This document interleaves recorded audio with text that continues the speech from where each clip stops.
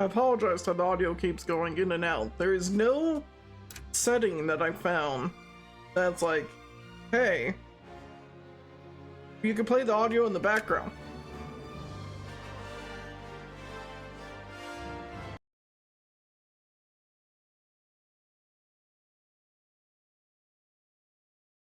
I guess we're gonna have to sit here in mediocre silence.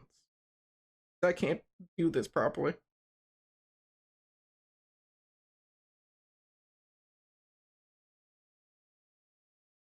But hello, everyone. Hello, and happy. Is my audio? Where's my audio? There it is. I'm trying to figure out why I could hear myself because I'm like, I thought I fixed that. I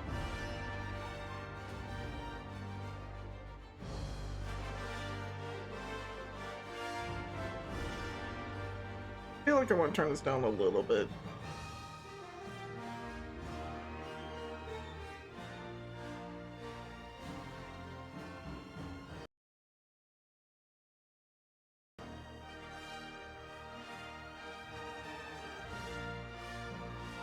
Maybe like that.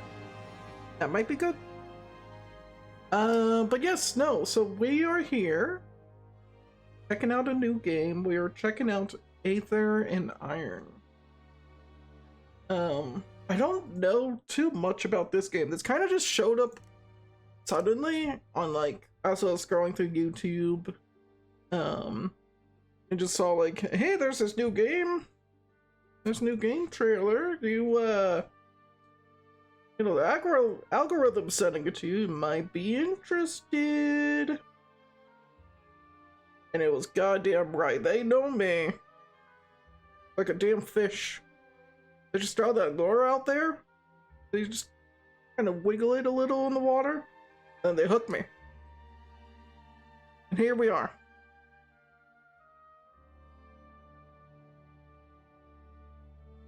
Now, I want to play through the game on challenge mode. It is the game's hardest difficulty. We're not going to turn on permadeath.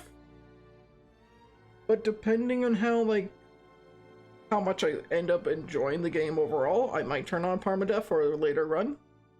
Just to see how well I could approach it. And kind of reading the game setting, what I've gathered, and I did play a little bit just to like kind of see the combat, just to see like, okay, what are they kind of cooking with here? I tried to ignore any of the narrative and all that stuff, so I don't know the story. I am going to this, I would still argue, very blind. Anyhow, I'm rambling. The game is that where your main character is just a smuggler, kind of going through the 1930s, and I'm assuming this brand new technology, or just this technology has really elevated the world to different heights. But that's more or less all I know about the game. I saw some of the reviews say this is similar to like a I believe they said Disco Elysium, and I've never played that game, so I don't know if how to best really compare this to anything, but I'm just excited. I want to check out a new story. I want to check out a new kind of game. So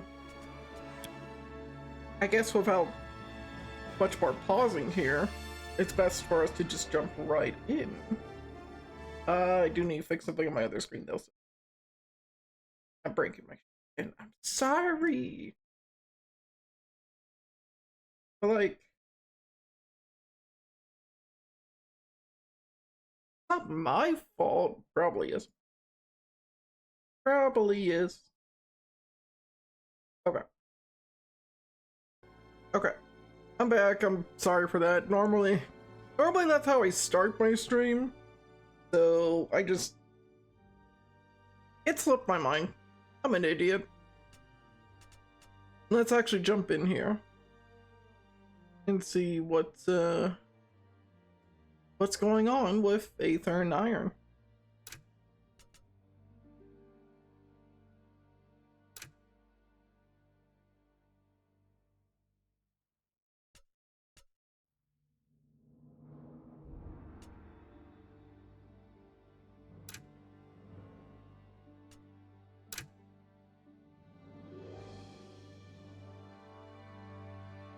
Yes, all the warnings, all the safeties.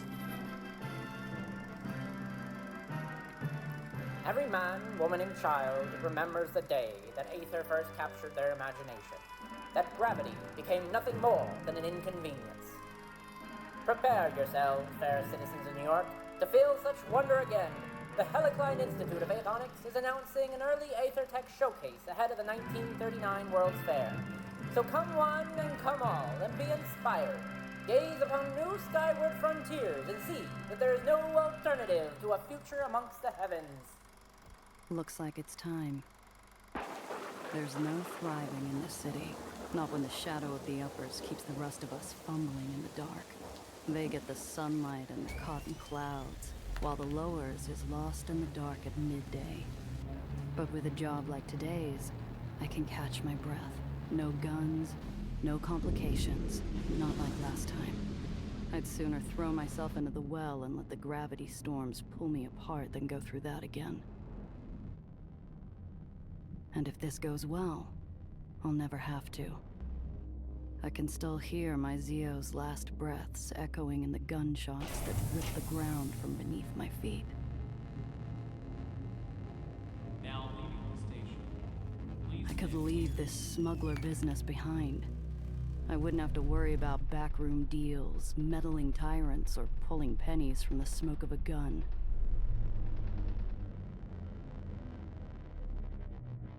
I'd find a place up here where the air is clean, where the sun wakes you up in the morning, and the stars say goodnight. It'd be just me and the open sky, finally free.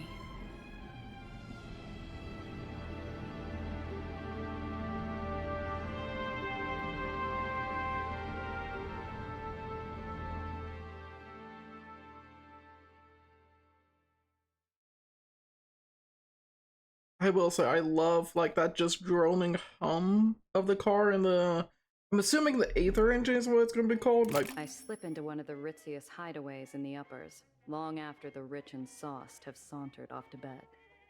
The glass cage cleans up nice after hours, but no amount of soap will wash away the stink of high-class gin and imported cologne.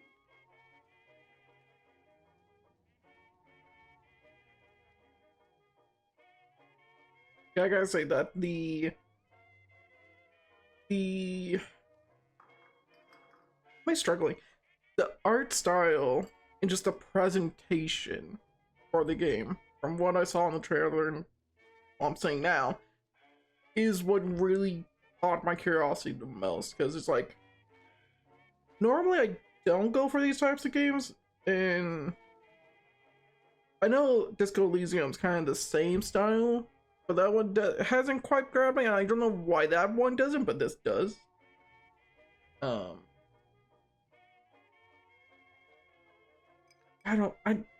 having such a hard time really explaining my thoughts right now. Anyhow.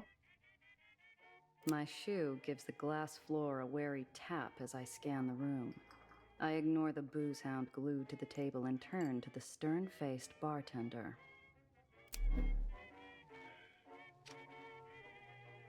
Glass birds and glass shoes. Take Mr. Blanc's job offer. Know you've arrived. Speak to Mr. Blanc very carefully. The regulars flock here to take in the view over a bottle of something expensive and bubbly. Every now and then, a soul gets grounded. And this is the best seat in the house.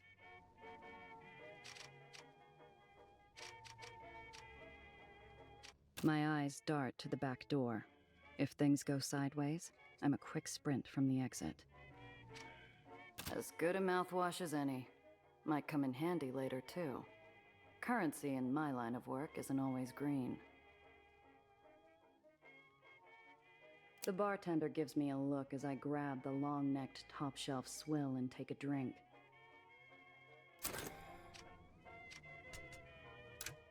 Oh, I've added something to my key items now.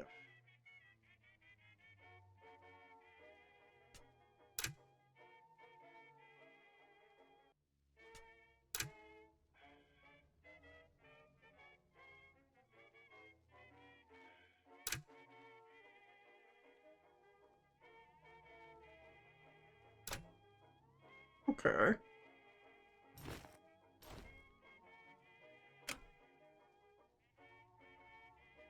Passengers door invisible. This item will be found in searches. Items that are concealed will not be.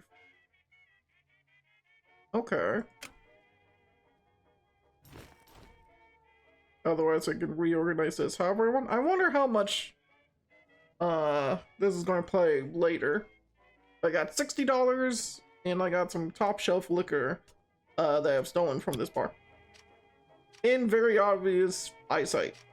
The booze hound's a whistling faucet, and his drool-spattered watch is worth more than my whole outfit. I guess I didn't technically steal shit. Plus suspicions, untracked mission.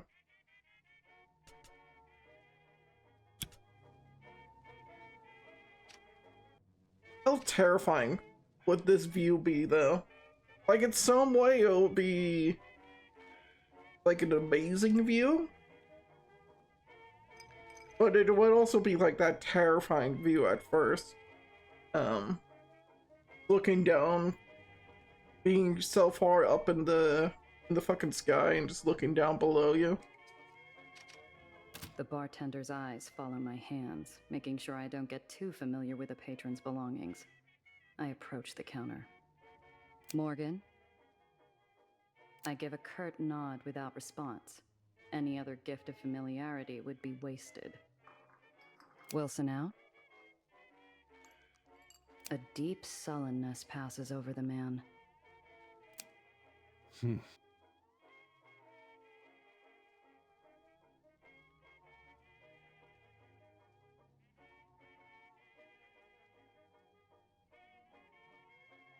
I know we're literally approaching this, but like maybe you could have let the man finish talking before giving me a tutorial. Certain dialogue options contain talent checks. These checks add an element of chance to your decisions, influenced by the crew's talents and attributes. Okay. When you perform a check, you roll a 2 6-sided dice. Your crew's talents and attributes bonuses are added to the dice roll. Okay. What can I do for you, Miss Rendazzo?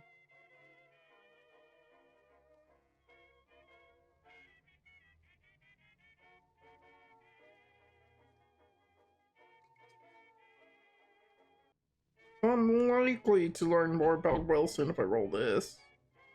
Go for it. Nice. Morgan's eyes are gray, his knuckles raw, and the scent of 2-day-old body odor breaks through his strong cologne. Wilson never misses a shift. Never's a big word, Miss Rendazzo, especially in this line of work.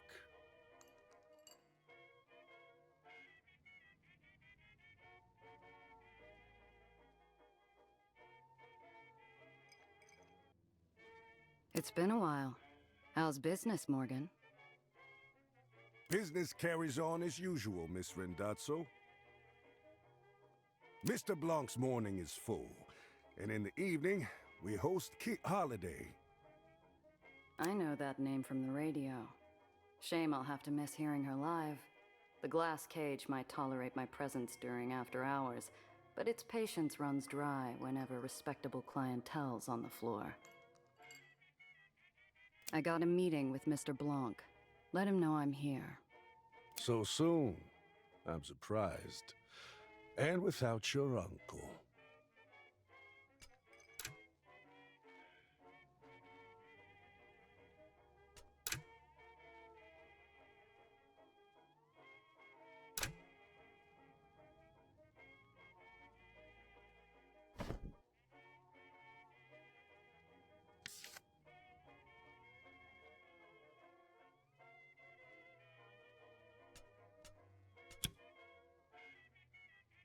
His eyes meet mine, challenging me to say anything, to reach for my piece, to balk, maybe even cry.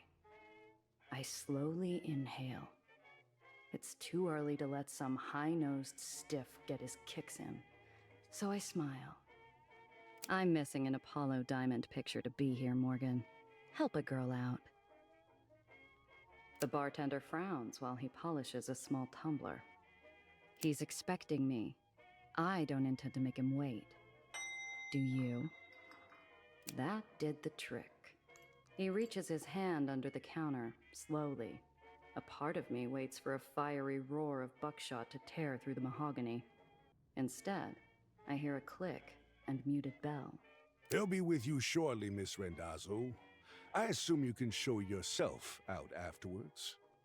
A familiar scent fills the air and blazy smoke drifts to the corner of my eye, drawing my attention to a darkened booth.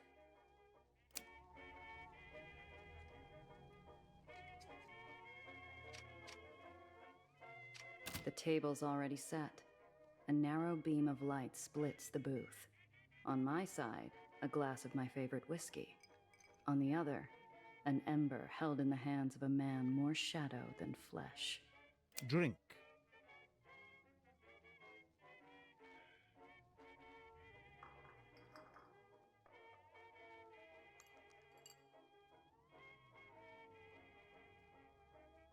I down the high-class poison. Might as well enjoy it while I can. A smooth burn sits on my tongue and melts clean through the jitters. The shadow sighs around the cigarette, as though he'd sipped from the glass himself. Manners. Good. He stubs out the pleasantries with his dying cigarette.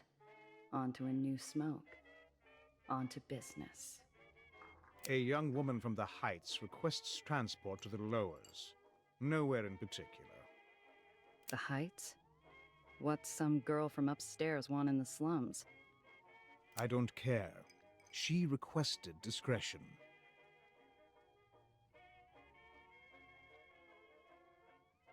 She seemed like the type to cause trouble? If she's getting into my car, I need to know what to expect. She is young, naive, harmless. No threat to you.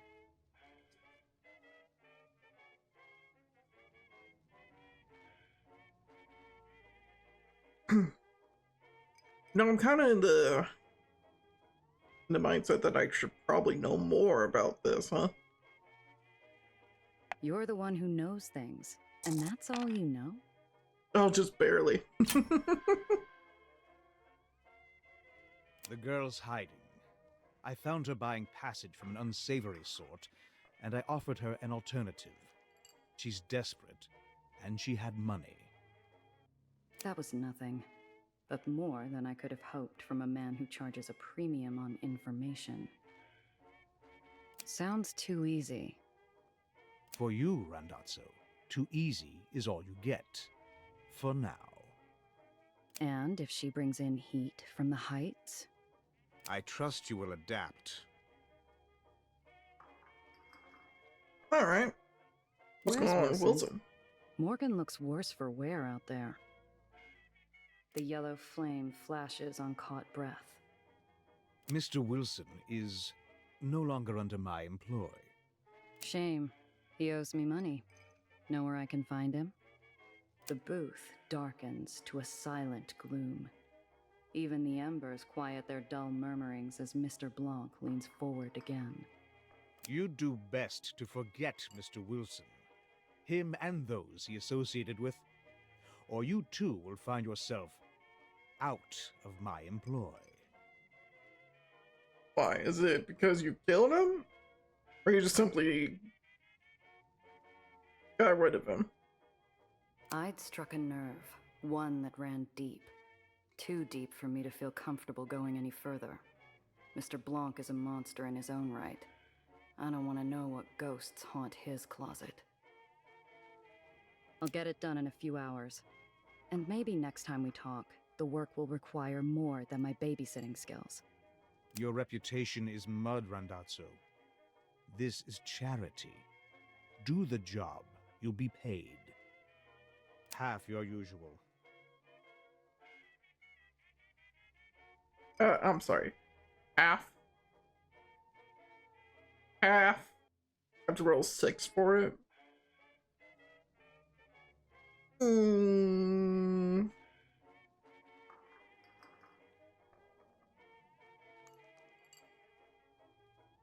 Which one do I want to go with? Do I want to be more of a daredevil or a smooth talker?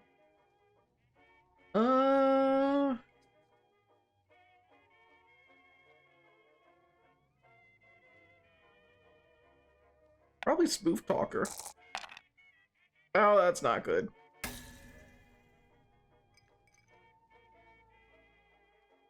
I was literally needed the other dice to roll anything but a 1. I thought we knew each other better. After how many jobs? And you're going to insult me like this? This is consequence, not insult. Then why does it feel like you're spitting in my face? The words roll off my tongue, bitter and metallic, clanging to the floor.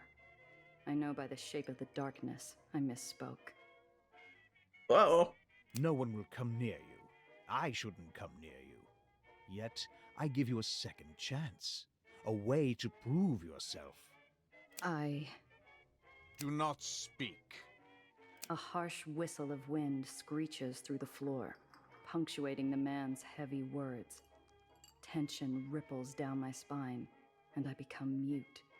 You will take this job. I will pay even less, and you will take this job. You have no choice. So say yes and leave. He has me pegged. I'm broke without a single lead. Without this job, I don't even think I could last the week before I'd need to call in a favor best left undisturbed. Yes. She's down below after stepping out for air. Only $10. Well, fuck. You'll find her there, being obvious. Good luck, Randazzo.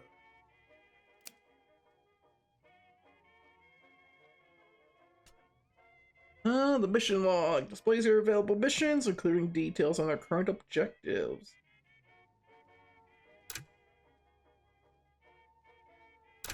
Okay. Now we have to secure the obvious client. I mean, how obvious can someone be? If they're purposely trying to be smuggled? Maybe they don't understand that they're being smuggled.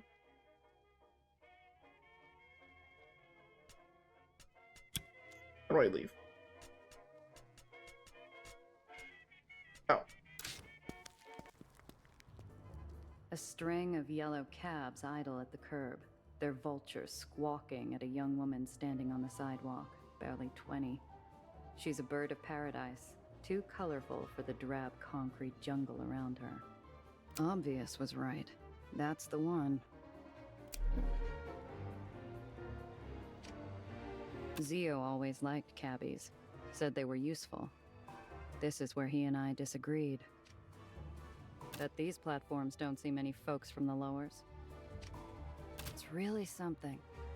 Someday, I'll wake up to this every morning. One of the buzzards has her cornered. The girl's smile is a mask.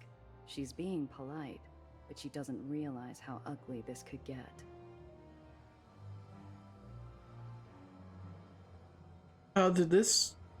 Is this so much higher because I failed a smooth talker recently?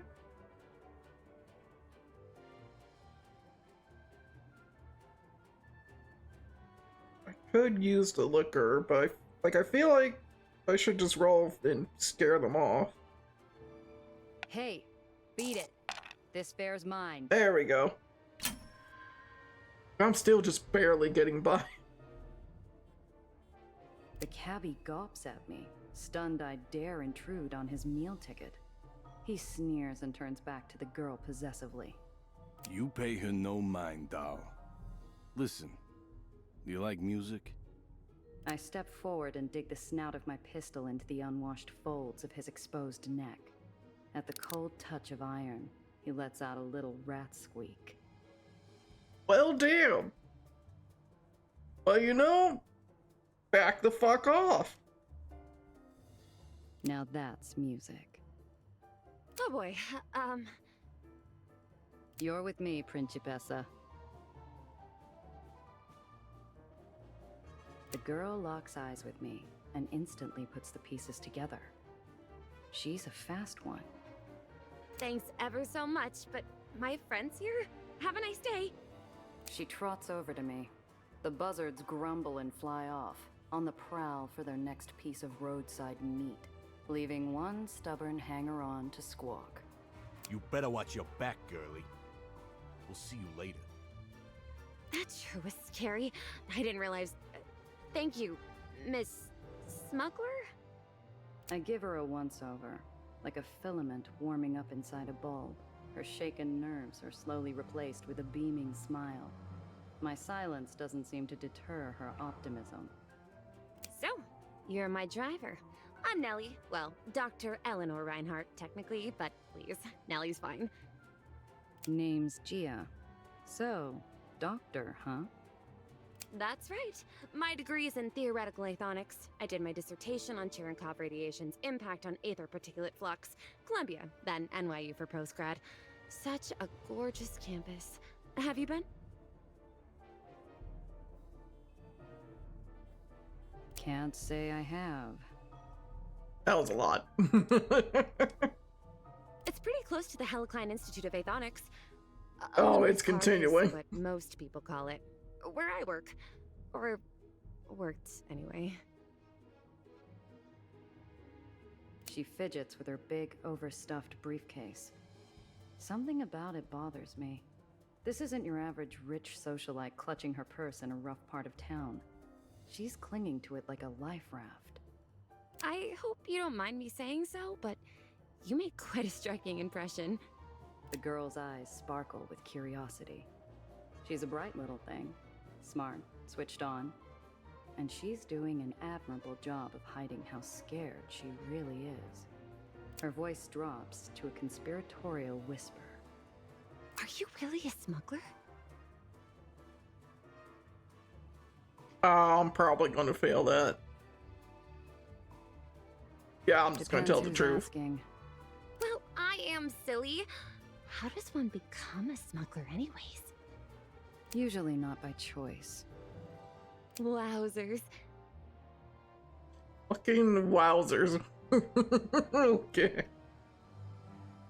Uh-huh. My car's this way. Come on.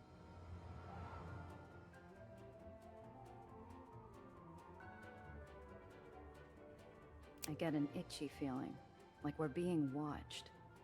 This whole thing has me off kilter, like walking into a room without turning on the lights.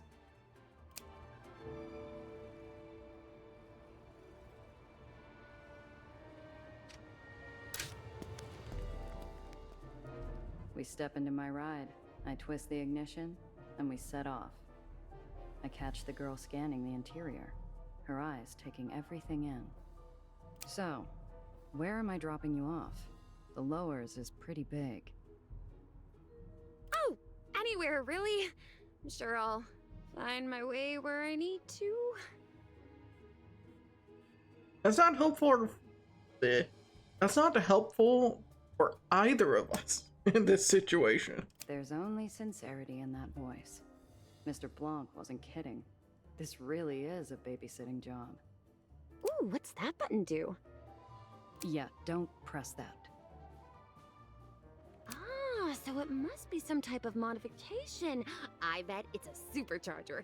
They always have those in the comics. Oh, I know. It's an ejector seat. Wait, it's not for the passenger side, is it? She's not even really talking to me. Her motor mouth is just spinning out of control.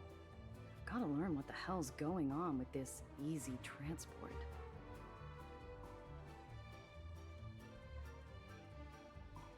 So, first time in the lowers, huh? Doing some sightseeing? I'd rather not talk about it. The kid glances away and grips the case tighter. This line of questioning isn't going anywhere. So, you and Mr. Blanc are old friends? The girl gives me a confused look, like I was using a jar of rotten eggs as face cream. No, he helped me out of a difficult situation. He's a very kind man, you know. Quite like him, though I think he smokes too much. Kind? I've never heard it put that way. He talked about you before you showed up. I think he likes you. Said you had grit, that I could trust you. Not much else, though. After that, he just smoked and smoked. Dirty habit, don't you think? I can't tell if she's being serious. Miss Sunshine doesn't seem like the type to lie, but getting Mr. Blanc to share personal details wasn't a scenario I could see playing out. I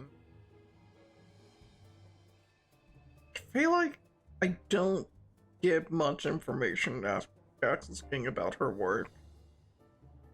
Just because of how guarded she's been with the briefcase, which is probably very much tied to her work. I probably don't get a lot more information from the other option either. Let's go to. God damn it. So, Doc. Doc? Yeah, Doc. You worked with Aether upstairs? Anything for the World's Fair? Oh, yes! Lots of things. But I can't share any of that. It's confidential, you see. A dead end. I'll have to ask her more later. While we're talking, my eyes keep getting pulled to the rear view like it's a magnet. I can't shake the feeling we're not alone. I juke down a couple service paths and hop across an access junction. Sure enough, when we pop back onto street level, the same dark shape is lurking behind us. Oh, wow. Hang on to something, kid. This might get bumpy. I pop open the hidden compartment under the dash and point to it. The girl catches on almost instantly, and there's only a moment of hesitation before she shoves her briefcase inside.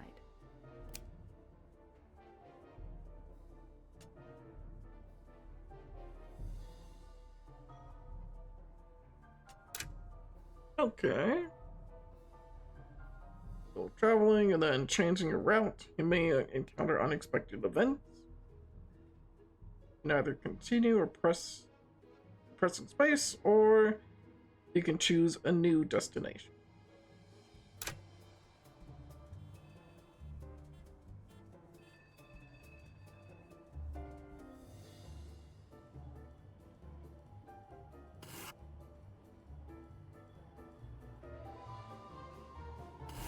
Alright, let's head on over. I catch a glimpse of the man tailing us. He's got the easy posture and the liquid metal smile of a seasoned killer. In the rear view, his eyes burn like ice above a jagged scar. No! How did he find me? Who? Yeah, more specific details could have been nice there, but we're not going to get that. Time you came home, darling. Nellie? Who is that? Looks like you found a little tour guide, Eleanor. Got no quarrel with you, smuggler. Pull over, and you can drive away clean. We can't, Gia. Please, we can't. Don't worry, kid. Just keep your head down. This will be over soon. And we finally reached the first combat of the game. We're gonna have an array of weapons. Each weapon can only be used once per turn. You can hover over locations to preview your path. Then left click on a location to move. Moving forward will cost you more than moving backward. And you can combine attacks and movement by selecting an ability and then choose a location.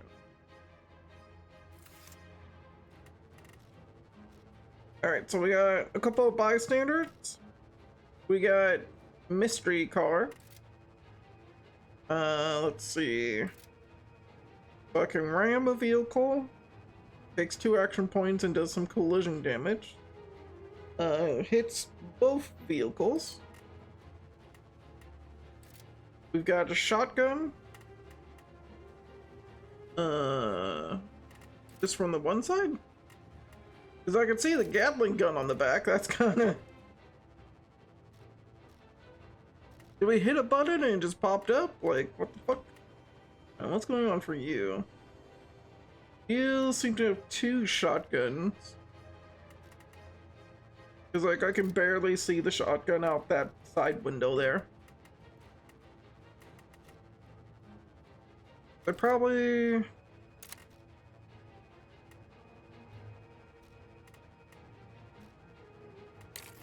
do you mean I can't move there?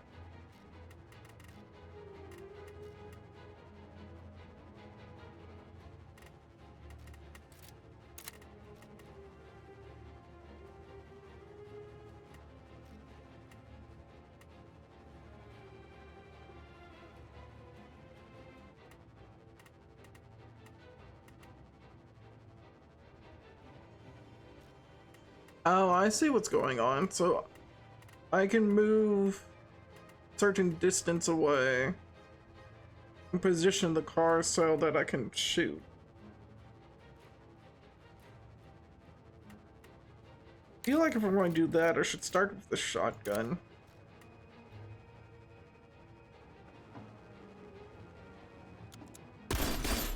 There we go.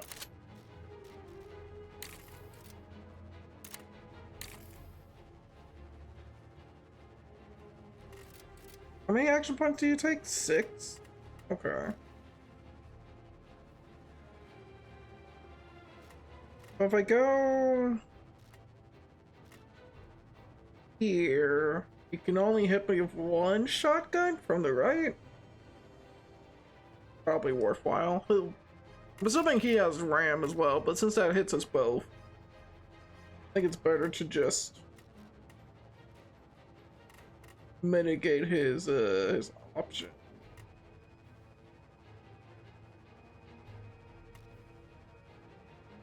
Let's go here instead.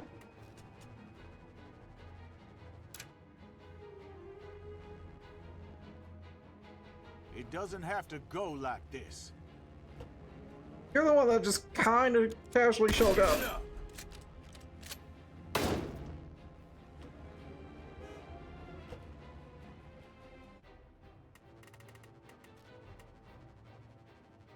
It's gonna cost me 9 to get all the way up there. Ugh.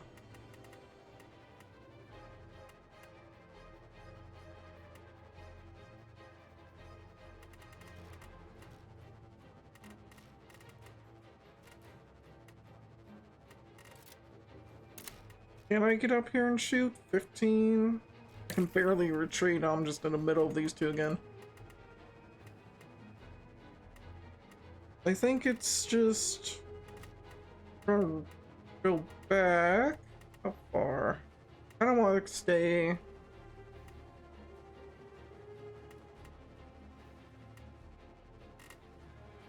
Should go back and be on the one side.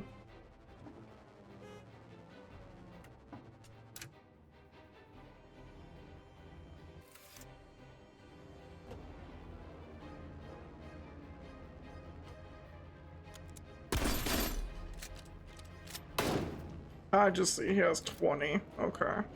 He has way more movement than I do here. That's not good.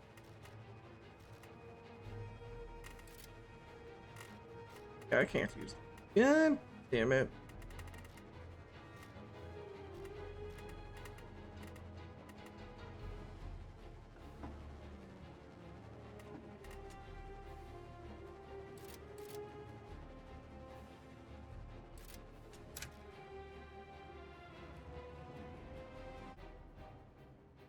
And then battle arena gets smaller? Okay.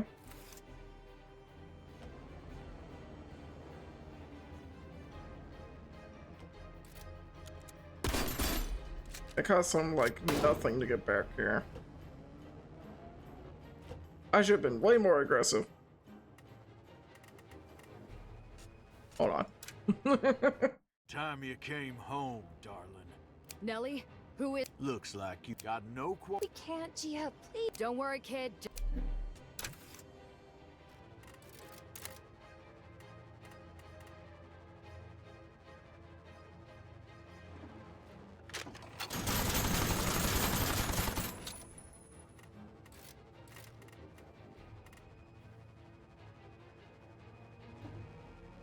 He's going to catch up to me here, but yeah, I burned way too much energy trying to go backwards there earlier. It doesn't have to go like this. Give it up!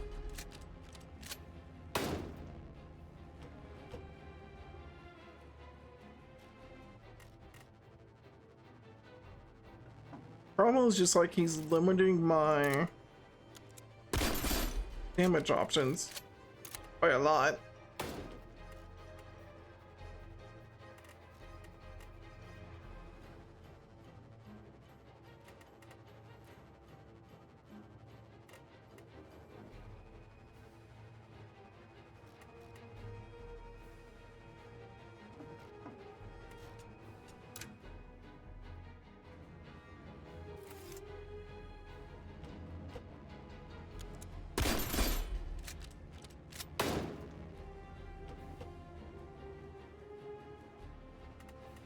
Kinda wish my shotgun had a shove to it, you know?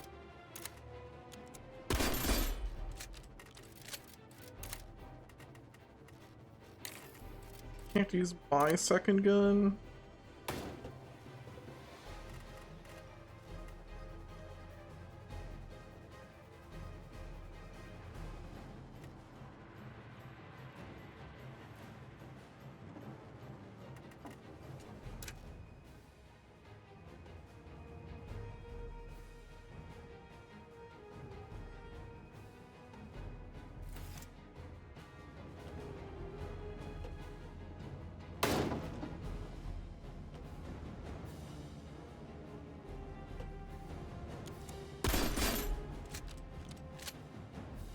I can finally use it again here, but I don't think it matters.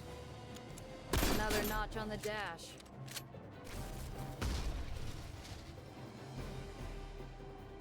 We did it, Gia. He's gone. That was too easy. We need to get off this island. Now. Arguably, the hell's not that easy at all.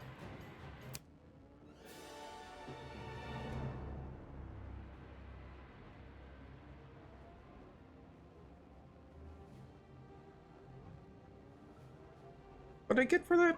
Scrap metal? Used to repair vehicles? Okay. Sure.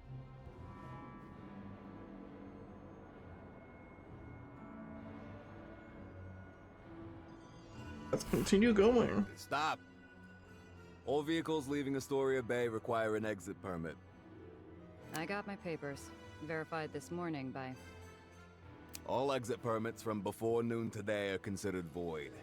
You'll have to acquire a new permit inside the terminal. Ah, fuck bureaucracy. Look, maybe there is some other arrangement we can reach. I flash a clip of greenbacks underneath my outstretched expired permit. The guard looks unimpressed. Damn upper snobs, too good for money. Ma'am, that might fly where you're from, but not up here. You'll have to get a permit like everyone else. Now move. He waves me on, and I drive towards an open spot near the entrance of the terminal.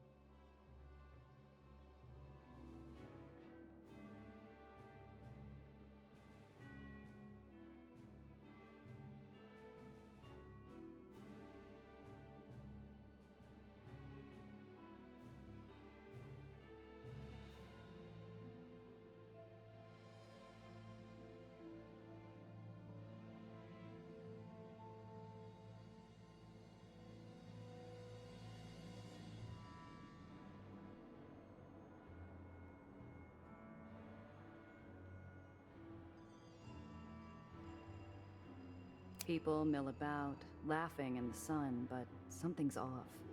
The world feels grainy and sluggish, like I'm wading through sand. I need to keep the girl close.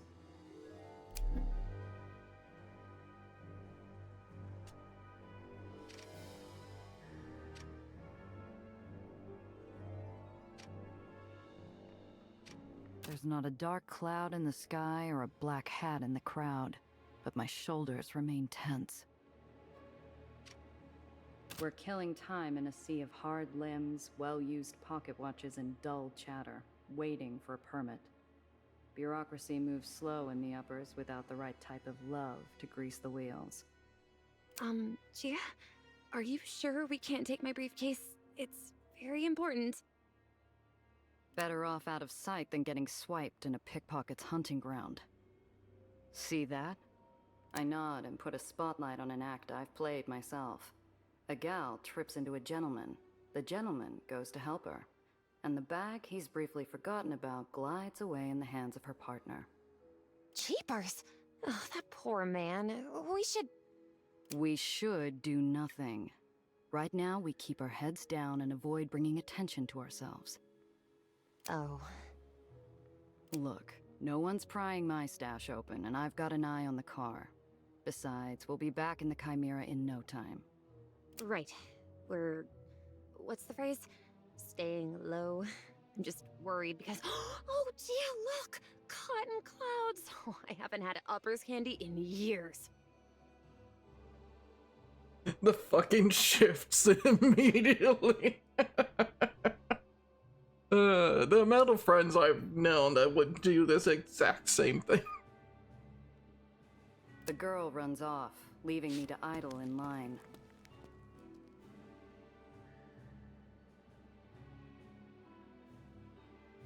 Since she was being chased by a strange, mysterious man, who was not concerned at all to throw down. So, get back here. Don't wander off. She stops, but only long enough to shoot me a grin and a wave. An innocent invitation to come along.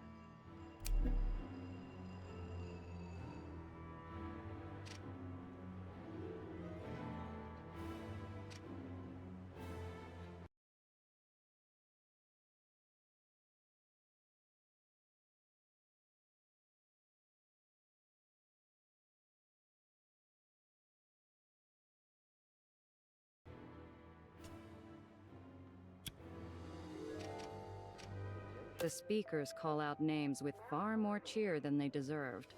Dreamland, Nation's Crusade, and so on. None were ours.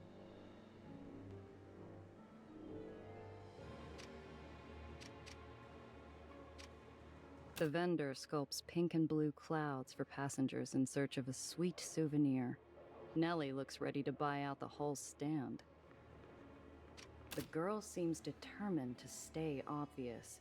We've still got time before the ferry leaves, but I growl as I give up my spot in line and beat feet after her.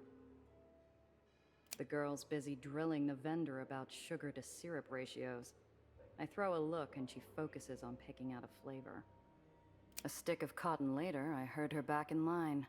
Unfortunately, it hasn't moved. I let her get in a few sweet bites before I feed her something bitter. What did that scarred-up black hat want with you? Her face falls mid-bite. The pink cloud sags like a lead balloon.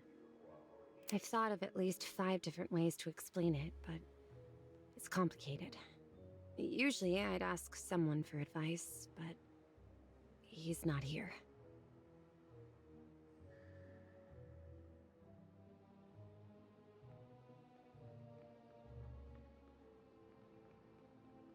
You know, I probably would just ask about the briefcase. But that man shot up my car. Yeah, no, fuck you. What's going on with that man? You knew who that was. You'd seen him before. Who is he? I don't know. Bullshit. That wasn't your average tracker. He was big time. Someone you hire when there's no room for error. Someone with deep pockets is after you. And that Black Hat's not going to give up till he's finished the job. The girl's whole body gives up with a single deep breath. She seems almost relieved to spill the beans. He's the reason I ran. I saw him at Olympus Park. I saw what he did. And I'm guessing he didn't want any witnesses. Gia, I don't know what he's going to do. Nothing is what. Not while you're with me. She perks up at the small glint of hope, and I give her a half-hearted smile. It's one thing to deal with a tracker, but if this guy is a hired killer too, I need to be more careful. Look, kid, I got shot at for you. I was told to expect a simple transport, and now I'm stuck looking over my shoulder. You owe me a whole lot more than it's complicated. What's in the case?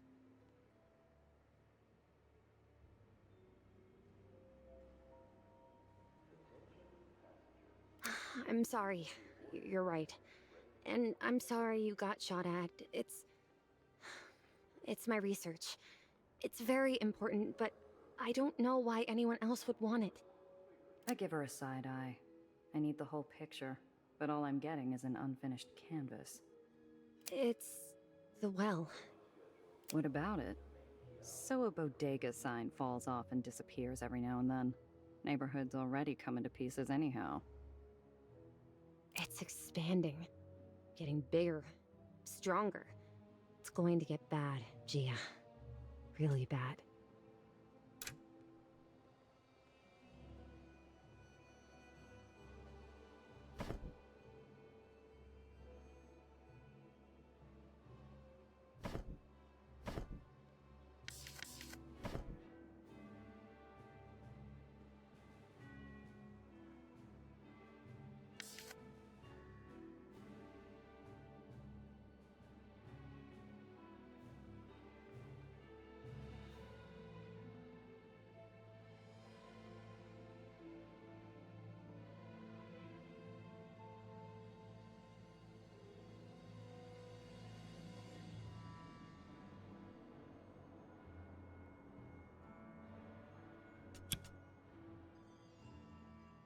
You're pulling my leg. No! I swear, Gia! The car!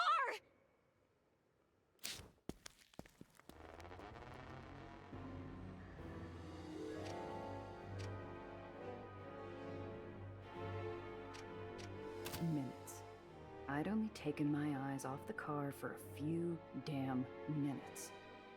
Time stops long enough for me to catch the tail end. The glare of green lights, the lift of red-white metal, and the blur of a black hat. They took my car. Gia! My research was in the car. What are we going to do? We're going, now. Ferry's here. I know a place we can hide on board, but we gotta move. But...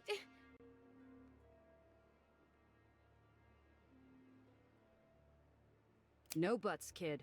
Move. If they've got the car, we've got to assume they're on our tail. We stick to the plan.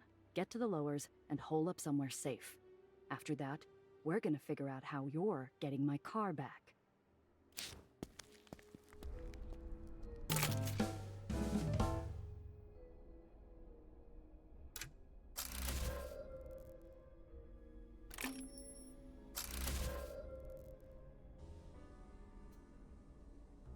The hole is a barrenless refuge, rotting and hidden in a forgotten corner of the city. It offers sanctuary to every soul who finds freedom at the end of a gun or the bottom of a bottle. It is the safety of the shadows. Oh, is this your hideout, Gia? It's like a pirate's cove or a raider's den. More like a sinkhole. Watch your step, kid. You'll sooner run into a back alley mugger than a swashbuckler out here. So, what's next? We need to formulate a strategy. My place. I need a drink. And you need to finish explaining what the hell got my car stolen.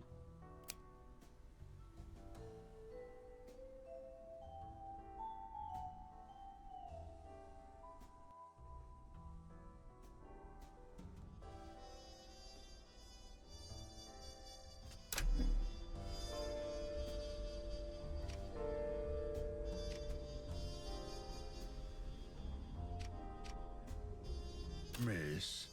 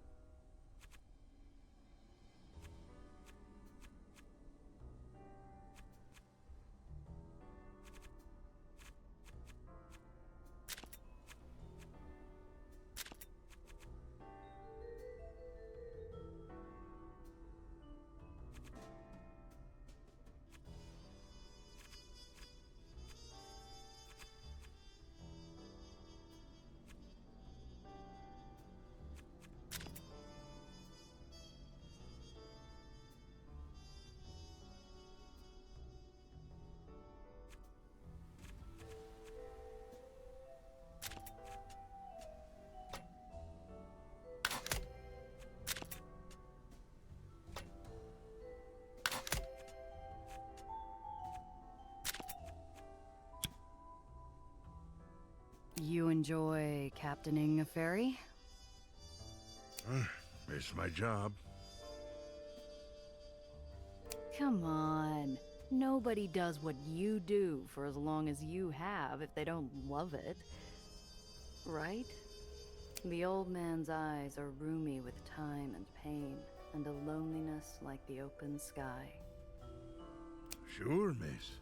It's a wonder an old swab like me ever got to fly. So, what's your story anyways? Miss? Like, were you born here? How'd you get into the fairy game? No. My family come from Maine. Fishermen. That's how I learned to pilot a tug.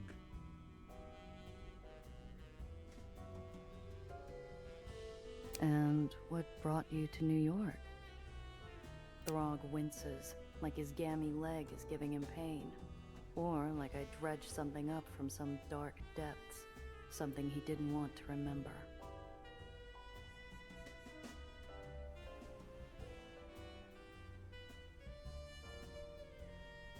Ah, well, that would be Ella May, my wife. You salty old dog. I didn't know you were married.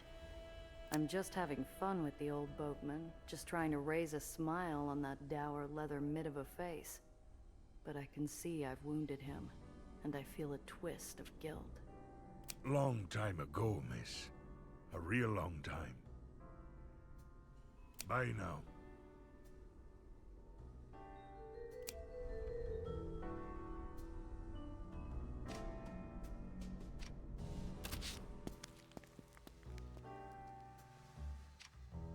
Zio always told me to have a way out. This old greenhouse has plenty of windows that offer that very service. Would hate to break one on a quick getaway, though.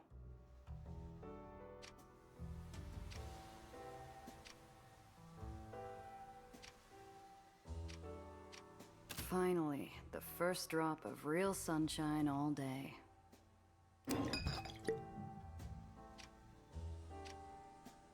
What would you do, Zio? Say job's over, cut the kid loose and run? Would definitely save me from a headache. I can last one more day.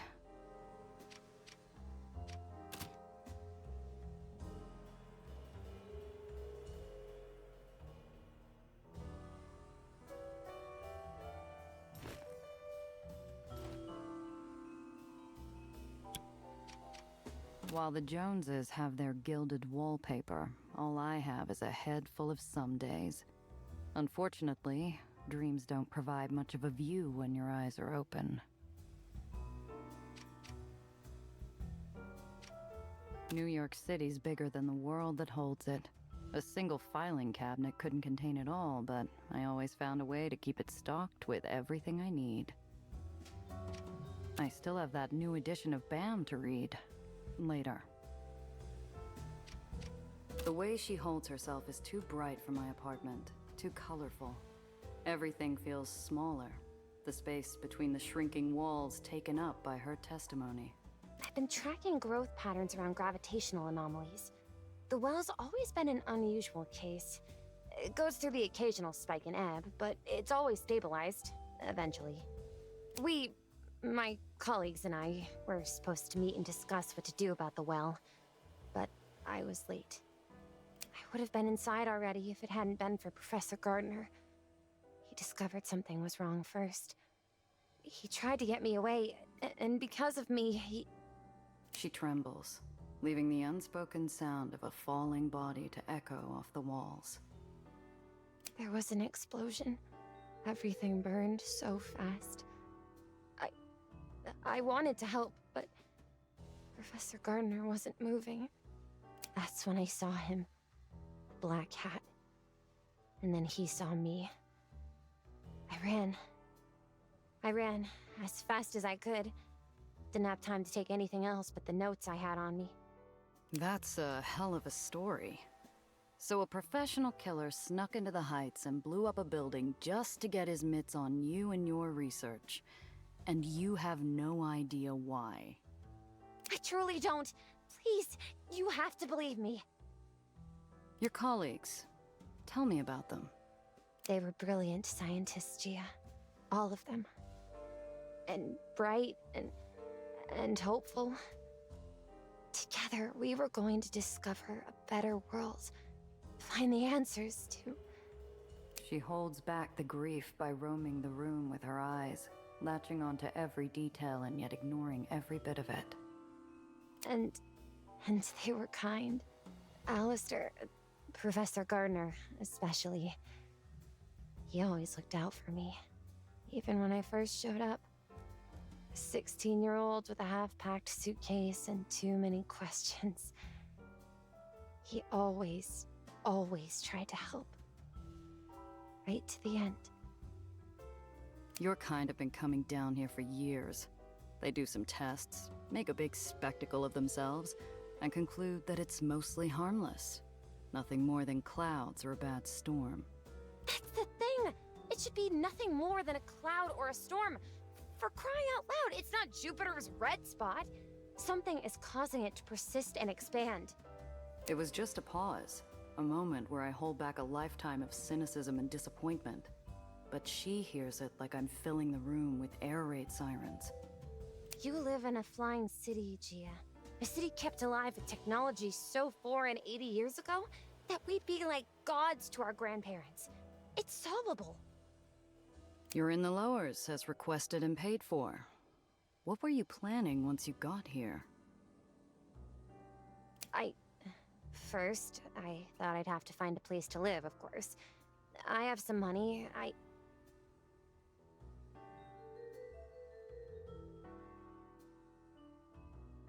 He essentially has no plan.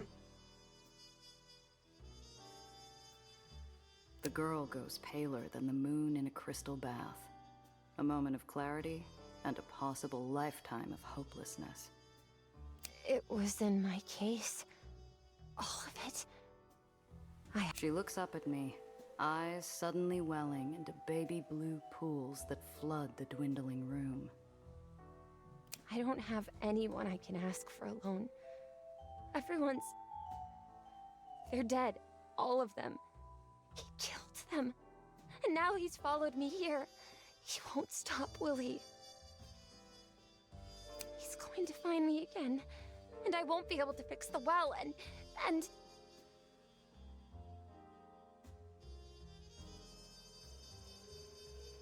You've got me protecting you, Nellie. He isn't going to lay a hand on you. I'll talk to someone who could help, but I need you to focus. Those goons stole my car and your briefcase. And right now, you might be the only real lead I have.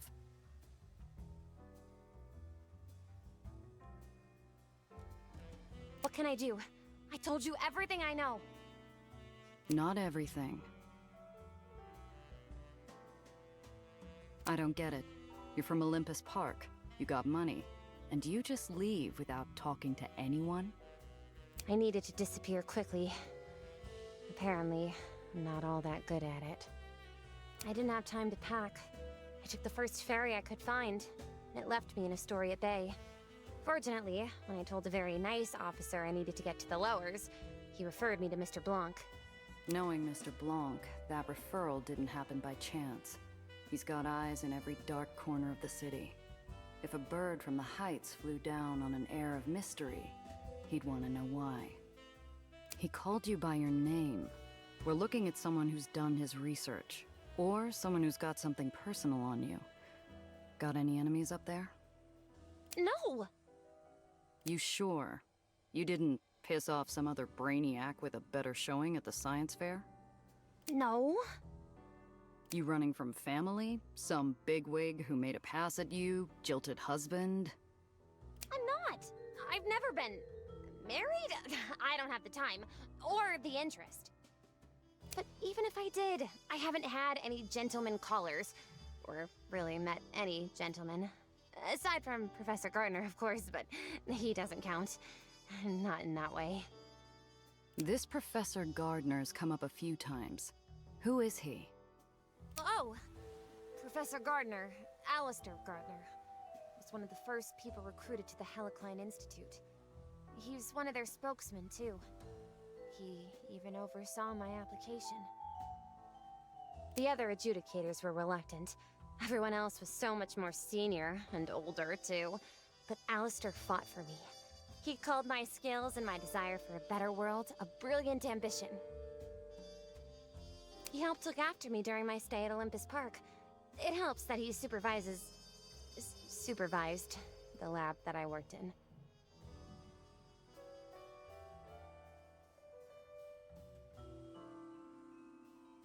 Something doesn't add up. Most of us will never see the Heights, let alone Olympus Park. How'd someone like him get inside? I don't know. Must have broken in. Or stolen access?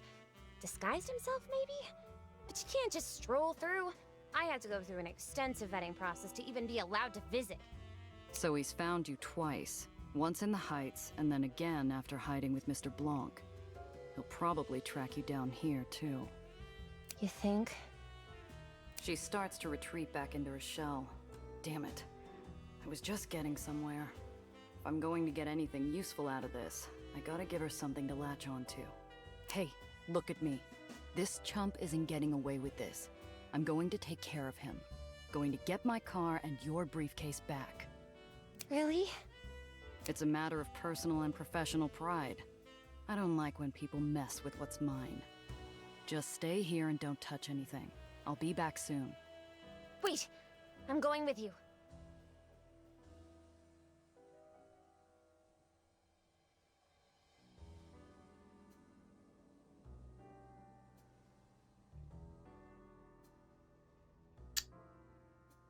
I don't think necessarily it's a good thing for her to come with us, but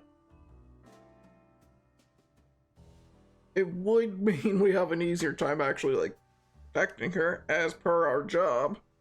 If we fuck this job up, we don't, that can't really be counted on for any other jobs, despite it already being kind of a fucked up situation anyways. I don't know why she wants to go with us, so that's the one I'm leaning towards.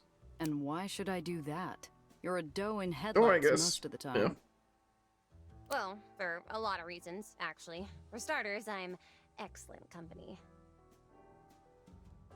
Debatable. I'm also smart and amazing at aethonics. I'm sure that could really come in handy out there. But if not, well, let's be honest with each other. I need you to find that man. He has my briefcase. You need your car back, and you can do that by finding him. If he's following me, then that's good news. The best way for you to find him is for him to find me. Us. Foolhardy or brave, like going all in before the flop in a high-stakes hold'em round. I'll give the kid this much. She's earnest to a fault. Okay, but first I need to see a gal about a car. Until I'm back, stay put. Cress is already gonna be in a bad enough mood when she hears about the car. She doesn't need me ambushing her with this bundle of trouble, too. Cress Carter is the only person in the hole who could sell me something with 4 repulsors and a steering wheel. Only one issue. I'm broke. Fortunately, I have something more valuable to her than a wad of cash.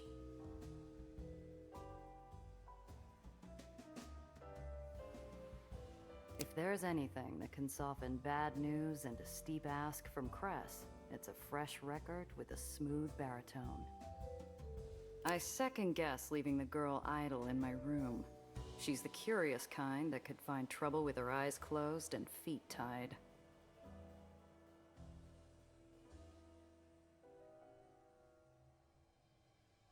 She does get distracted very easy. But also in our safe is a shotgun, and like, that could go bad. I'm just saying it could go bad. Let's give her a distraction. I don't live like royalty, but I got a few shabby creature comforts around. Maybe it's enough to keep the girl's hands busy.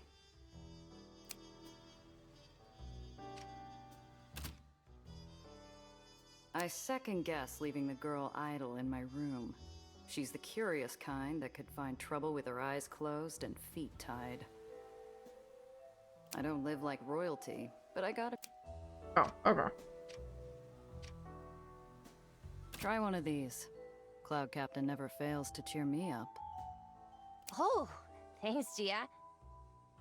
She starts to flip through the pages as I leave, her eyes landing longer on the page with Cloud Captain's devilish smile.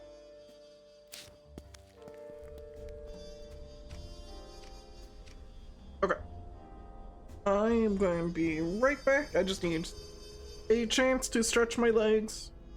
Also, it gives me a chance to get rid of the pre-rolls. I don't know why the game paused. But I know why I paused, because I gotta hit a button here. But yeah, we'll be right back.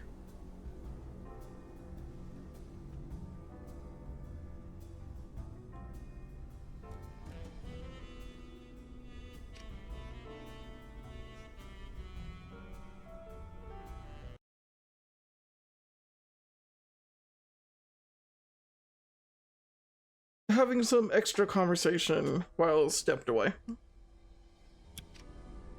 So, we gotta get a new car.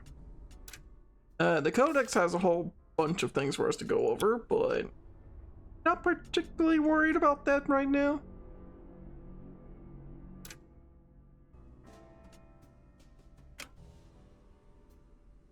Alright, so that's why we couldn't put anything in the vehicle earlier. It was going to get stolen. But I guess we're going to the garage.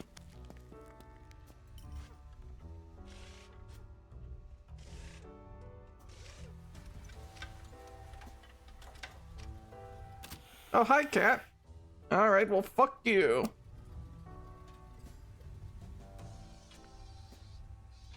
She works tirelessly on that arm of hers, obsessing over it, making sure that it's not useless. Sometimes I wonder if she's talking about herself more than her arm. Chris? The hole doesn't ask much of its residents. Stay quiet, don't draw attention, find comfort in the dark. Despite growing up in Aether Iron in the Undercity, Cress Carter refused to abide. From behind a junker made more of rust than steel, two faintly glowing points rise. Cress appears, pale, milky eyes already wary and fixed to joust. Where's my baby, 8-Shot? The low, angry rumble of the island's Aether generators shake the floor in protest of their nature-defying feat. I hope it stifles the sound of my pulse. This is news I don't want to break. I distinctly remember buying it from an Italian rug salesman and his well-armed mother. And you, where were you? Yeah, don't remind me. I think you were, what's the word, stuck, wedged, down the wrong chimney to the wrong back room. I still have the scars, you know, from when the shooting started. Okay. But answer this. Just who fixes that thing every time you add new holes? Who ripped out that trash stock engine and gave you something that actually works? Who made it? All right, our baby then.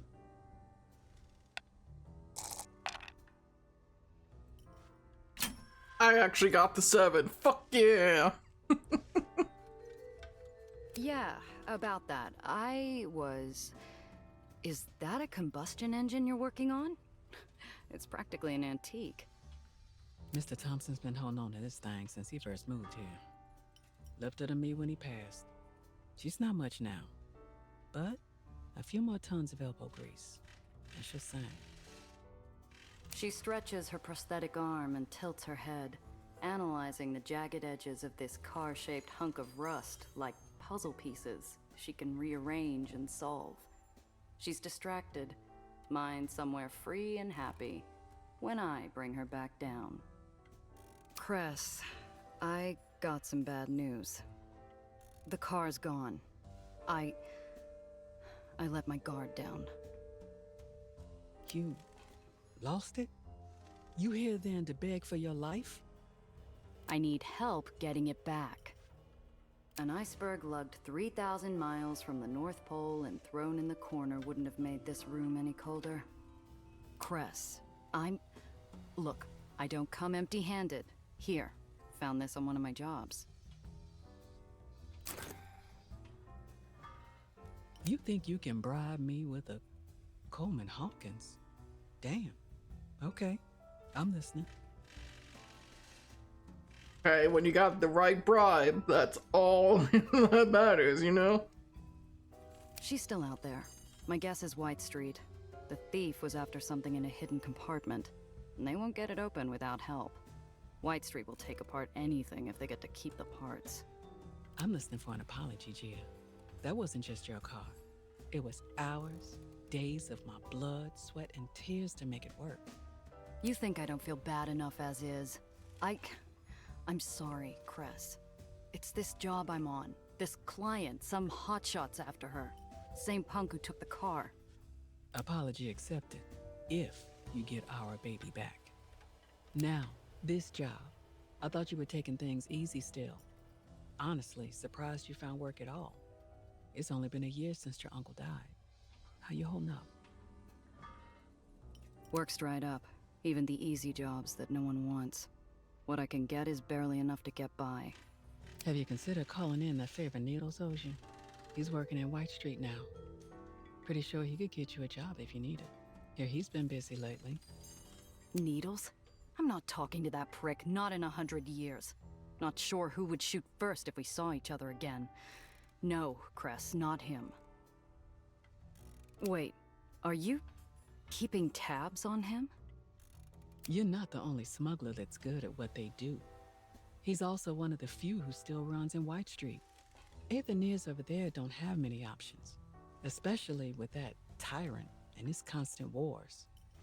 War in White Street wasn't new, and it wasn't worth the small talk, or the bad memories that come with it. It's this client. There's something off about her. Off? How? Can't place it yet. Too many questions. Doesn't help that she's from the Heights. Well, there's your problem. Anyone who lives that high up has a screw loose. Not enough oxygen. Shouldn't trust any of those airheads. I might have to if I want to get my car back. Be careful out there, Gia. Not right now, Cress. I just want to stay focused, find my car. I bet by now she's in the hands of some White Street chop shop. I need your help, Cress. 2 favors, then. A car, and I assume a lead in White Street. Her eyes go distant. She never told me who she lost when White Street's Baron executed his last purge, but she disappeared for a week afterwards. When she finally returned, someone else walked around in Cress's leather shoes. She pulls out a pencil, scribbling a symbol on an old stale coffee filter plucked from the ground. North White Street Harbor, Pier 9. Say I sent you. You'll find some Aether who can help. Maybe. As for the car, got a lemon out back. Not much, but it's a start. Bring it around, and maybe I can get it working. Take these repair kits too, in case you get in a scrap.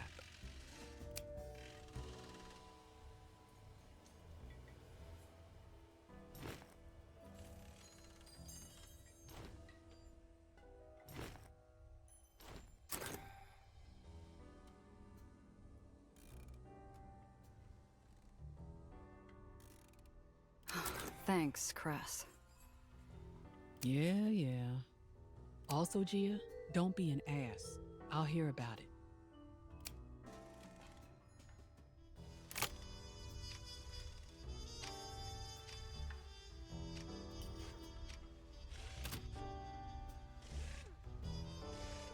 Alright. Well, you probably want to equip the weapon. Yeah, I figured that was gonna happen. We'll put the weapon concealed in the fucking glove box. We'll keep a repair kit so I have one. I don't think I have to worry about anything else though.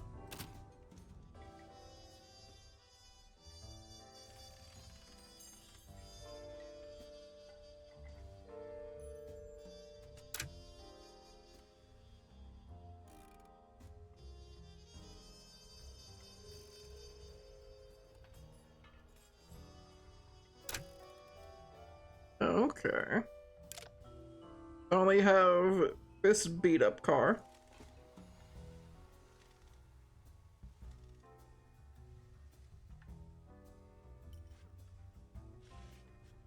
It's equipped with pistols.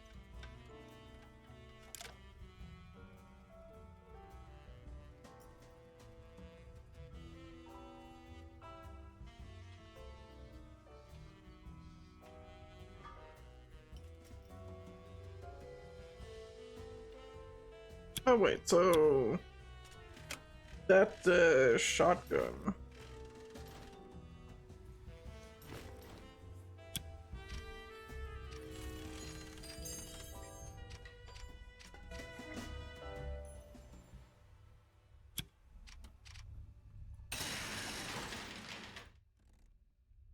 You can change the parts equipped in your vehicles in the garage. Select any vehicle to view its parts.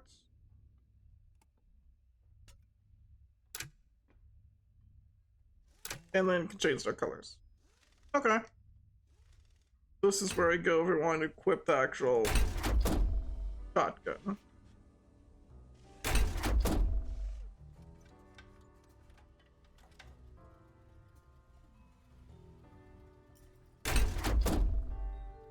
Probably should. We'll just keep it on the right side. I don't have any undercarriage. Okay.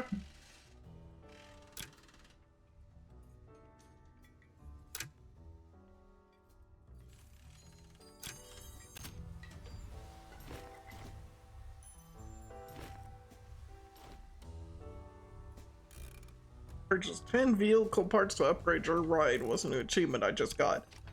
We didn't buy shit, but I appreciate it, game. Nothing needs repaired.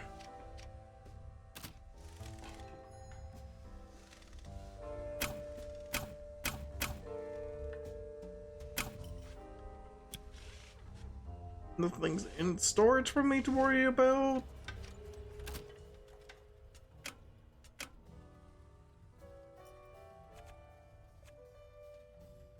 Can I still upgrade? I thought I used all my upgrades. Yeah, I used all my upgrades.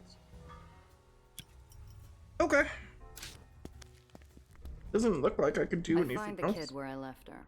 Several pages deep into the adventures of Cloud Captain. Gia, how did the meeting go? Smoothly, I hope. Did you have to do a wheel and deal? Worked something out. Anyway, reading break's over. Let's head out. Already? We need to move fast if we even want a chance of finding my car and your briefcase in one piece. Best bet? We start with White Street. Why there? Is it a smuggler thing? It's a hunch. White Street's whole business is sanitation and recycling. You need something disposed of on the down low? That's where you go.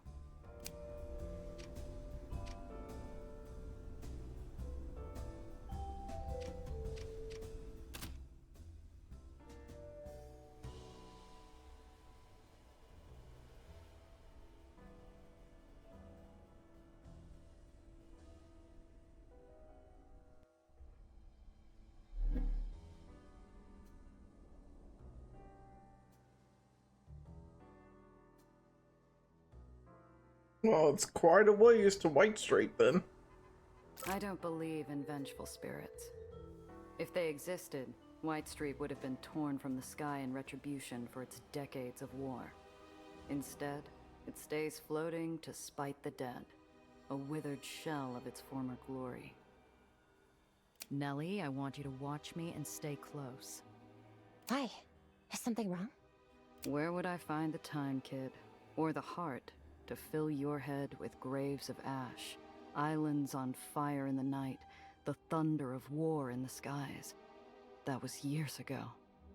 But not yet.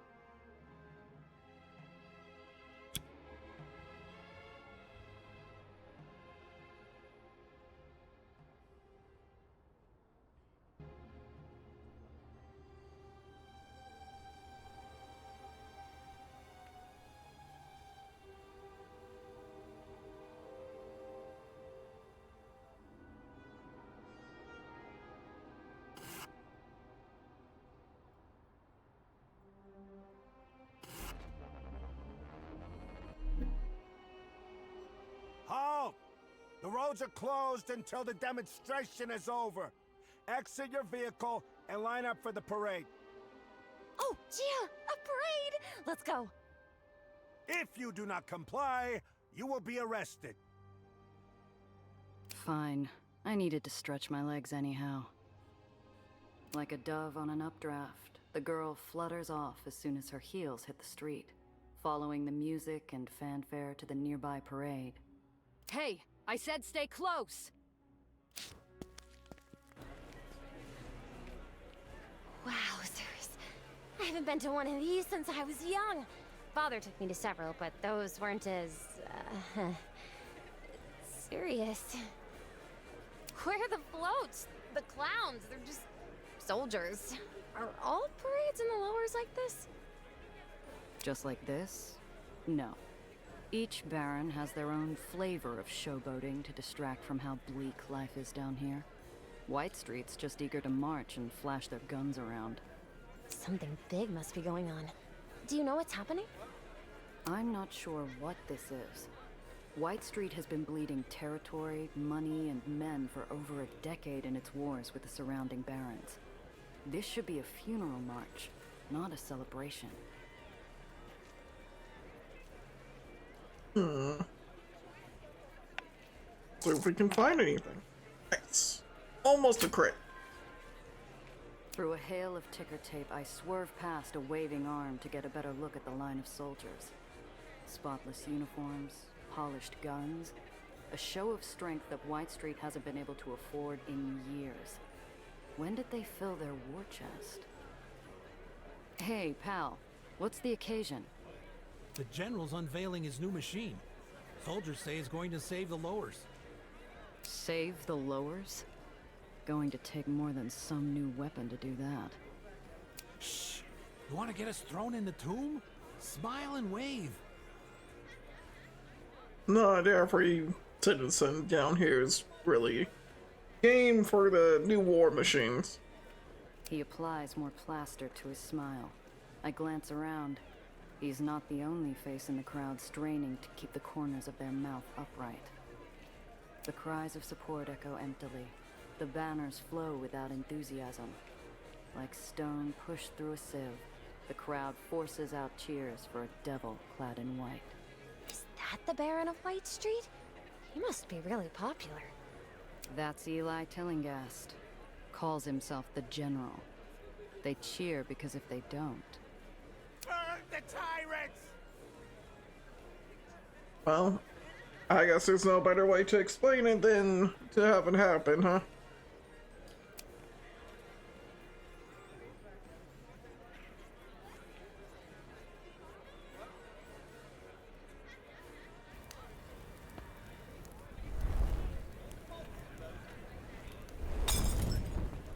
That was a pretty good throw.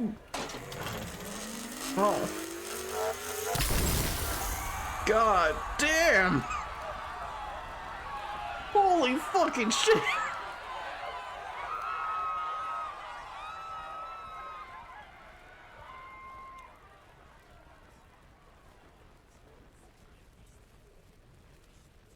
I think it was a bit of an escalation.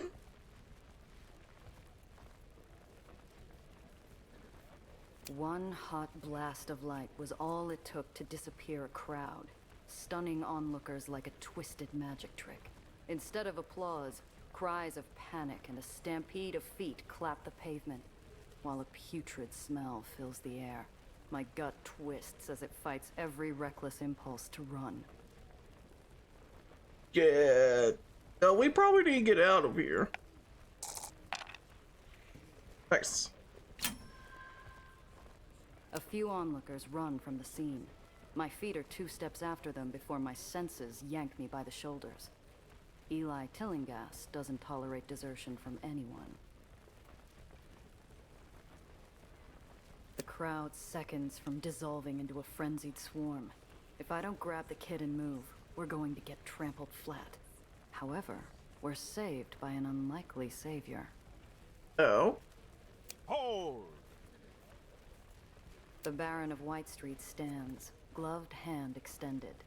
Despite fear and panic, the crowd obeys. frozen in place by a gentle, assuring gesture. Let the procession continue. The music starts back up, and the world moves on Eli's command. Coerced cheers rush to fill terrified silence, while marching boots blot out the scorched earth. The days where White Street bled tirelessly to save a debaucherous world have come to an end. We will bleed no longer! I mean, it's kind of hard to bleed. What do you just evaporate the blood in the first place? Like, you know, I get it. Our enemies will tremble before a weapon they cannot resist, a weapon they cannot overcome. We will demand our rightful place in the sun and rid the shadow of chaos from the lowers. We are just. We are strong. We are unsullied. He pumps his fist and the crowd answers with a deafening cheer. With all eyes back on the general and his grisly procession, I look for Nellie.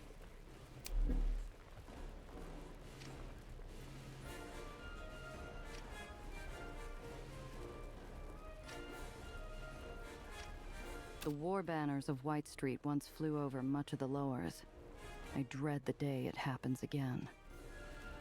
These barons are no different than dictators of small countries, playing dress-up and throwing their armies around like toy soldiers on the playground.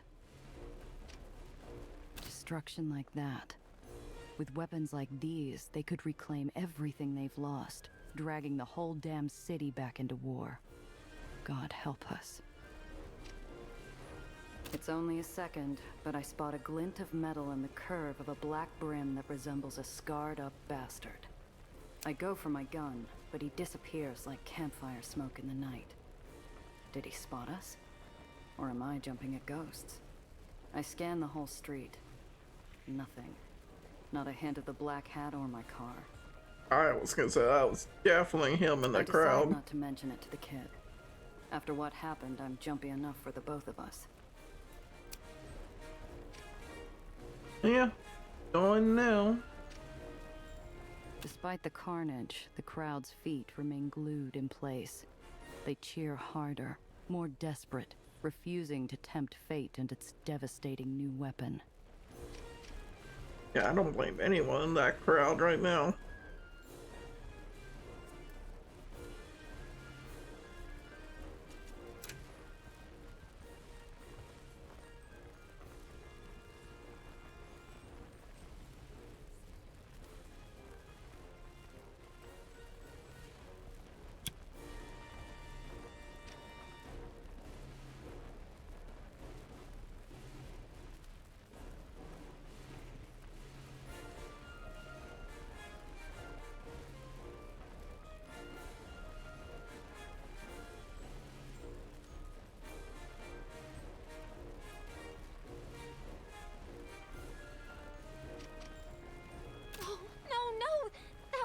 Red Aether wasn't to ever...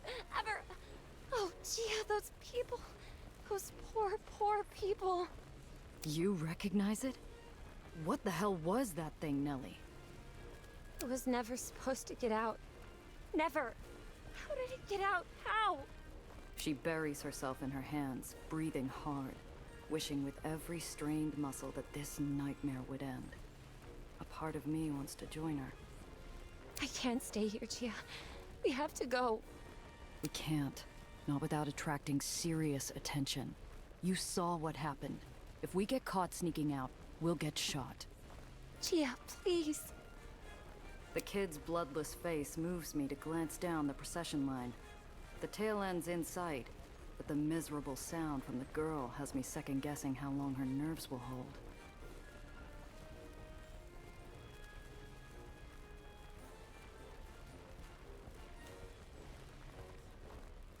I was gonna say, I really want answers here. Making a run for it? Fucking 9? No, let's go for an answer. Not a crit success, but still a success. Nellie, look at me. talk to me. Just tell me what that was. That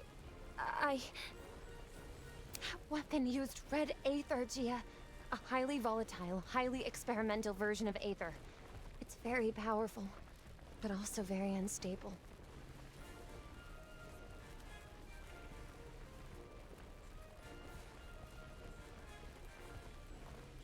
But red Aether wasn't supposed to...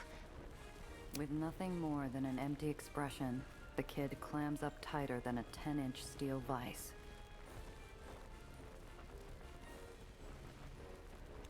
As much as, you know, I like gambling, I like existing more. So I'll wait out the parade. Hold on just a while longer. I understand. The sound of lockstep boots thumping asphalt finally fades into the corpse-stained wind, and the crowd, released from their mandated joy, finally begins to disperse. Silence finds its way back into the world. All at once, the poor kid's nerves crumble like a paper cup, spilling her insides all over the now vacant street. Take it easy, kid. Slow breaths, all right? Let's get out of here. Now, please. Yeah, we're done.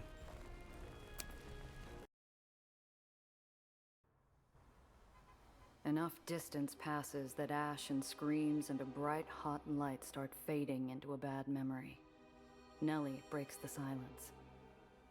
Is White Street always this... awful? Often enough. White Street's never shied away from putting down opposition with violence. Never heard of them using a weapon like that, though. But those were their people. He's supposed to be the Baron. Isn't he supposed to listen to their concerns? What about due process? Look, kid. It might work that way upstairs, but not here.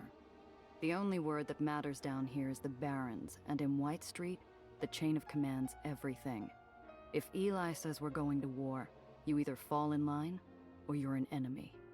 One might have been bad, but the others were simply calling for peace. Where's the harm in that? White Street tried the whole peace thing a few years ago. Someone blew them to bits during peace talks.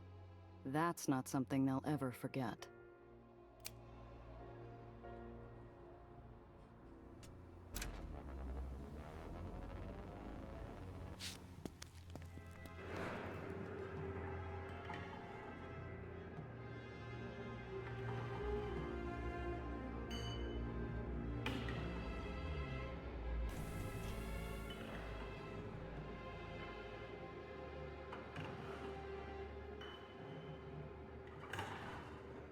It's around here somewhere, hidden.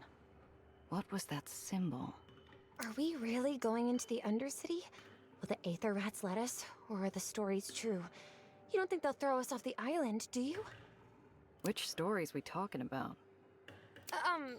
Well, the ones in the papers? I've never met an Aether Rat, so I honestly don't know how much of it is true or not. However, they're supposed to be benevolent, aren't they? They keep our islands in the sky, and in exchange, they get the Undercity, but everyone knows that. I've heard they generally keep to themselves. Except when outsiders sneak into their tunnels. Also, their eyes all turn into a unique shade of pale blue. They glow, too, from what I've read. Like Aether. There are journals that theorize why, but nothing concrete. Or always pleasant. Madonna. The kid's understanding is as accurate as a stained mirror. Better clear things up before we go in. Look, you can't rely on the stories you read in the papers. You want to avoid getting grounded? Don't call them Aether Rats. They're Aethaniers, and they're good people. I'm guessing you've never met one? No. There were rules. We weren't really supposed to interact with them. Or see them. They don't want to be seen down here either.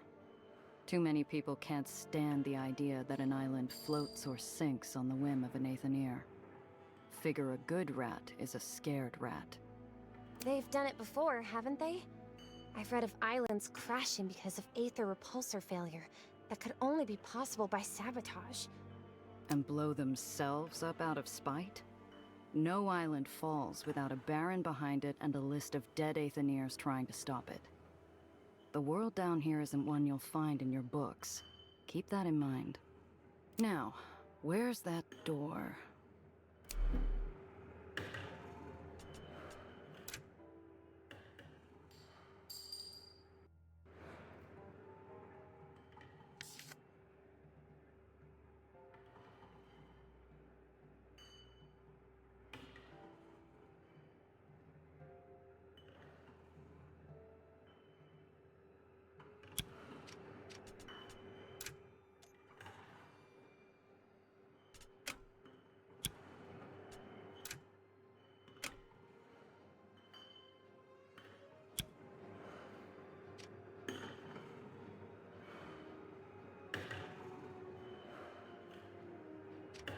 Among the fleet of crates, I spy one out of step. Whoever had nailed this one shut had done a hack job, leaving behind a wobbly lid and a crack just big enough for a finger.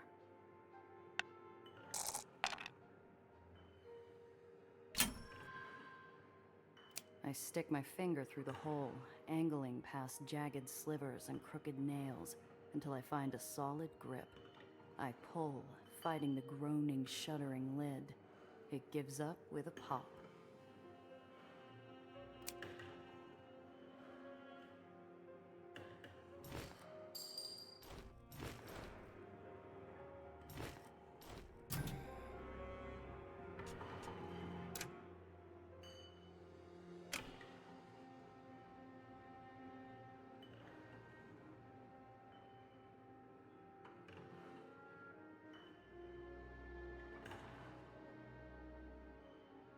Oh, this is interesting.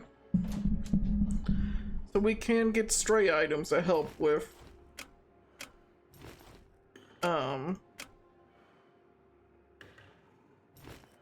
that's not what I wanted. That help with different checks in the game. Okay.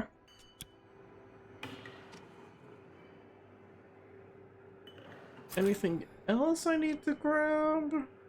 Doesn't look like it. Careful strokes of paint form an innocuous symbol of a rat paw matching the sketch Cress gave me. This is the right place. Shopping for trouble? We're just sightseeing real close. Jeepers! Gia? A pauper. One of the murderous specters slithering freely through every pipe, waiting to brutalize passers-by. If you listen to the stories. Scary as he is, he's more sentinel than specter. Looking for you, actually. We're friends of Cress Carter. She sent us to ask about a missing car. Cress Carter? Strange. Cress's name should mean something. Either he's greener than he looks or he doesn't trust my word. I might need something to loosen his tongue. Name's Gia Randazzo. Who are you if you don't know Cress Carter? Maybe I know her. Don't know you. Neither of you. Well, if what you need is an introduction, my name is Dr. Eleanor Reinhardt. Pleased to meet you. Don't shake hands with strangers, let alone topsiders. He threatens to disappear back into the shadows and leave us without a way in. But then he pauses. Doctor? What type of doctor? Oh, theoretical aethonics. Now, I don't have the experience one of you Aethoniers have with the practical side, but I do know my way around an Aether core. I was actually hoping I could find out a little more about maintenance techniques down here. You know anything about hydraulic engineering? No, but I'm a quick study.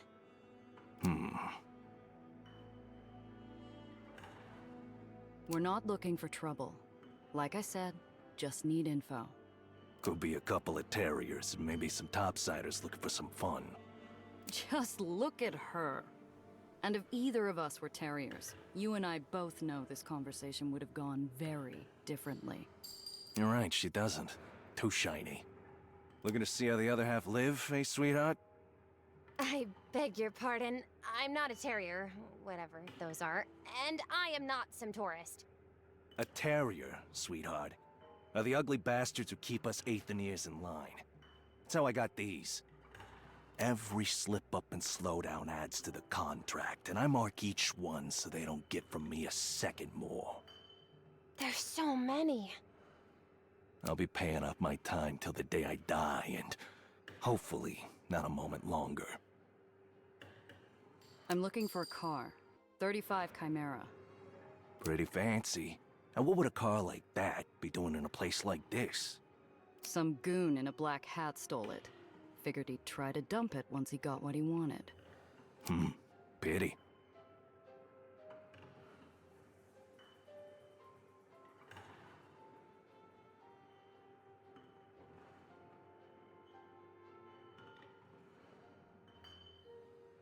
You're having a problem with your water supply?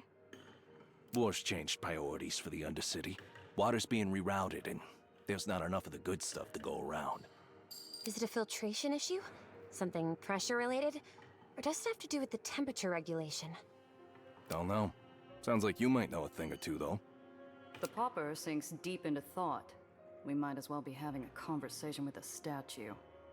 Friends with Crest Carter, huh? All right. The armed shadow stares blankly towards us, his pale blue glass eyes casting unknown intent at me and the kid before pounding the space behind him. And watch yourself. He melts back into the industrial decay behind him, never once taking his eyes off us. His disembodied voice echoing out one last time. Or you'll see us again real soon.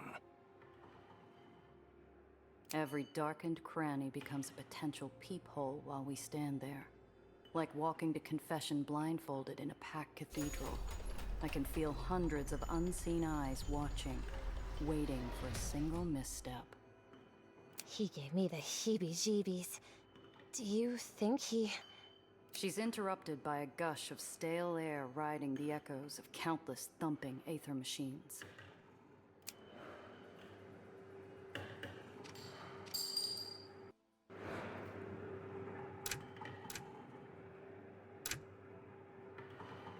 Topsiders? Why are you here? Hurry, out with it, we're busy. Lexi, shh. If Harold let them through.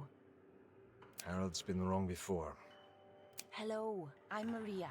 This is my husband, Alexander. Hello, nice to meet you. I'm Nellie. This is Gia.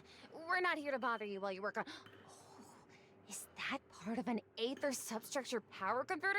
I've always wondered about the older infrastructure. Nellie, that's not why we're... Right. Gia's friend, Cress, she's an Aetherian also. She sent us here because we need your help to find this car of ours that has some important stuff hidden away inside. Too desperate, too vulnerable. I lob a cough towards Nellie, hoping she'd quit her rambling so I could get a word in. Cress sent you? That girl. Fine, let's hear it. You and Cress close? We're Aetherians. We're all related. One big happy family. Lexi, don't be an ass. They're Cress's friends. At least be nice for her sake. She's running around with all these topsiders causing trouble. And now she risks the three of us.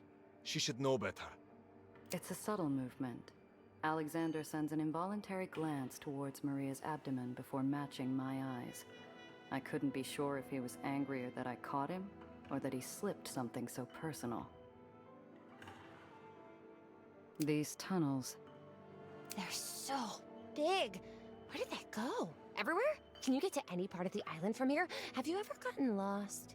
I've known too many smugglers who've disappeared trying to find their way through Aether rat tunnels. Success promises an unseen and untraceable smuggling route. Failure costs you your life. No. Aetherians don't get lost. We can smell our way through miles of... Lexi, would you cut that out, please? It's an innocent enough question. This tunnel can get you through most of the barony. If you know where you are going. But don't try it. You'll end up stuck in the dark or taking a one-way trip to old New York. A 35 Chimera, dumped recently. Have you seen anything? Alexander breaks his scowl with an impish eye and a cracked smile. He knows exactly what we want, and he is going to wring us dry for it. Maybe. We'll need something in return, though. Harold says you know hydraulic engineering. Is this true? Can you create substitute filtration parts? With the right equipment and a blueprint, maybe? I don't have any on hand, though. I'd also need time to formulate possible solutions. Maybes are not enough. We need working parts, now. Eli's new war means that all non-essential requisitions are delayed. That includes water filtration equipment for the Undercity. Now, our water is becoming Aether-tainted. We can't afford any more of us getting sick. Eli's terriers are already forcing longer and longer shifts to compensate for the fewer numbers. That's terrible. Of course we'll help. We'll get you everything you need. How do we... Hang on a sec. Before we agree to anything, I need to know what we're getting into.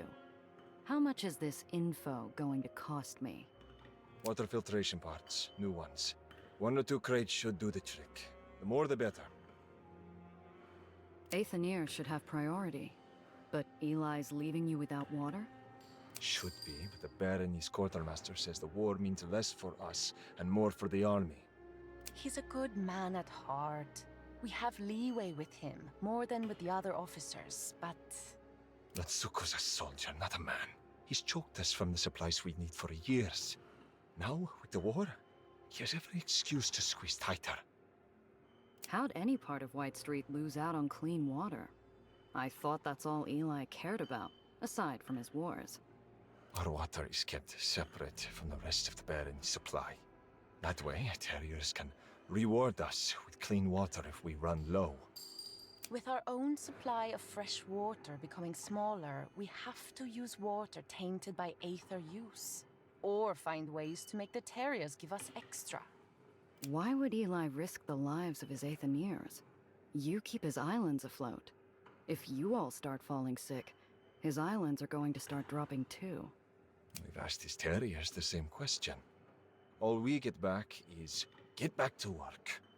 You'll have those parts. But I'll want to know where my car is as soon as we're back. You have a deal.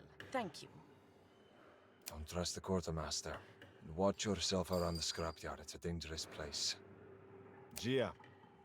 The man leans forward, grabbing my arm and pulling me in close out of earshot of his wife. Do not bring any heat back here. If you risk the safety of my family, then you can consider your car lost for good. Here. This address used to house a friend of the rats. It's empty now.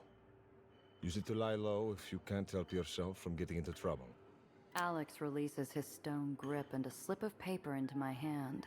Nellie takes his quick, hushed intercession as a desperate request for success. We'll get everything you need. I promise. Poor kid. She has no idea.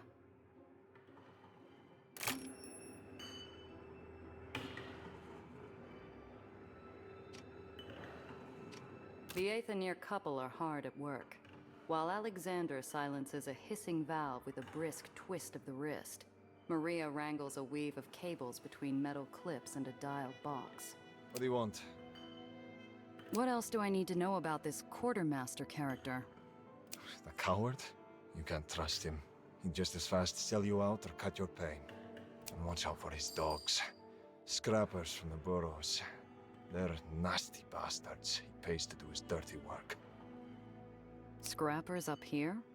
Didn't think anyone let them out of the burrows. One of the Rust Barons has an agreement with the quartermaster. A working relationship to keep materials coming into White Street. I don't know what those savages get in return. Food, probably. Or any basic necessities. You'd be surprised how far a cask of clean water can go down there. He actually lets them operate in White Street territory? Gave them full reign after the lodge was destroyed. Not enough soldiers to cover everything. The scrappers were just happy to get off the ground. What are you doing out here? You an engineer? No? Then, none of your business. Just be happy we're keeping you flying. You don't like me much. You want me to like you? To be friends? Is that why you're here? Alex, what's wrong over there? The blaze cools at the sound of Maria's voice. The man before me deflates and looks away, unable to hold my stare. When topsiders make it through that door, people get hurt. Friends die, family die. It's not a matter of if, but when. I'll do whatever it takes to keep my family safe. Anything. You understand me? I nod. There's nothing else I could say. The Aether couple are hard at work, while Alexander silences... Yes? This quartermaster. Alex frames him as a tough customer. Alex isn't wrong. Sometimes he helps us, when it benefits him. Other times, not so much. I don't blame him, not for that. Resources are short for everyone, and I don't envy his position of choosing who gets what. But you blame him for something else? She pauses, pulling some of her windswept hair out of her eyes. I don't know where her mind went in that moment, but it held her captive. He's a true believer in Eli's cause. And when the general says clean, his soldiers clean. It's the soldier I can't forgive. What's this you're working on? This place is a relay station for power in the surrounding area. Just checking for current integrity. The last thing we need is for blackouts to start rolling through the barony. Your husband's... friendly? Topsiders don't usually make life better down here. The last group to come through that door, that Harold let through, they caused problems. You aren't worried? There's something to you. Cress doesn't choose friends easily. If she trusts you, I trust you. You trust Cress that much? You too close? Cress has been through... She puts down her tools, leaning against the machine in front of her. She's tired, spent, exhausted by constant work or maybe whatever memory she's conjuring. I admire her. I dream of the life she lives now for all of us. She faces me, both sad and dreamy written across her face. It's a look I know well. A look found only at the end of a funeral sermon promising an afterlife free from suffering. She escaped. Her contract, this life. Some might call her a traitor for that, but I just see... hope. Hurry back.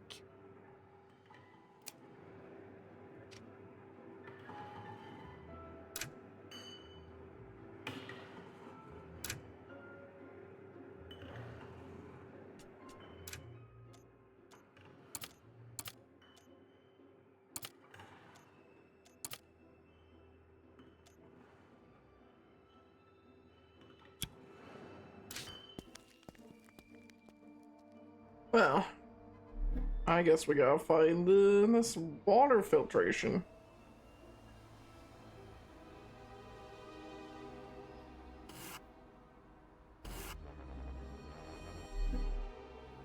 Oh, great. We're stopped at a checkpoint manned by White Street officers whose sneers are tighter than their uniforms.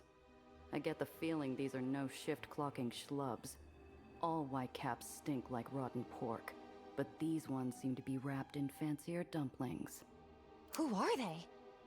If I had to guess, White Street Intelligence. General Eli's secret police. Oh boy. You said it. Just keep cool. After a moment of tense quiet, they wave us through. All right, move along.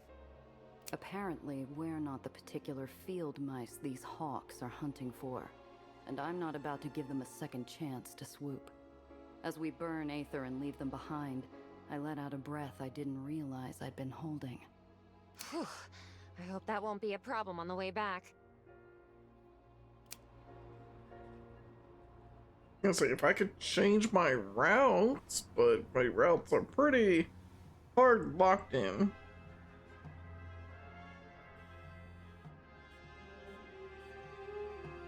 Yeah, continue journey.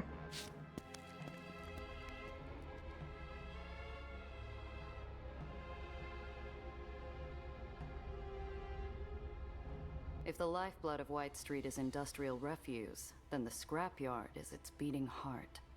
From his steel parapet overlooking the yard, the quartermaster governs this realm of rubble with determination.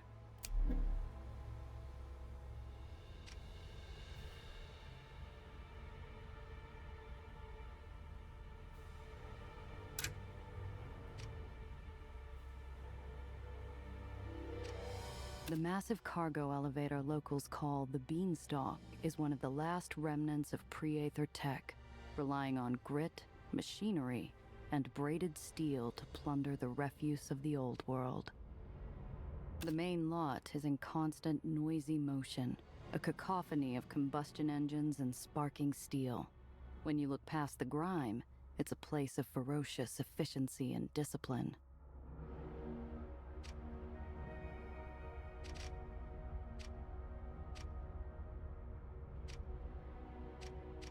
The quartermaster is a decorated veteran and displays his war memorabilia with pride. Strikes me as odd. From what I've heard about the Philippines, wouldn't you want to forget? Like his scrapyard, the quartermaster's in a perpetual state of activity. Maybe a nice turkey club once in a while might have resulted in fewer gray hairs for the old soldier.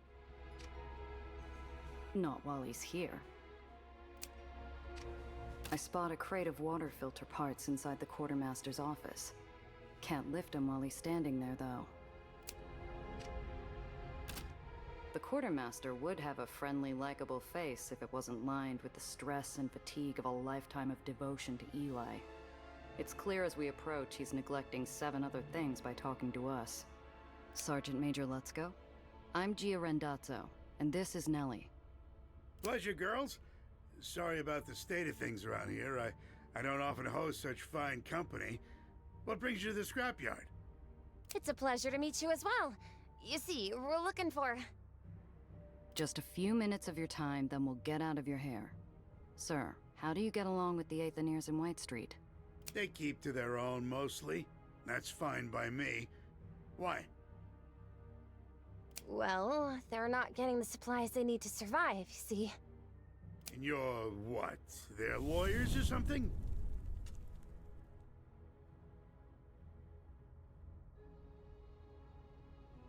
Ew. Okay. Some actions will attract heat. High heat improves brass talent checks, but worsens hustle checks. Low heat does the opposite. High heat also will lead to more enemies.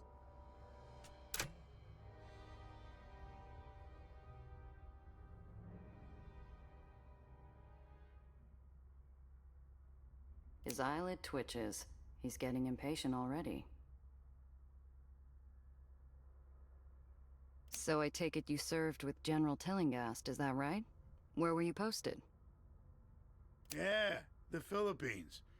Tough tour. Wouldn't have made it without the General. Saved my sorry hide more times than I care to count. Ah, but you don't want to hear about all that. I think you must have been very brave to do what you did. And it's plain to see you and the General are very close. He's lucky to have you around, I think. You're sweet as a Georgia peach, ain't you? Thanks, Missy. He's an extraordinary man. A real visionary, you know? And what's he envisioning for White Street exactly? The General's been beating back the Huns at our gates for as long as anyone can remember. You mark my words, ladies. These islands will never fall. And one day they'll be shinier than the heights. Stars fill the old soldier's eyes, a proud stiffness rejuvenating his weary frame. Talking about his boss transforms him into a younger and more zealous figure. It's almost tender, in a strange, skin-crawling kind of way.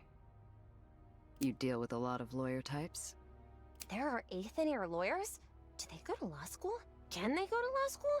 What sort of law do they practice? The sneaky kind, sweetheart. Yes, the rats have pet snakes, and thankfully, no, we don't get a lot of them up here. They're nothing but trouble. Oh.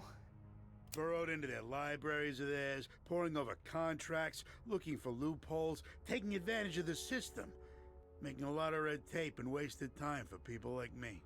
He scowls. I decide it's best we ease off. Well, that's just what we want to avoid. Forget I said anything.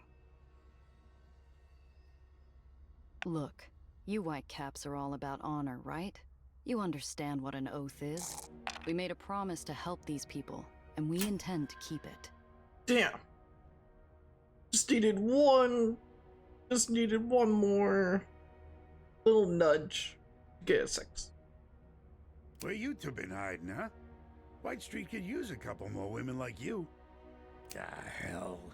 Look, I'm really busy. I'm gonna be in my office, stuck staring at paperwork. I assume you can show yourselves out? You follow? It isn't permission. The old bastard would kill me if we ever ended up on opposite sides of a fight. But it's a chance. Yes, we do. Thank you for your time, sir. Yeah, thanks for dropping by, ladies. With a forced smile, he picks up a clipboard and walks off, shouting orders down at machine operators, and leaving us to look out over the yard alone. The gangway behind us squeals under a heavy step, and I turn to see a black-clad stiff trying to pass us a counterfeit smile. He puts down a half-drunk carton of milk and goose steps into our path, ever so politely blocking our exit. Well, fuck. Good afternoon. Intelligence Officer Randall Pitt. And you are? His feet are welded to the iron below, and the pins on his jacket identify him as one of the highest-ranking hogs in the White Street Pen. There's no moving this one unless he wants to move. Gia Randazzo, and this is my sister, Nell. A pleasure, madams. And what, may I ask, is the purpose of your meeting with Quartermaster Lutzko today? What's it to you, Mac? The officer's eyes flick upward, scanning my face with the practiced arrogance of a bully who's never had to throw a single punch. I return his gaze with a frosted steel stare of my own. Miss Randazzo, was it? Just a few questions and you can be on your way. No need for you to escalate them. His reptilian eyes flick from me to Nellie, greedily drinking in her details. This one's the type to seek out power and authority purely as an excuse to start fires wherever he wants. And he's oily enough to be a hazard around any open flame. We were just hoping Lutzko could help us find something. And what is it you're hoping to find? Excuse me, but don't you think that's a bit personal?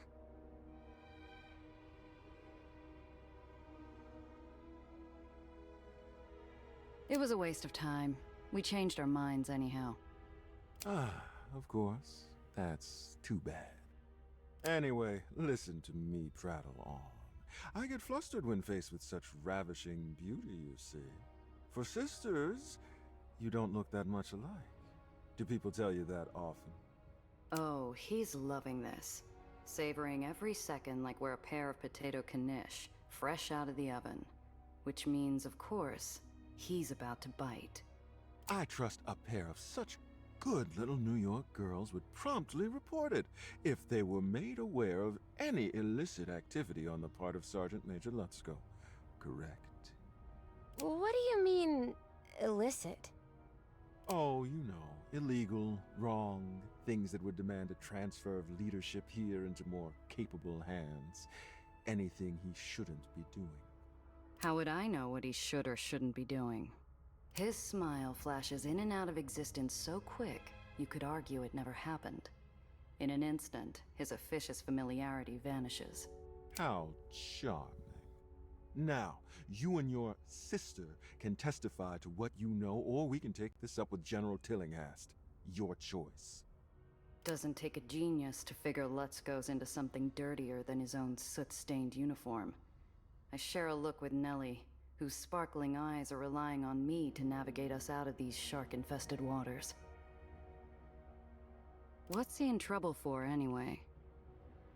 Treason, malfeasance, embezzlement. Supplies deemed vital to the war effort have disappeared, only to be found later on the black market, or in the possession of degenerates. He didn't need to specify which degenerates he was referring to. Apparently rats wasn't cruel enough. The punishment for which is death, of course. by grounding. It's so... It's just a little funny that that's the term that they've had to go with. The punishment is death. By grounding. Just locking them away in a room? Just go to the fucking corner and sit there until you die? I know they mean they're throwing them off the side of the island and then they'll hit the ground. And that's grounding. But it's just funny.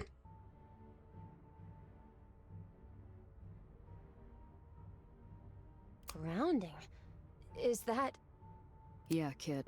The long drop and the sudden stop. It's justice, my dear. Traders pay their deficit in loyalty with blood. I'll tell you what I don't know. Why I've never met you before. Promoted recently? A hungry look comes over him, like a fox delighted by the rabbit who dares to fight back. I pride myself on subtlety, my dear. Nobody knows I'm around, unless I want them to.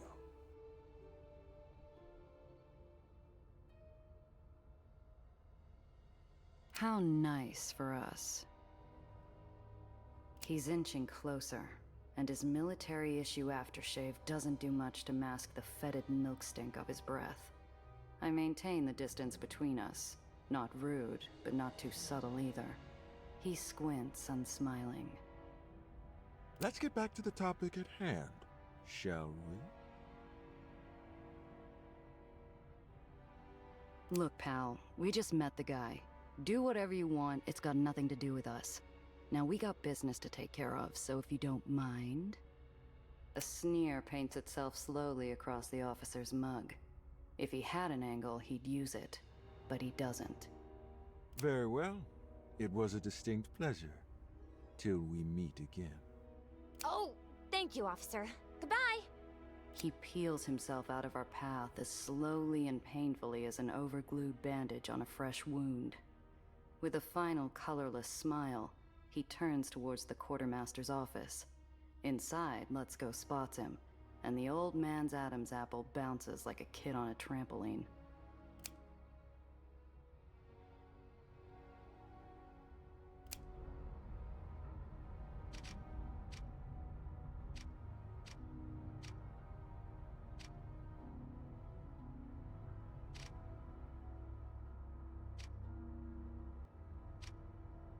I don't think I like that Officer Pitt very much. That's only because you've got working eyes and ears. Stay away from him, all right? You don't have to tell me twice. Still, seems to me we've got options. We do? Well, whether we play it the quartermaster's way, or throw him under Pitt's repulsors, you and I still come out with the parts for Alexander and Maria.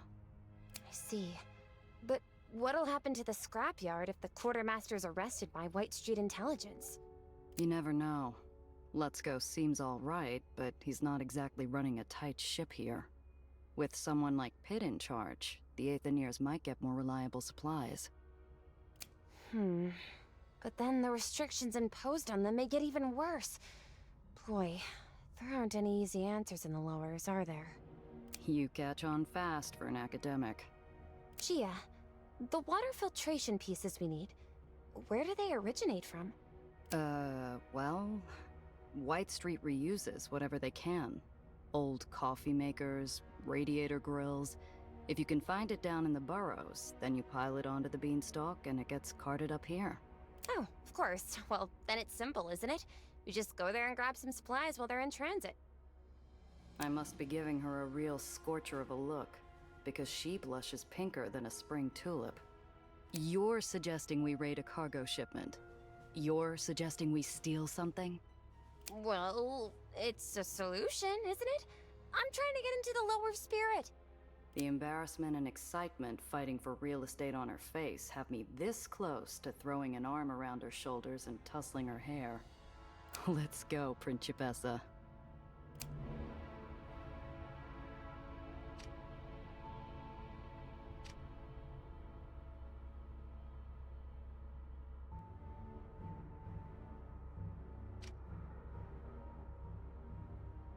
just out of reach. Not while he's here. Okay, so I haven't officially gotten him out of the office. So that does mean all my options are used up here.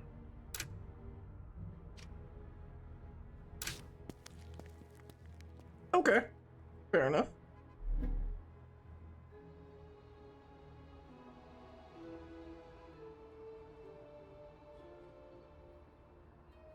I see. So if I go back down this checkpoint, they'll investigate me again, more than likely. I think I can go down here and look at these different scrapyards. Let's go to this one.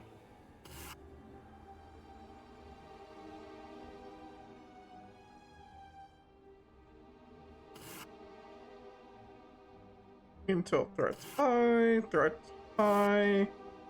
Oh boy. Let's go with this one.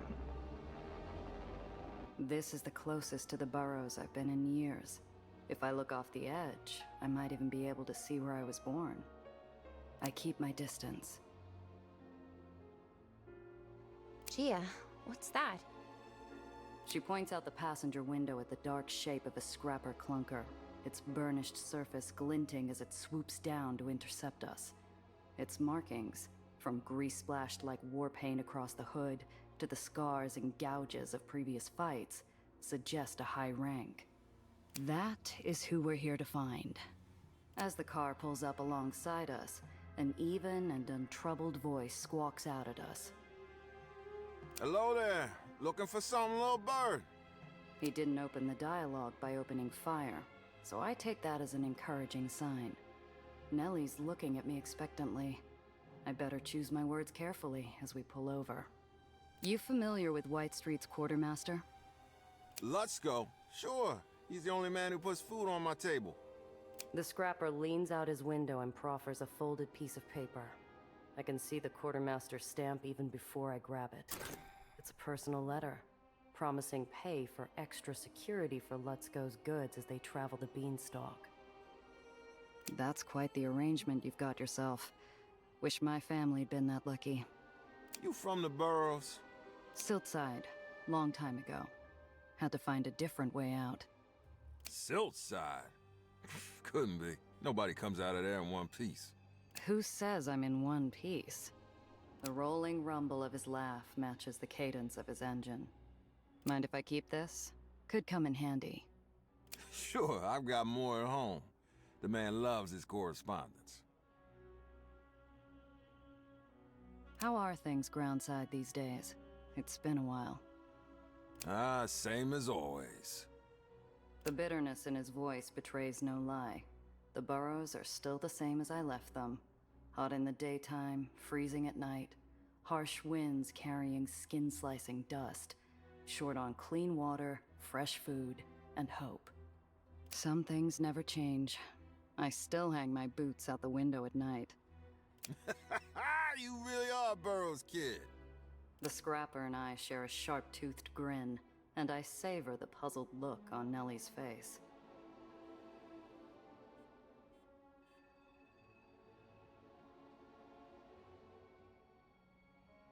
I'm tempted to pay for parts, but like, I don't know what I would get. What if we get searched?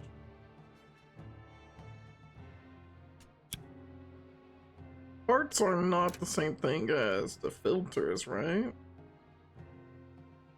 Oh wait, no, yeah, it would be. Okay.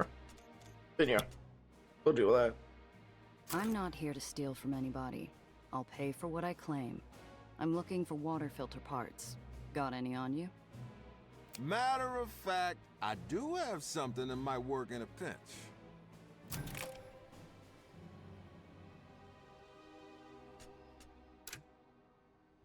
Well, we got some water filter parts. Guess we go our separate ways then. Fine by me. You be careful out there. His engine roars as he peels away, and I hear Nellie exhale next to me.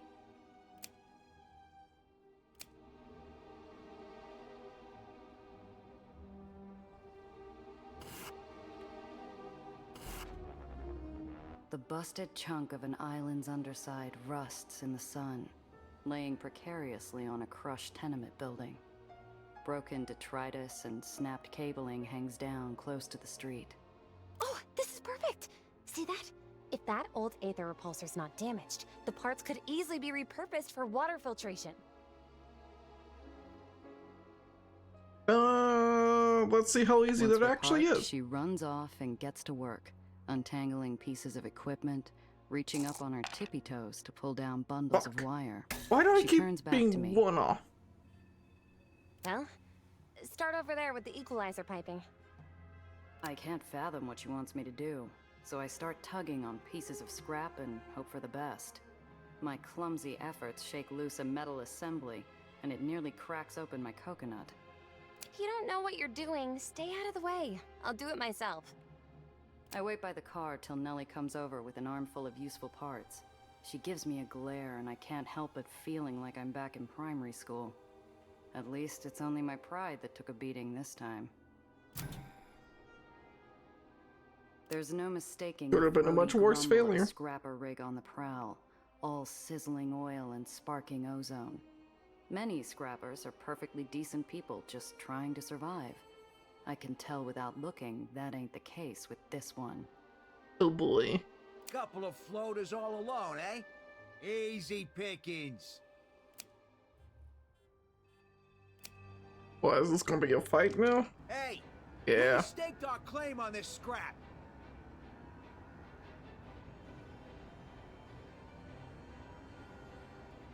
Too bad. Finders keepers, pal. Obstacles. Combat is dynamic. Look out for obstacles and lane changes that could damage or even destroy your vehicle. Or just use them to your advantage. Okay.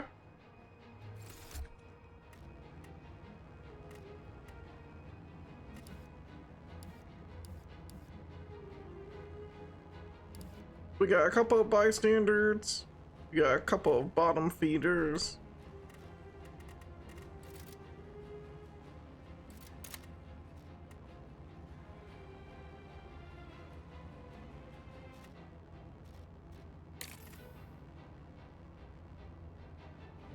At the end of this round,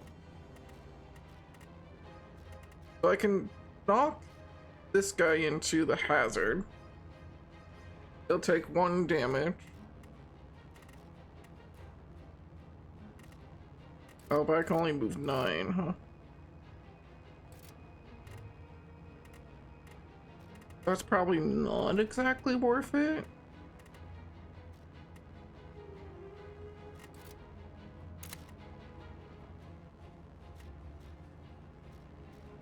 Yeah, because I can't move and shoot. This will just damage my fucking car.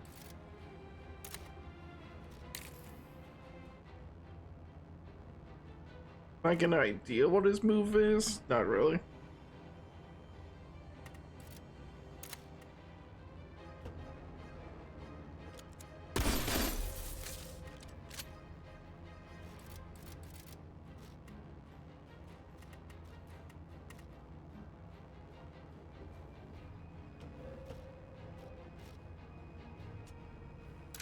This is the best I can do.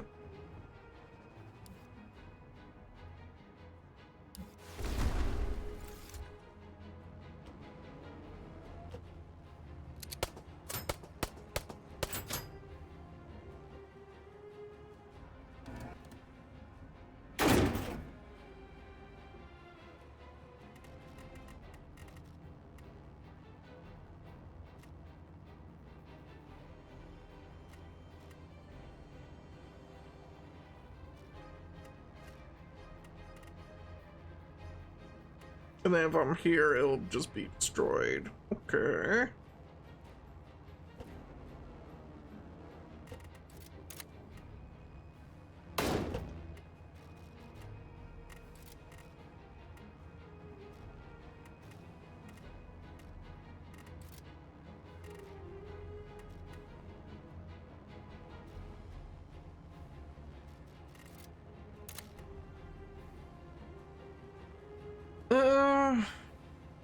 I mean, I'm going to be taking a little bit of damage, but I can put out damage, and I think that's worthwhile.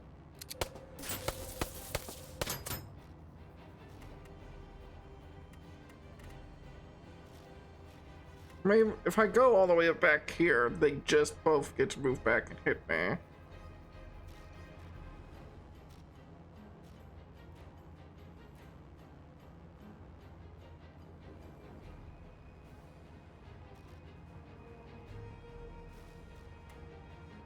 I'll move here just so I don't take this damage, I guess.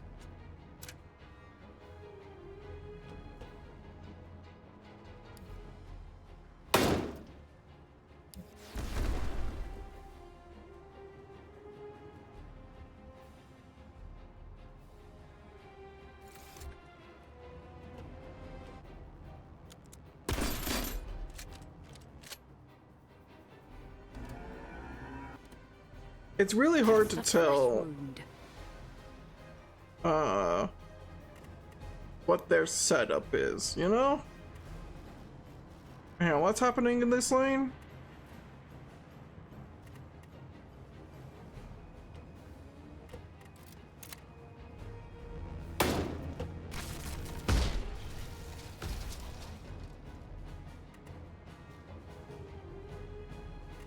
They're taking 3.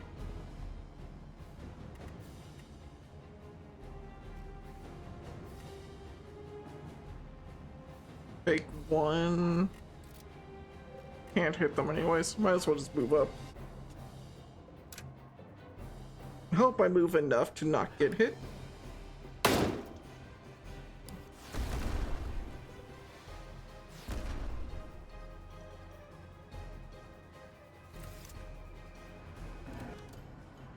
I keep thinking they're going to get shoved, and that's my mistake. Yeah. Restart that encounter. We staked our claim on. Too bad. Finders keepers, pal.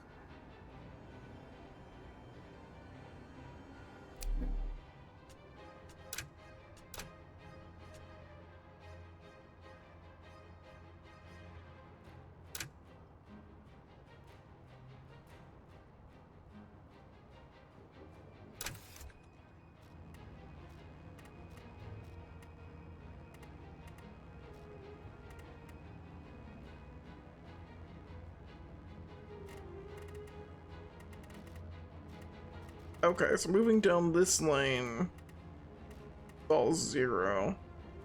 Honestly, I could just do this.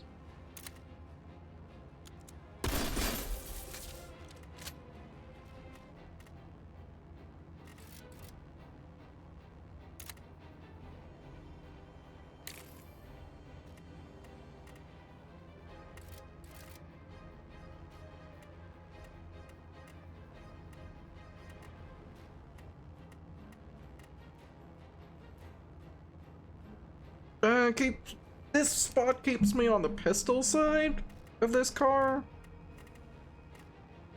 It's probably more worthwhile. Like, I get rammed by this fucking asshole, but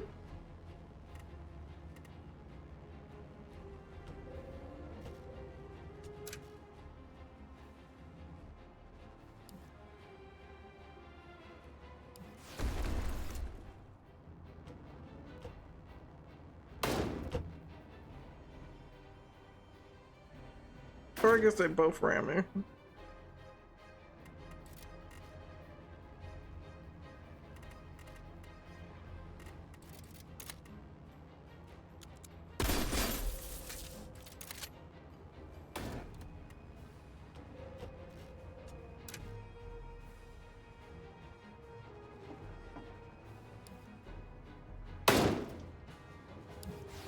Just fucking stray ass cars. We're going down the highway, huh?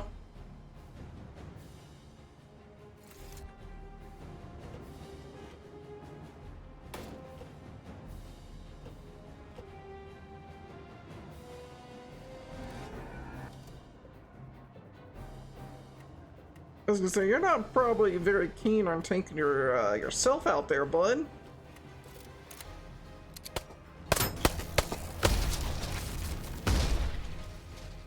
But anyhow, the debris is going to deal with my problems here.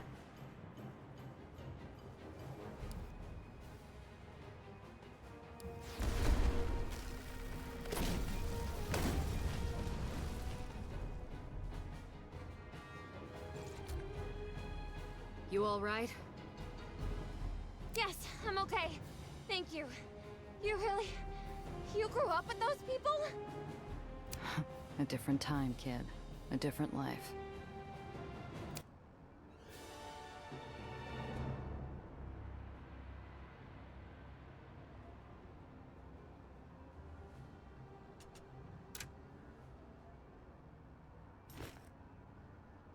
Yeah, I'm not going to be able to keep everything away from being searched, so let's try to keep our heat down as much as possible, I guess. And visit garages. Okay.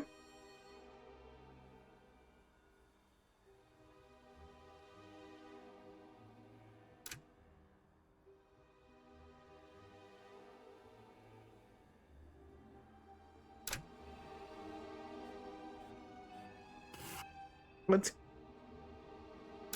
go here first, I think, and just see how expensive it is to fix. We can repair our vehicle here or buy some parts. I can also sell parts here.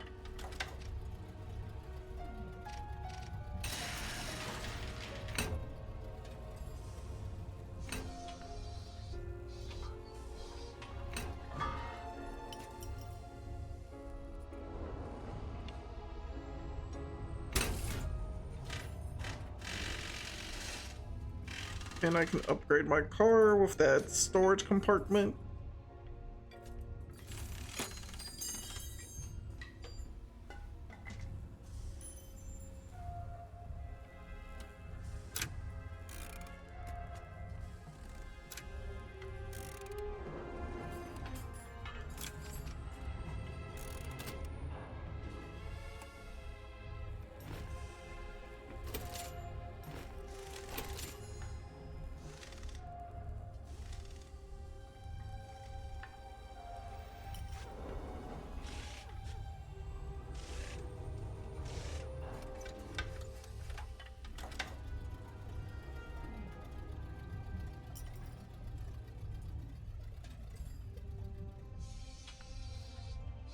I mean, I like the other shotgun just because I got a good amount of damage. But with our low AP, probably not that good. Having caltrop sounds interesting.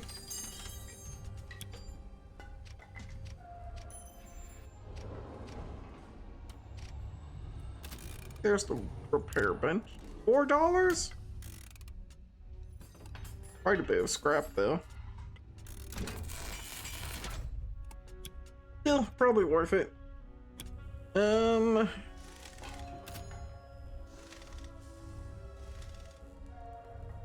don't know what weight effects for the car is the thing. How much weight do we have?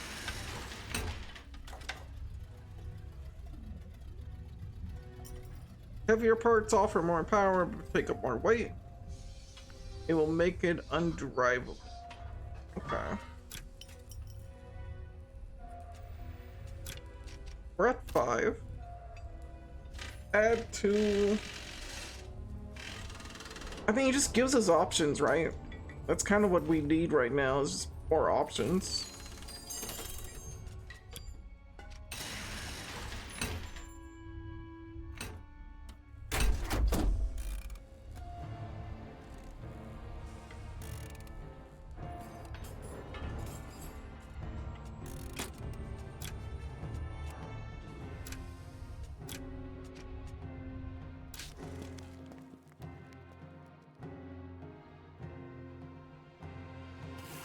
It'll be unfortunate if that fucks up our money. But it is just how it goes.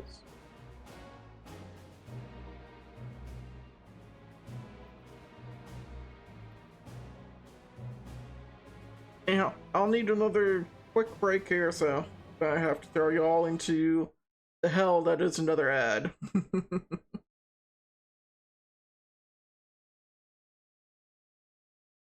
Hello. Hello. We're back. We're trying again. I want to be productive. I want to get more done in the game. And stop being such a bitch. Yeah, I don't know what happened earlier. I just got like severely busy. And I don't know if it's something with the game or if it's just I'm trying to stream. Could be one or the other. But yeah, I just want to jump. Excuse me. I just want to jump right back into the game. I'll be able to check it out and make sure all things are good.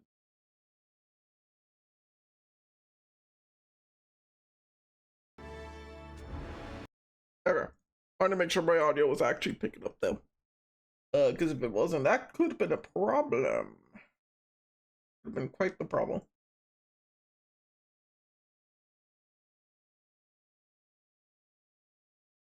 Listen, the game for what it is really good. There's a few things I'm not sure about, like maybe I could fix it in the settings here.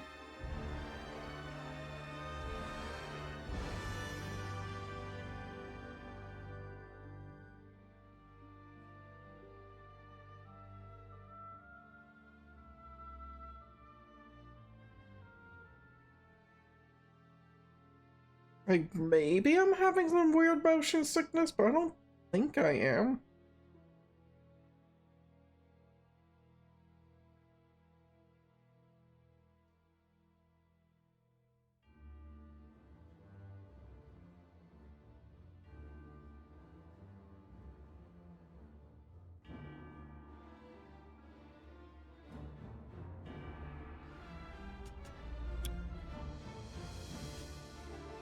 I don't know. Either way, we're going to continue.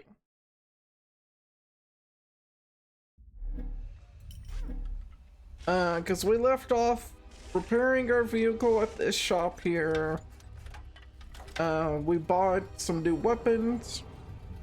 We've got a little bit of heat to us, but right now we're okay.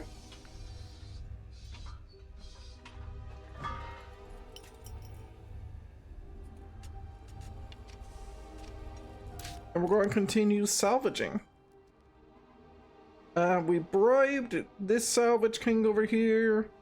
This group over here fought us, and we're moving on to the last scrapyard.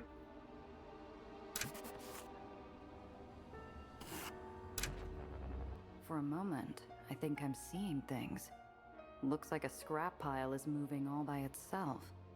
Until I spot the dark shapes of street urchins on its surface, like flies gnawing a steak left out in the sun.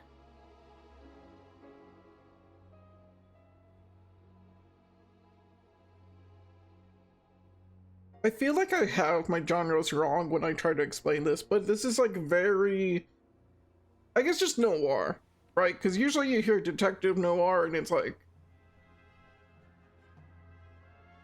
well, I'm not a detective. I'm just a smuggler character. I do really enjoy this narrative, and how they're presenting narrative, I should say. Hey, seen anything around here we could use for water filtration? I'm not sure they'll be familiar with that sort of terminology, Gia. What about... That's classes. You mean like mechanical or fancy carbon type? Ain't seen none today, but Spunky found a whole box of rubber flanges yesterday. No cracks or nothing. You want it? You gotta pay. Ellie, I can't believe you. Upper class, thinking no one down here will know what we're talking about. I'm too busy enjoying the shock on Nellie's face to notice the White Street Patrol car pull around into my blind spot. You ain't authorized to be here.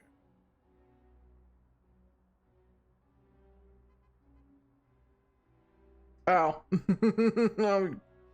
I'm likely not going to be able to do that without making things worse. And if I get in a fight with this guy especially, my heat is going up to 5. Fair's fair, kid. But if it doesn't work, I'm coming back. The urchin flashes a wide coffee brown grin as he grabs my offering and gives me the part. It'll work. Promise. Hey, these are repair kits.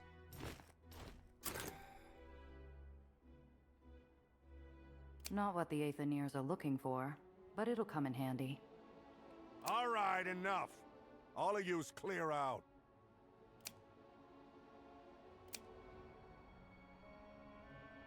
Alright. Well, I guess fair is fair.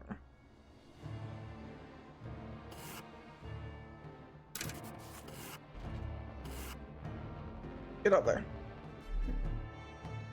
What do you mean, surprise encounter? Officers swarm every path out of the scrapyard, their black uniforms dotting the landscape like spots on a coal-black Dalmatian. There's so many, Gia. There's no getting through that without staining that dress of yours. We'll have to go back to Pitt if we want out of here alive. When we pull up to the quartermaster's office, there's a troop of secret police attending Lutzko and Pitt inside.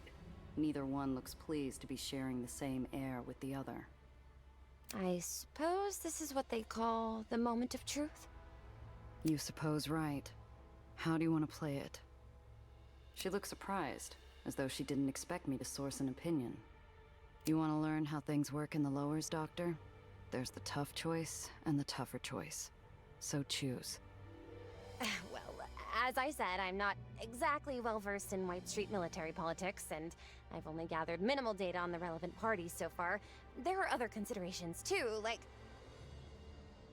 We don't have time to debate all of that. No, you're overthinking it.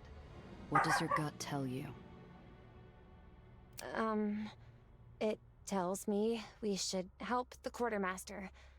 Even if times are tough for Alexander and Maria. I can't see them improving if that pitman takes control here. Honestly, with how the story's been presented so far, I do think Nellie is correct here.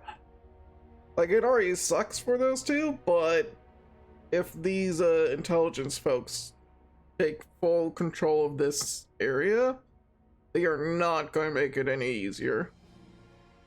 Especially with the district preparing for war. She's not wrong. But she doesn't know the kind of suffering a man like Lutzko can cause, even if he means well. She's never lived a life where you can happily choose a pit, knowing at least there'll be food on your table. No easy way out. There never is. I open the door to the office, and the Whitecaps look up expectantly. Ladies, you're back. I was just... Ah, the Randazzo sisters. How very good to see you again.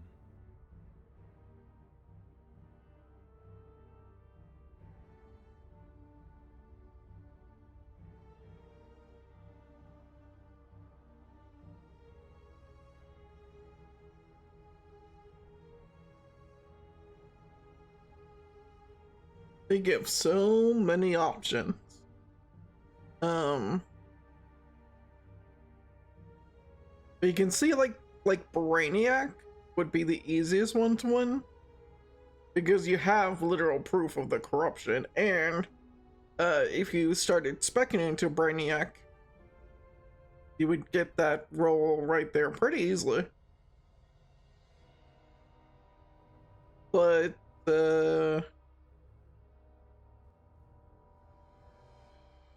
I think we're just gonna side with the quartermaster.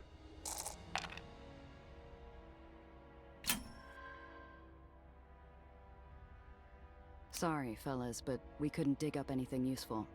Afraid we wasted your time. Just wanted to come by and apologize before we head out. Intelligence Officer Pitt regards us as one might the brown patch on their recently chomped apple. I see. Well, that about wraps it up then. Then suddenly, he's all smiles, acting for all the world as though we're just finishing a convivial tea luncheon. His tone is the only thing that's pleasant about him as he leans in. If we meet again, Miss Randazzo, our conversation won't be nearly as pleasant as today's.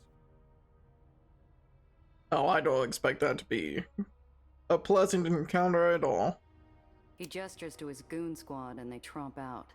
Lutzko wipes his brow. We bought the old soldier some breathing room, for all the good it'll do.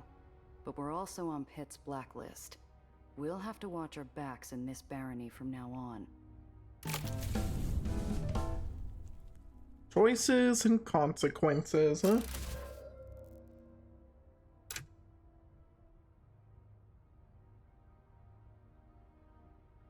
Oh, that brought us up to 5. Okay.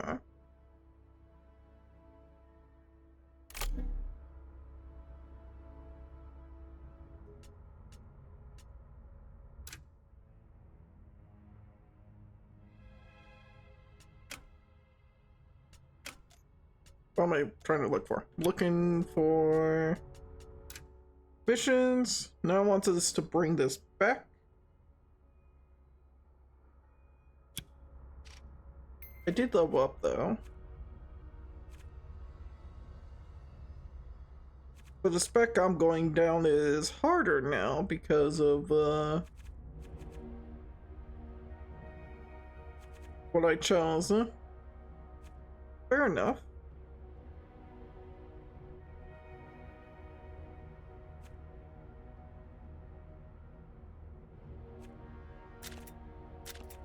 Honestly, a lot of this game, I think having double RAM would be helpful. I can't grab the double RAM just yet, but I do want to grab this. Not my RAM actions every turn, because some of the enemies, like, they park themselves just far enough away that I can't get them into an insta-kill spot. So the strategy might be to just ram everyone to an insta-kill spot. Like his scrapyard, the quartermaster's in a perpetual... Yeah, I read that already. Once Pitt and his pal are gone, Lutzko shuffles towards me and Nellie. He's wringing his hands like a chicken's neck. I don't know what to say. You ladies saved my skin today. Oh, it was our pleasure, sir. The kid's sincerity flatters him, and some color comes back into his cheeks. I lean into his space, interrupting his growing self-confidence. That it was, sir. And we couldn't possibly accept any generous tokens of your gratitude. Recognition flashes in his eyes. To his credit, the old mustard-stained mutt catches on quick. No, I insist. Listen, you ever need anything, you just let your old quartermaster know. I got plenty of stuff you'd find use for.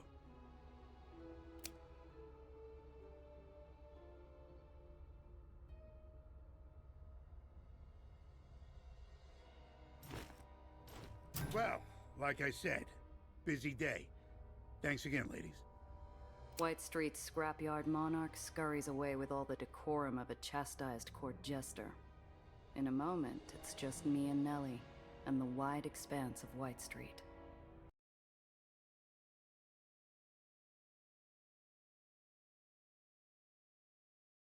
Oh, wait, I just realized something. I messed something up. Fixed.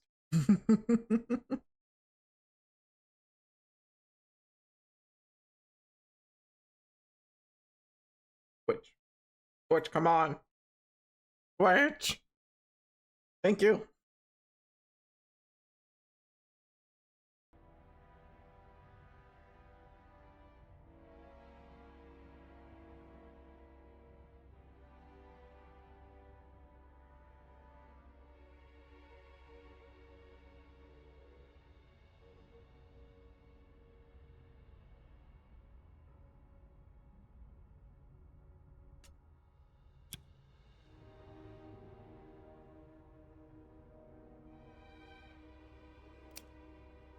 do you have first aid? Yeah. So I can re-roll a field check. Can't do that right now.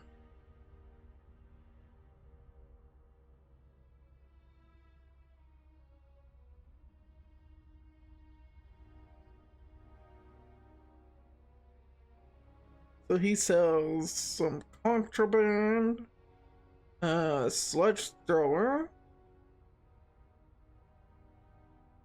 to drain Aether, and some storage compartments. Okay.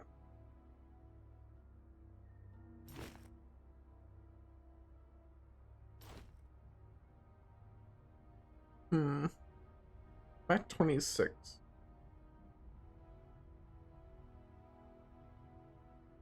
Very useful bribe in White Streets.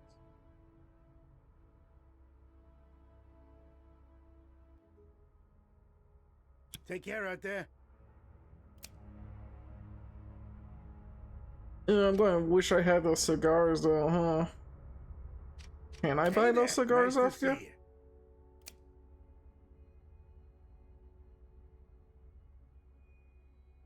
Fake White Street papers? Gets me past the checkpoint. Hmm.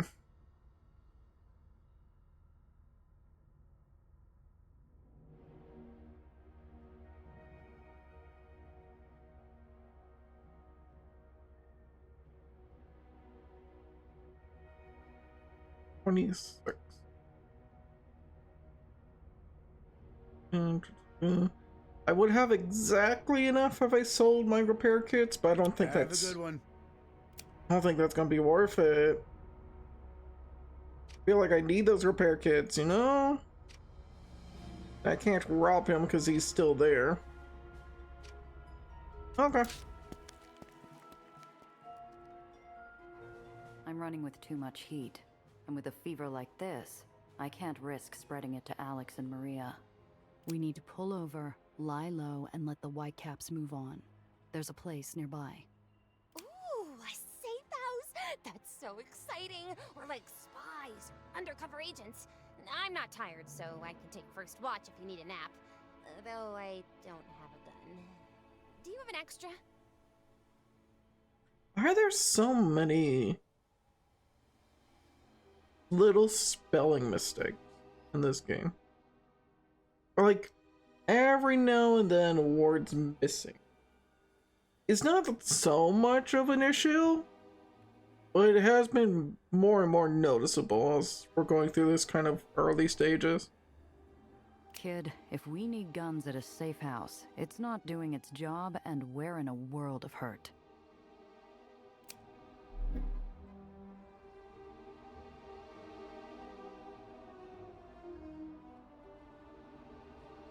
Yeah, because we're not making it to that checkpoint without doing a big fight. Hello, Asteri. How's it going? You read my mind, kid. It's a grubby ground floor room in an abandoned tenement. The building's ghosts peer out at us from the woodwork. I see Nellie dodge a shattered light fixture, tiptoeing around the glass shards. This is the place? You were expecting the Ritz? It's quiet, kid. That's what counts. Alright, well, let's reduce this heat.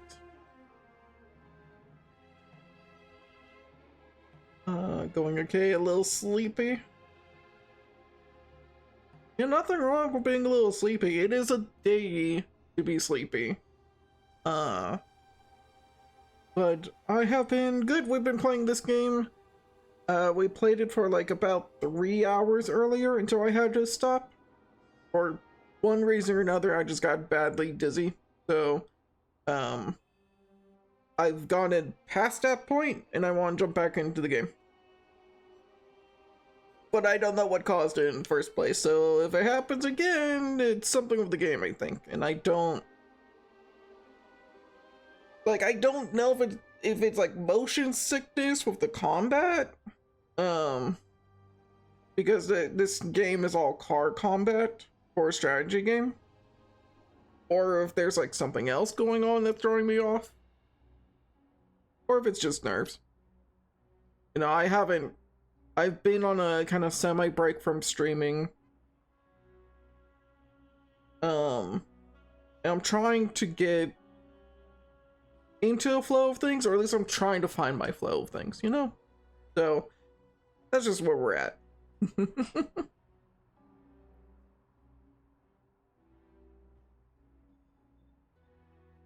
The minutes bleed together as the lights outside trace an arc across the floor. Oh, that got rid of all my heat. Okay.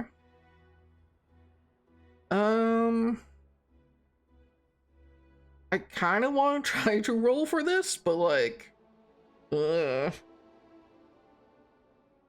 don't think anything would go wrong if I fail.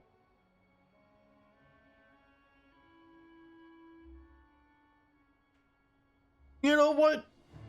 Critical success every time. Well, it was not a critical success, but it was close. A few minutes of idle searching reveals something wedged against the wall behind a corner table. Ooh, what do we find? Gold-loaded dice. Lucky dice. Reroll a failed check. I will take that. I wanted to reorganize my inventory game.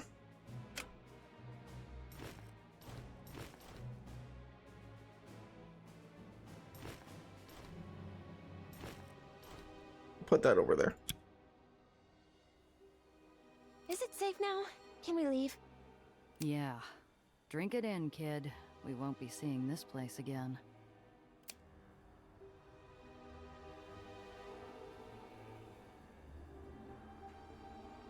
And then go back for those fake papers. Nah, it's probably not worth it. But we're going to go through this checkpoint, and that's a problem.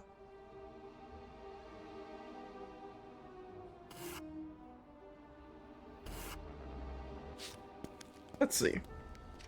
Hey there, I got some extra stock if you're interested.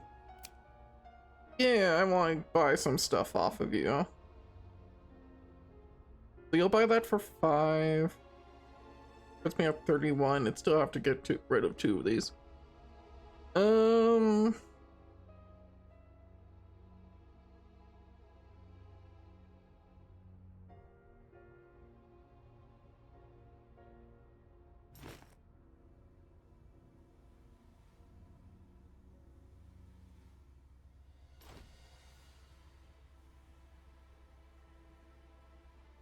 No, because if I do get banged up, I won't have any money to repair afterwards.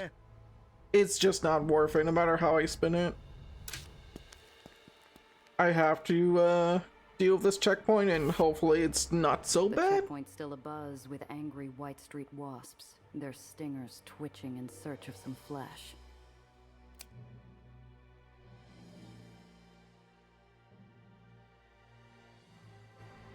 Traffic grinds to a stop. Soldiers and intelligence. At the checkpoint, you may be searched for contraband. Your heat plays a large role in how you'll be treated. The higher your heat, the more likely you are to be searched. There is a chance you'll be waved straight through when traveling with low heat.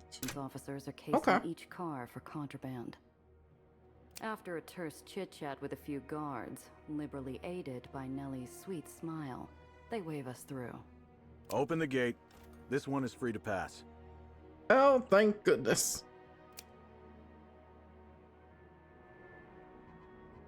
I don't have to deal with that bullshit, at least not right now.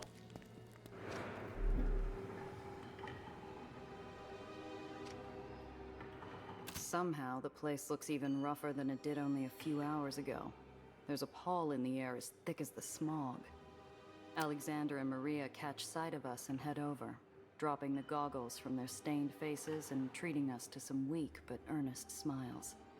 Of course, enjoy your lurk, and I know you got your own plan starting up soon, so I hope you're going to have a great stream tonight as well, friend.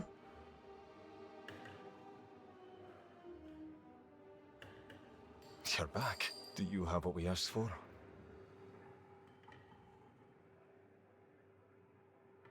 I only needed to grab one of these? Interesting. I had the opportunity to grab 3 during that whole mission.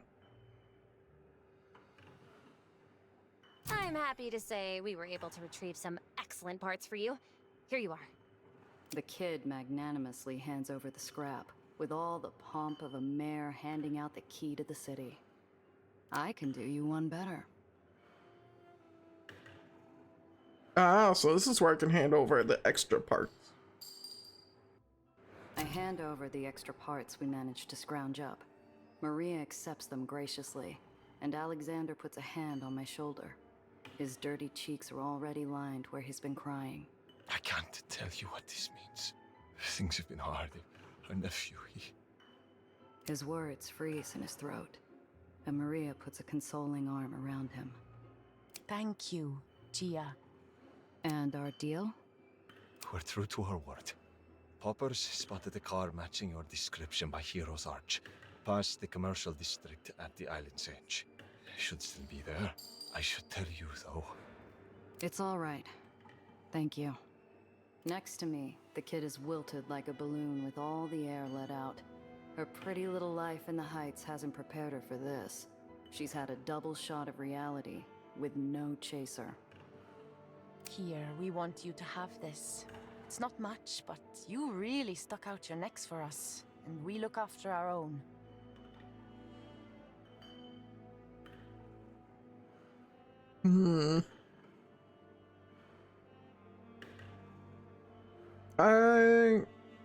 I'll take the reward, if only because I know my supplies are kind of... They're still low, they're still rough, right? But there is a part of me that's like, declining the reward and maybe being more in their favor would be better. Thank you, and good luck. To you as well. But $40 is pretty useful. He bites something back, tight-lipped, but his eyes say it all. Usable scrap wasn't all we gave them today. We reminded him that not all outsiders are pinstriped jackals with a pen in their hand and gold in their smile.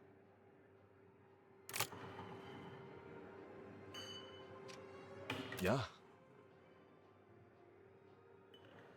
Yeah, I should probably let them know the quartermaster's still in charge. Just so you know, we spotted a few vultures circling the scrapyard. Secret police types. Guess they had their eye on your quartermaster. Figured they would catch up to him eventually. Good. We chased him off. Only way to get what you needed. Alexander looks annoyed, but he softens at his wife's calming hand on his arm. Lutzko may be a bastard, but we know how to deal with him. Thank you. Take care out there.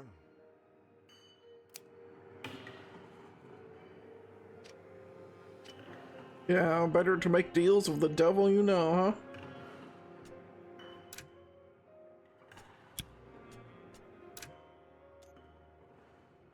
Alright. Well, it's been nice, but gotta get back our good car.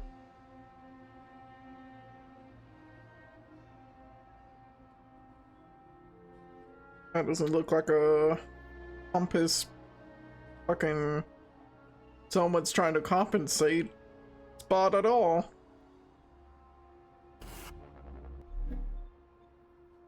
Yeah. I'm doing well, keeping a low profile. But today it's not enough. A White Streak guard flags me down and flashes his lights. I pull over and a young, self-important whitecap approaches my window. What seems to be the problem, officer? Don't play coy, miss. I just saw you toss something out of your vehicle. Was that a cigarette butt? Contraband? He hooks a thumb through the belt loop of his trousers, smug as a schoolyard bully. You'll have to pay the fine on this here ticket or we'll have a problem.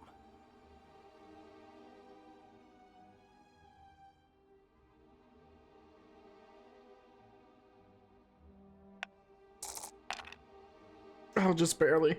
Stop giving me these just barely rolls. I give the guard a cursory look. He rocks back on his heels absent-mindedly. Slinging tickets to fill a quota's gotta be a dull post. And if I had to guess, This guy's way behind. Slow day, huh? What? That's why you're stopping me. Gotta fill that quota no matter what, right? I'm not sure I like what you're suggesting, miss.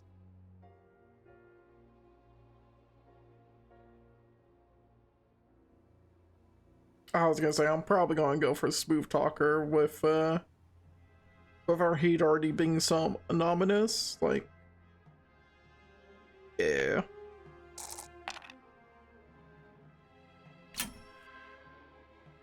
I flash the officer an easy smile and give him a small shrug in response. I get you've got a quota, and I don't envy you for it. Bet General Eli doesn't appreciate how hard it is to hand those out when it gets quiet out here, huh? His tough guy act melts in an instant, faster than ice on hot pavement. Actually, you know, never mind. You're pretty sharp, and you're not wrong. Take it from me, pal. There's still trouble out there if you're looking for it. But all the same, I'd appreciate not paying a fine for trouble I wasn't in. That's plenty fair. Sorry about the stop, miss. No harm done. The officer jogs back to his cruiser with his tail between his legs. Looks like I'm free to go. Hey, fuck you, guy.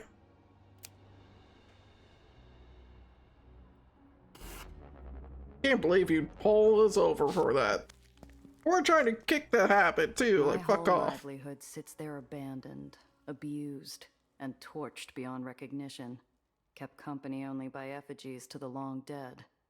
The smell of my burnt future still lingers in the cold air. They fucked up our car! Oh, Gia, your car! I'm so sorry. This is all my fault. The vandal who took my car apart was more butcher than surgeon, ripping out the hidden compartments and leaving a gaping hole where Nellie's briefcase had been stored. Kid. She runs forward, hoping that every desperate scavenger in a 5-mile radius had somehow missed the briefcase. They hadn't. No! I suddenly feel like I'm outside my own body, looking down from above at this odd, tawdry sight. A scientist and a smuggler, hunched over the gutted corpse of a flashy import roadster. Ain't a comic panel been printed with a scene as strange as this. I nudge Nellie, motioning for her to follow me towards the edge of the island, overlooking the lowers.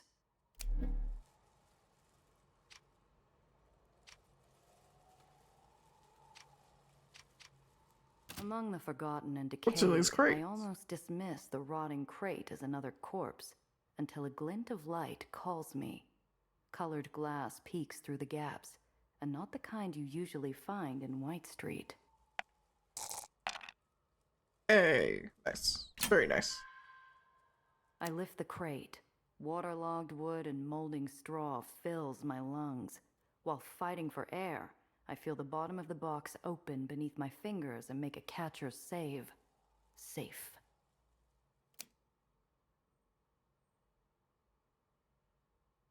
Damn. We'll take that.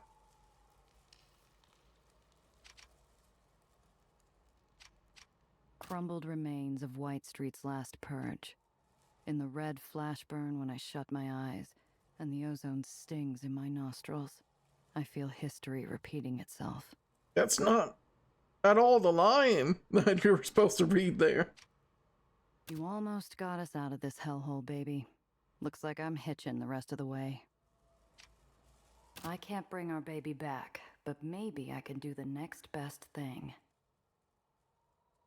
Ooh. Let's try it. Still got it. I dig through dirt and ashes and grease. The metal's gone cold and the cavity's gutted. I start to give up hope when I find a miracle hidden behind the tank, like opening a burnt door to find a room still intact.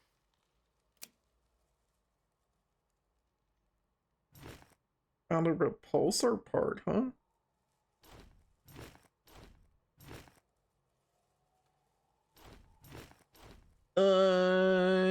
don't have anywhere I can put this.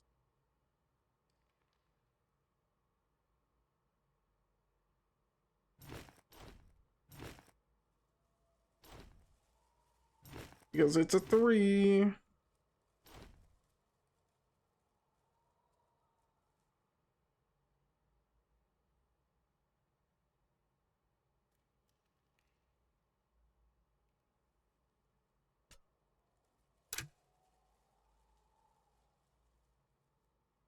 Well, yeah, because this would be probably pretty useful. Gives me more AP. Gives me RAM for 2, cells for 40, collision damage.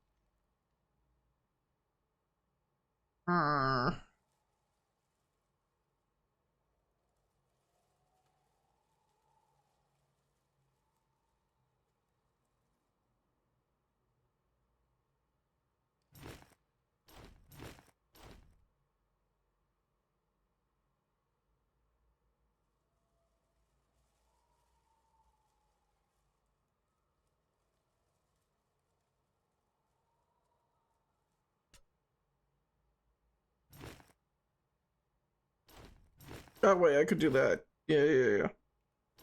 None of these items are contraband. Right? Check out your damn car. You're not letting me put anything in my pockets. And none of these are technically contraband. This is contraband. But it depends on where I'm at, apparently. So, we get to keep everything. She somberly shuffles over before taking a seat next to me. Our legs dangle over the edge like a set of old, tarnished garden chimes. I thought it'd be beautiful up close. Is that silly? Huh? The well. I've seen it so many times from the Institute, obviously, but I thought when I came down in person... I don't know. I guess I expected something different. In the lowers, kid, things rarely go the way you expect. We gaze out at that hateful storm cloud, and I realize I do see a sort of severe, intense beauty in it. Like the ocean, maybe. Or what I imagine the ocean is like up close. What is it, anyway? The well? It's a unique gravitational phenomenon. I theorize it's a byproduct of excessive industrial aether production, but the data is still unclear. Punishment for our sins? Last week, I would have scoffed at that. Today, I don't even know what I know anymore. Maybe it is. Look, you can't carry the world on your shoulders, kid. We do what we can, and when we can't anymore, well, there's always wind skipping. She turns to me, confused. I reach into a deep coat pocket and pull out a handful of flat stone shards, eyeing them for the proper shape and size. My Zio taught me, when days were bad or boring or too hot or too cold or too anything, we'd throw stones together. The trick is to time it with the updraft. Watch this.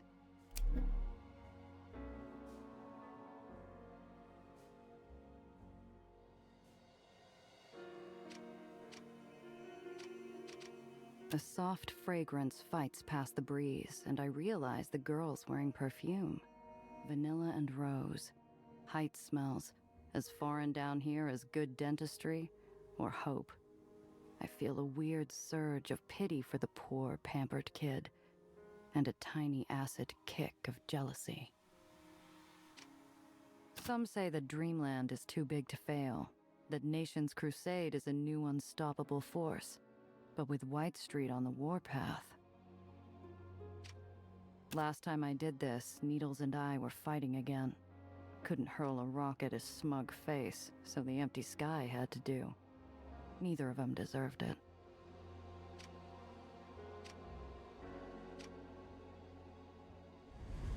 The shard catches the wind and flies into the sky before disappearing into the noise of the city. Nellie's eyes brighten. Nellie takes a few stones from my hand, giving them a clinical eye. She winds back for a throw, but hesitates, glancing over at me.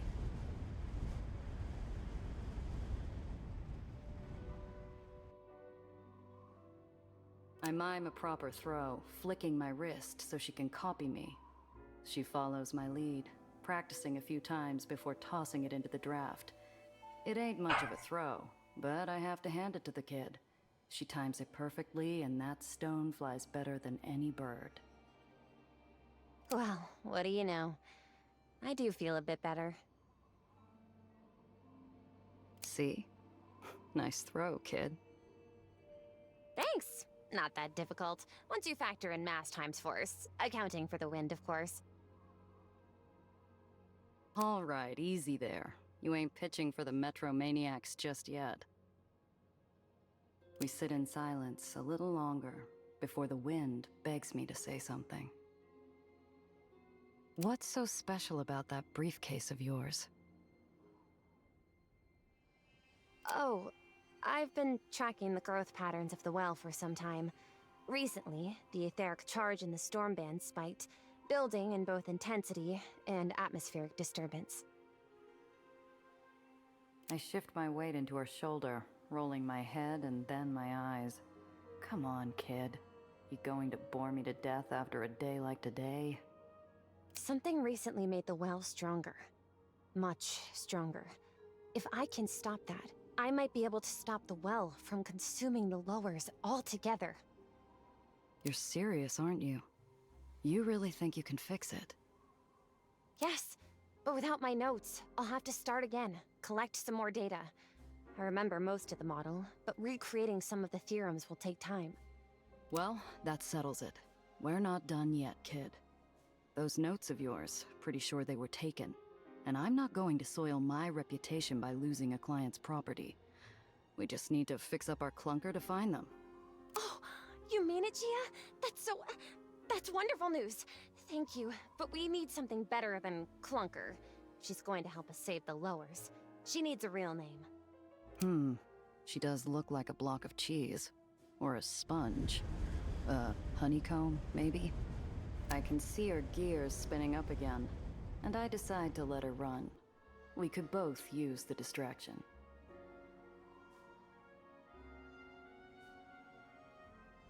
You're right. Squint hard enough and she kind of looks like a honeycomb.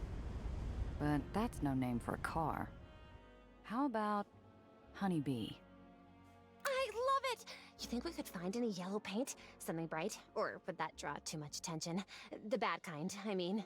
As we stand under the gloom of the well, the world somehow manages to look just a tiny bit brighter. I think your uncle was right earlier. The wind skipping did help. Thanks, Principessa. Trying out a little Italian? We'll work on it. Something easier. But you call me that? I should be able to call you something. I've already got a name, kid. But let me know if you think of anything.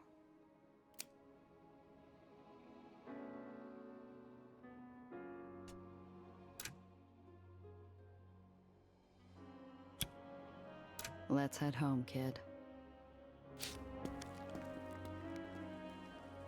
Yeah, now we gotta tell our friend the bad news about the car and how we're not getting that back anytime soon.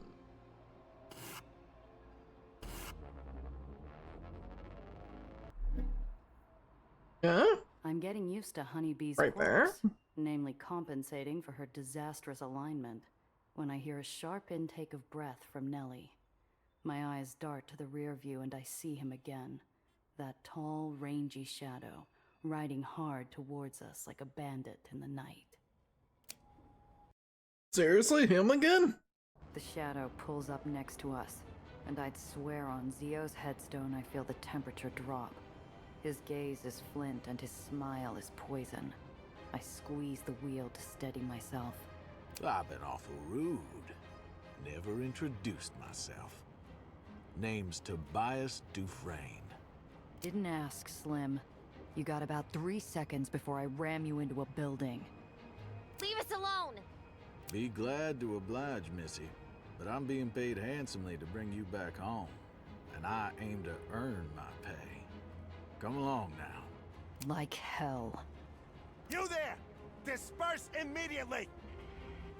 Here's your chance to run. You'd like that, wouldn't you? It was you. You torched my car. Precious to you, was it? I expect little miss was hoping to get her papers back, too. Don't worry, darling. They're in good hands. Wait, my research? Give it back! And that's doctor to you! Apologies, but if you won't come quietly, well... I said disperse! Final warning!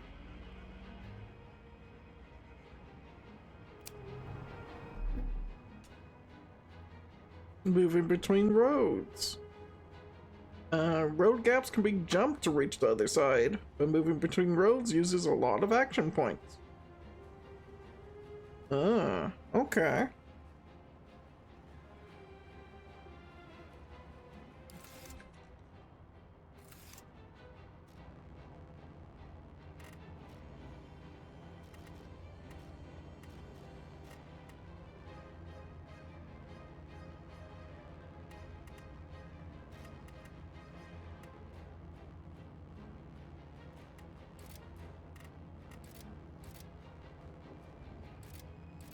That's just one square behind me.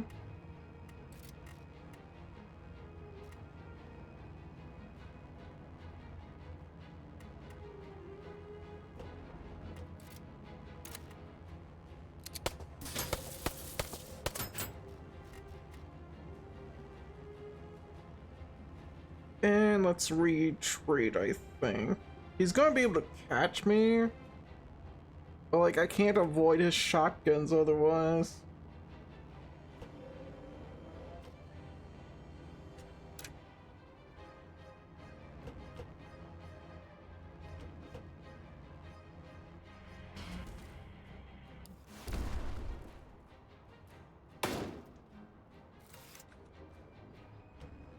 Hopefully that's White Street goes for him. Nice. Okay.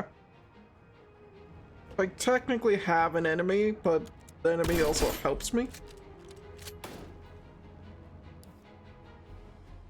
You're cruising for a bruising! Oh, it's that Abby again. What the fuck?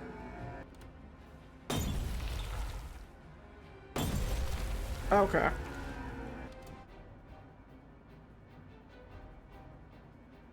He's gone. He's died. He perished. The fuck was that?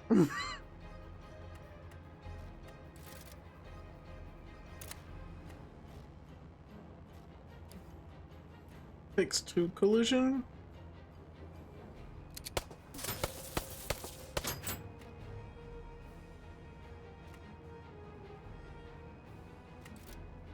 All chops take 3.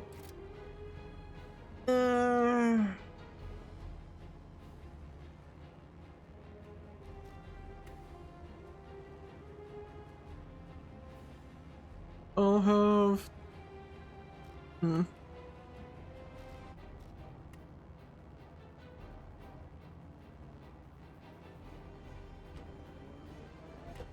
Do more turn if I ram him over. That one hurt. Or like... Yeah, I'm taking damage too.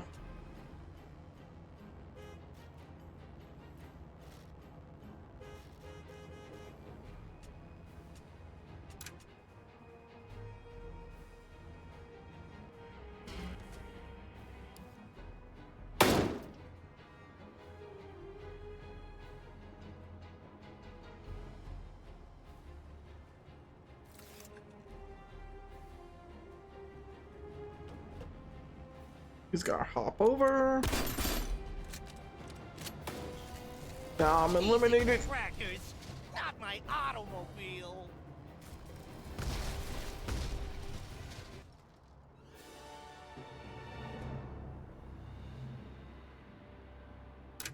Okay, we're trying that Shadow again. Pulls up next to us, and I'd swear on. I've been awful rude. Didn't ask, Slim. Leave us alone! I didn't know autoplay was a thing. Be glad to oblige, Missy. Like hell. You there! Disperse in. Here's your chance to. You'd like that, wouldn't It was you. You torched my car. Apologies, but if you won't come quietly. I said that. Alright.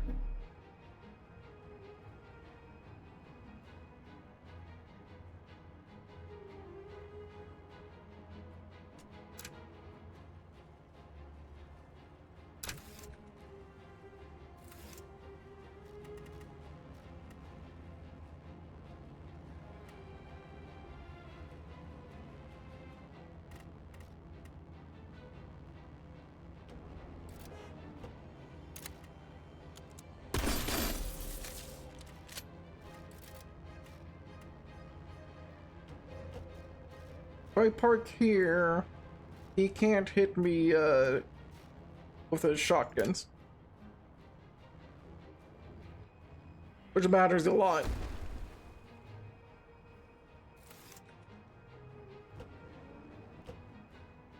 I don't give a fuck about that by standard, huh?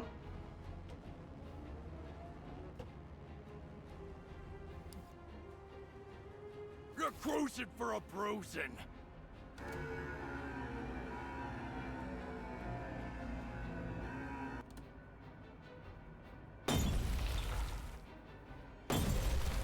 Why is he trying to throw a Molotov at me?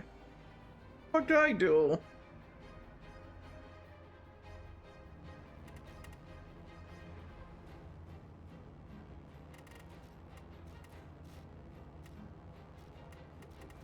Well, can't stay in this lane, and I also can't hit the guy. So all my options kind of suck right now, because he's gonna get more or less a free turn.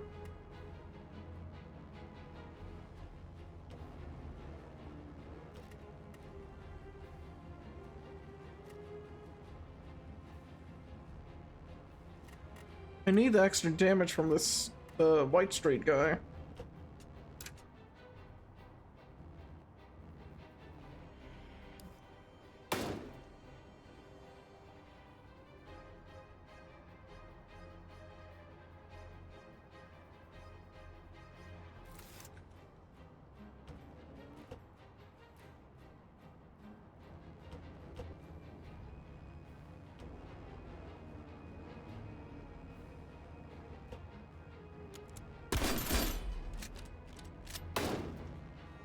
Yeah, you fucking bastard.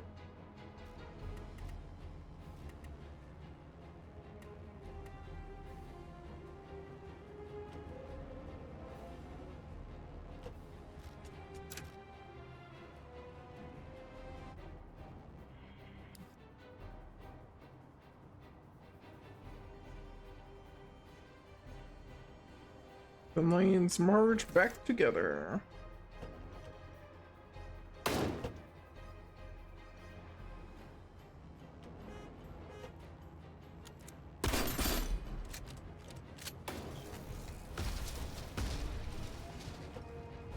Yeah, having one whole turn of I can't do anything fucking sucks.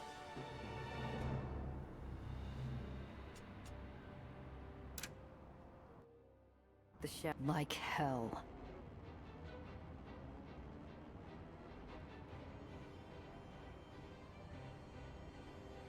You there! Disperse! Here's your chance to run. You'd like that, wouldn't you? It I'd like to skip Precious to you. Wait. Apology. this whole conversation so I can do the combat again, please.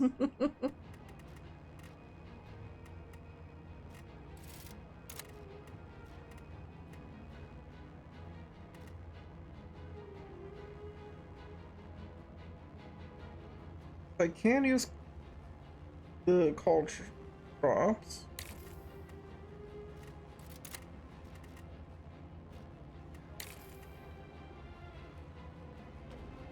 From a distance.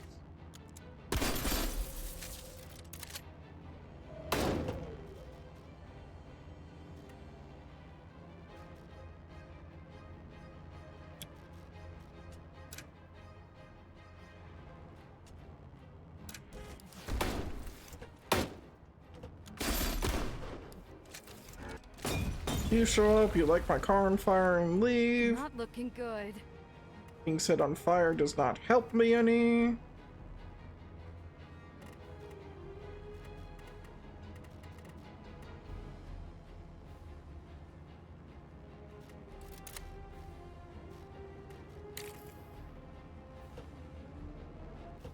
I mean, I might just take the damage there.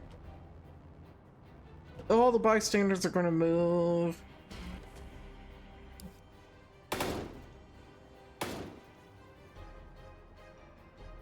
And he's going to come over and shoot me with a shotgun again.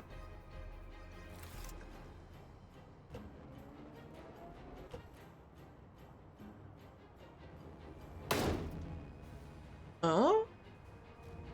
Not this time.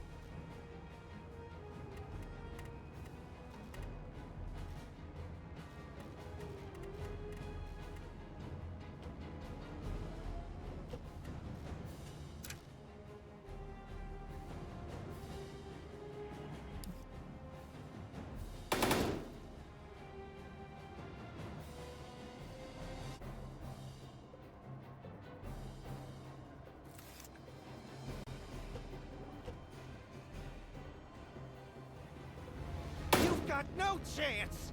Both of you, pull over now! Better listen to the man, honeysuckle. He sounds real cross.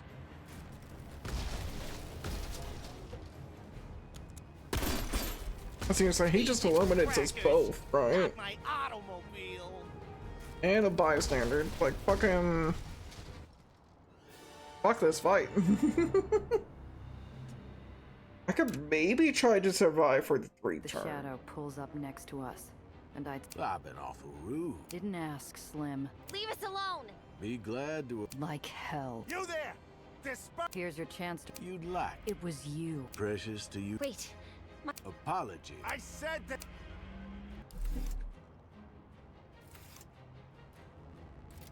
Alright. The call traps I can use here. Move here and shoot him.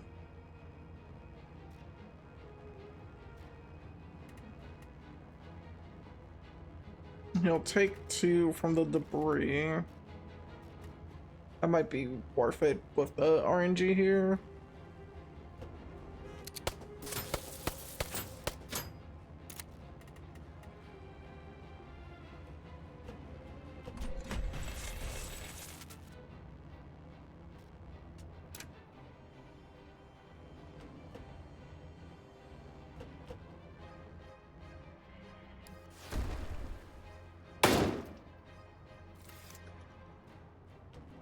Come on, White Street.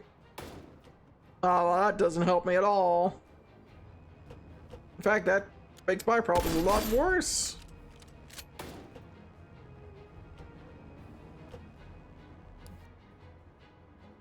You're cruising for a bruising.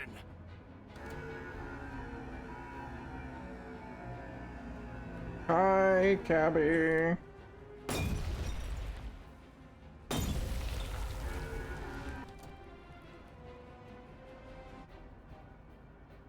Fuck that guy. He's making, like, all my problems considerably worse. Especially because I can't bump this guy out of the fucking way.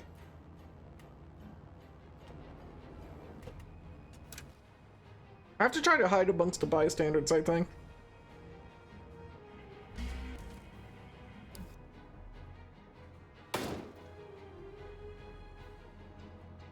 Like, as best as I can, you know?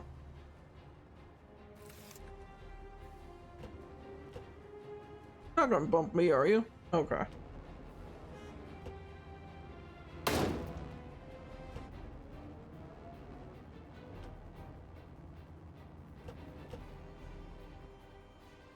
Not looking good.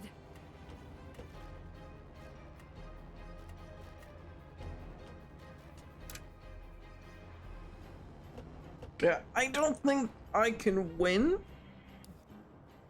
I think I have to go for survivability. Which probably means one more reset.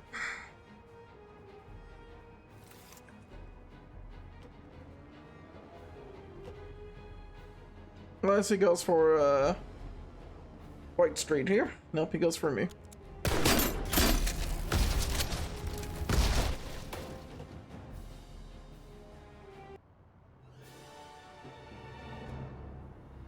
Yeah, I have to go for survivability. I don't think I have Pulls up next to us, and I'd swear the on build to Zio's kill him. headstone I feel the temperature drop like hell.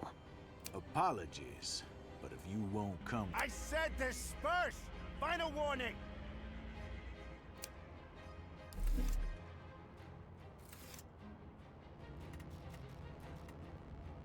Okay. So we're going on survivability this time.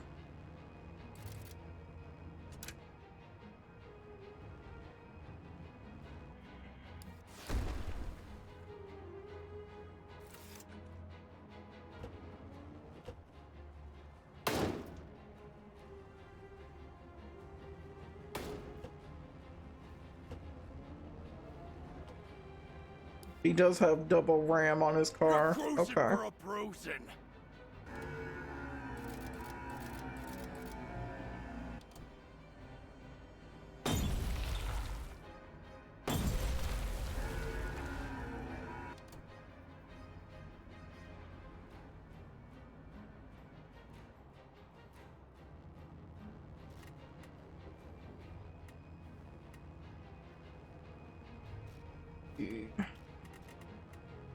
You make the most sense.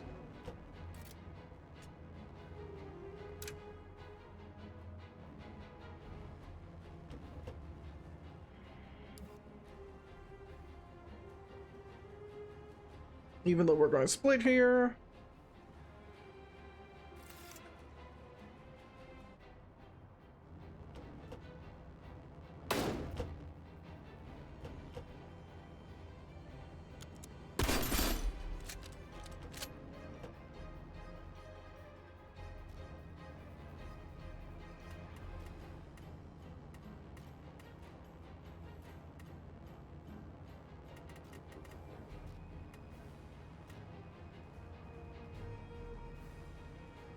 They're going to recombine, so he'll get a shot on my side if I go here.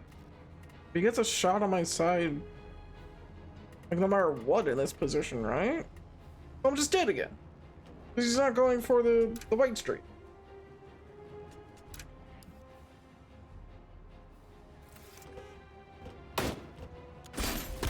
Yeah.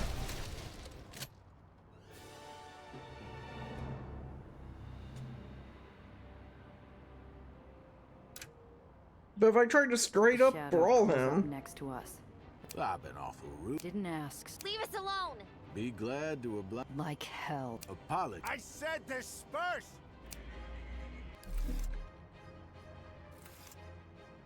like if I can, I would love to knock him over here.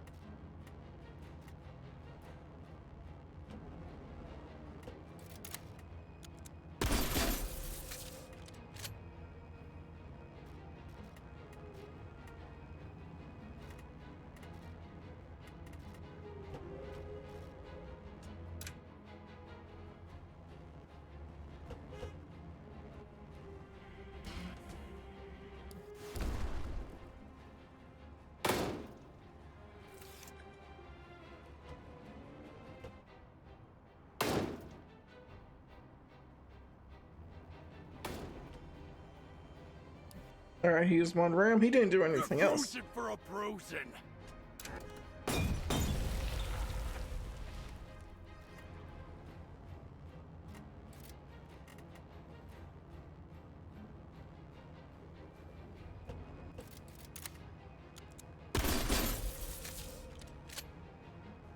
I can't ram him over.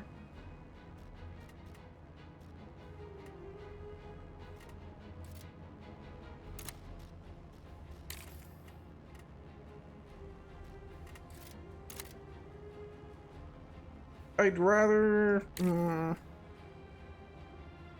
really don't want to.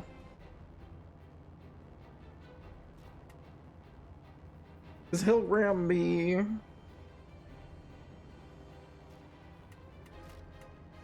need to get out of this lane.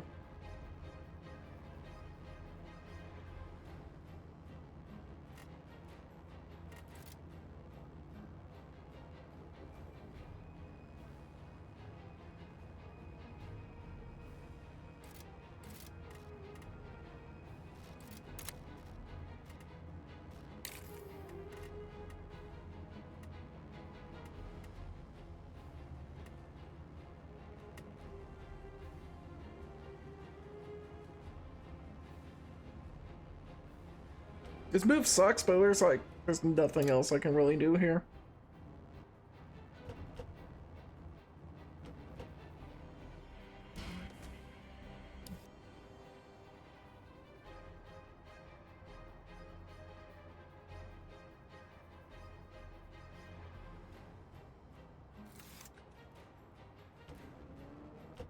Please shoot him.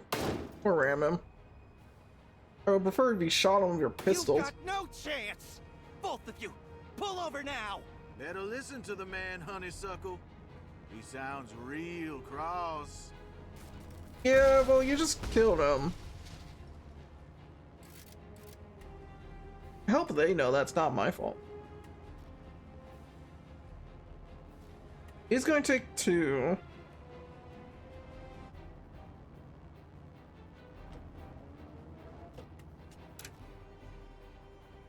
I just need to move forward.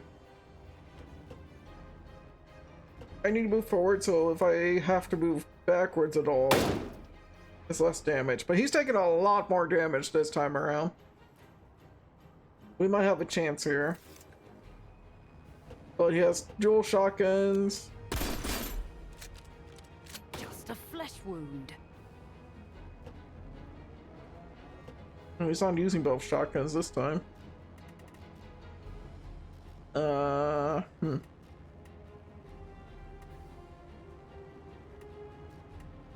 you kidding me?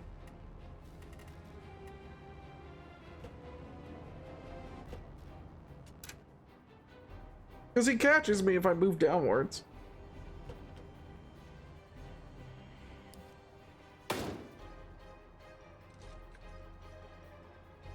That's it!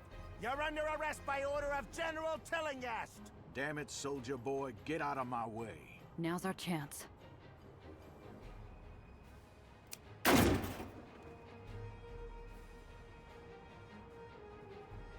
The Whitecaps jump on Dufresne's sleek Corvette like a drove of starched pigs tackling a raven. While the bullets and cuss words fly, so do we. And he clocks our escape with a furious shout. Do you know that all those times I was literally just on the last turn away? You ain't frustrating. You hear? I'm coming for you, Miss Doctor. Frustrating. Oh, at least we got it though.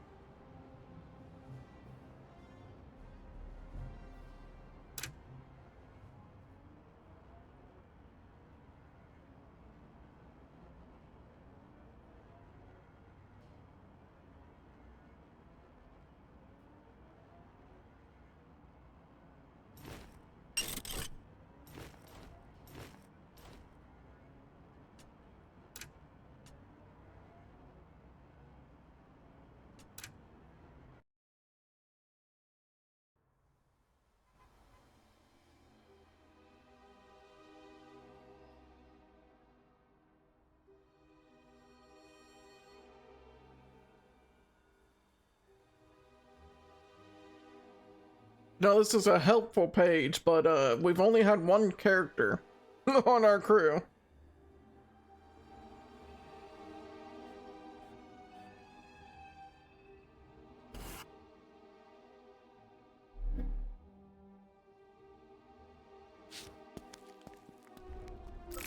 I better let Cress know what happened to the Chimera.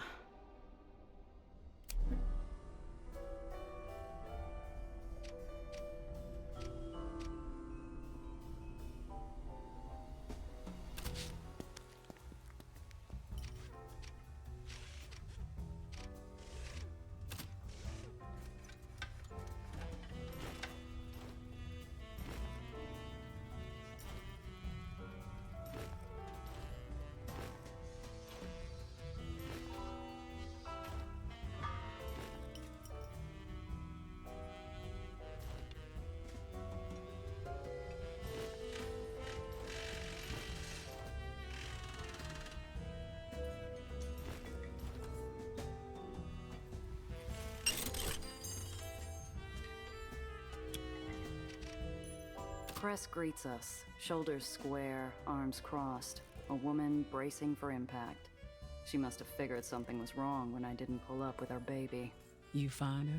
She was gutted. Nothing left to salvage. Expecting the hit doesn't make it hurt any less. Her shoulders fall. It was awful. Ugh, she was an incredible machine.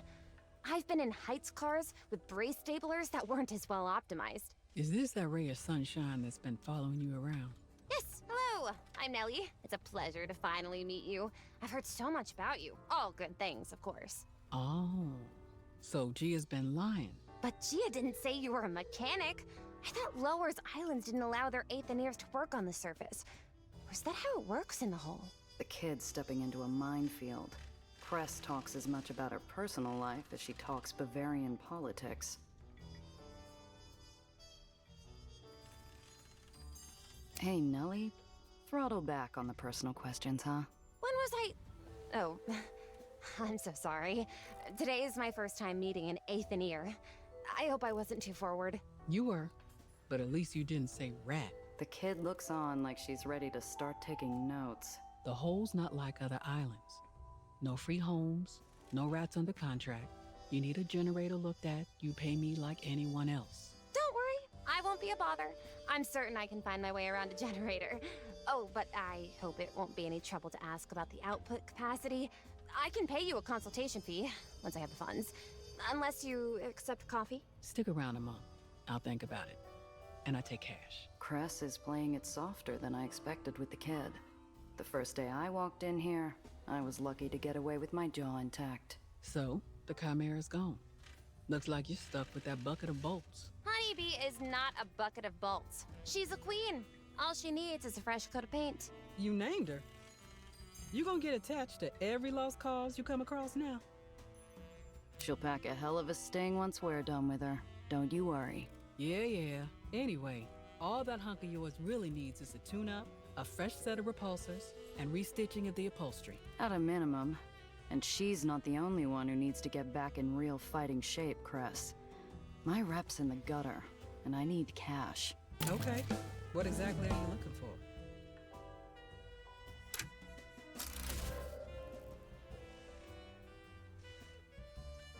Got anything for a little more protection? Honeybee can take some fire from street-level punks, but I wouldn't trust her in a serious dogfight. The chassis is shot to hell. You're gonna want some serious armor plating to reinforce it. I'm out of anything at the level you're asking for, but if you bring me the plates, I'll get them set up for you. Think Tiana has anything? If you're willing to pay an arm and a leg. Fair enough. I'll stop by Pier 6. You happen to know of any jobs? I got something, but it doesn't pay much. More of a personal matter. If you want real money, you know who you'll have to talk to. No, Needles is off the table. Needles? Is he bad? He's nobody.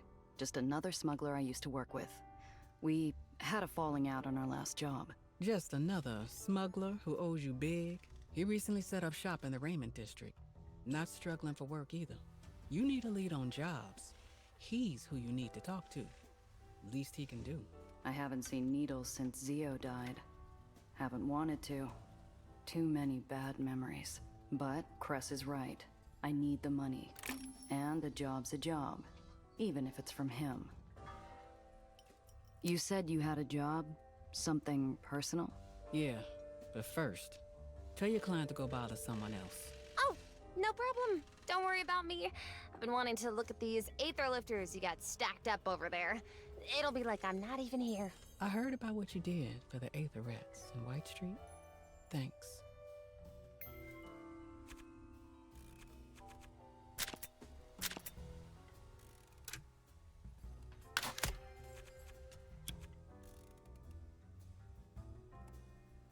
An Aethanir's money is as green as anyone else's.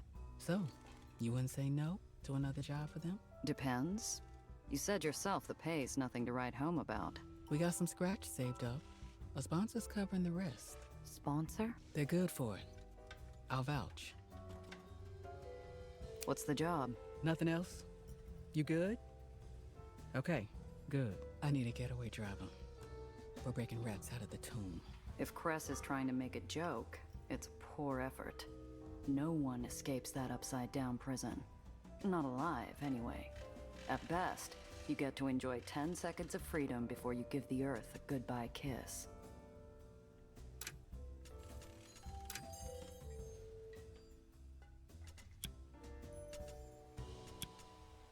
Barons usually leave rats to the terriers. Why'd General Eli bother to lock him up? He's a paranoid tyrant. He doesn't need a good reason to keep you in a cage. I just want to know what sort of people we're helping. Good people. There was a wasting outbreak in White Street. Rats thought it had something to do with the water shortage. Eli didn't like them talking, so he put them where no one could hear them. No one escapes the tomb, Cress. Maybe Eli shouldn't have locked up the same people who keep him afloat. My people have a way into the garbage system, and the trash chutes that lead outside. And we're going to take out the trash. So, what's my part in this? I've seen you steer out of gravity slips like it's nothing. You're plenty capable of a pickup. It's a two-person job. I'll drive the barge there, but I need someone to keep unwanted eyes off us along the way. Who's this mysterious sponsor of yours? Gia. If I could tell you, I would. Don't push it. Come on. Anyone with the cash to spring a bunch of Aether convicts out of the tomb is blowing that money on diamond jewelry and nightclub tabs. You really want me to believe this is a charity case? I don't care what you believe. The money's good. That's all you need to know.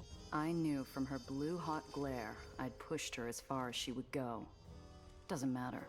One way or another, I'll eventually find out who's holding the bag. Okay, Cress. I'm with you. Good. Only certain barges with military clearance are allowed near the tomb. I got one lined up. Let's meet there first. The tomb's crawling with whitecaps.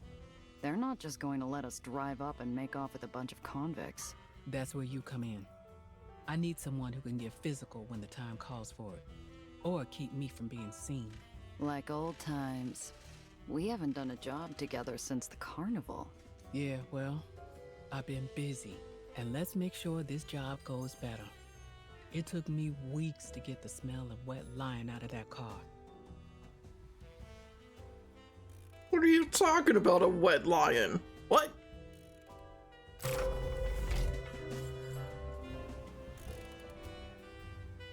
We've recruited Cress to be a part of our crew. Far from the Undercity or any free home, Cress Carter lives life as one of those few Aetherneers who have escaped her contract. She made the hole her home, starting her own garage and filling her newfound quiet with music. Selfless and principled, Cress has stood by Gia through thick and thin, even giving her a place to call home when Zero Alphonse was killed. Drives wagons, flatbeds, sedans, and she goes with brass and smart for her attribute, which is needed.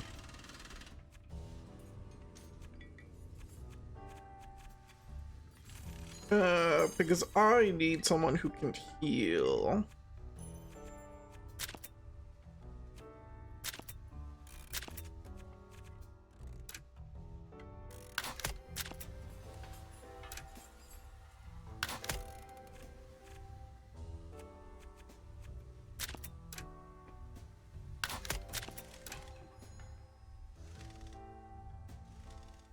That should work for now.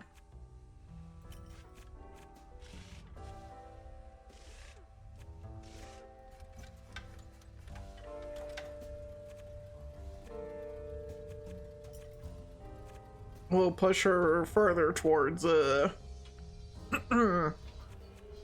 full-on repair.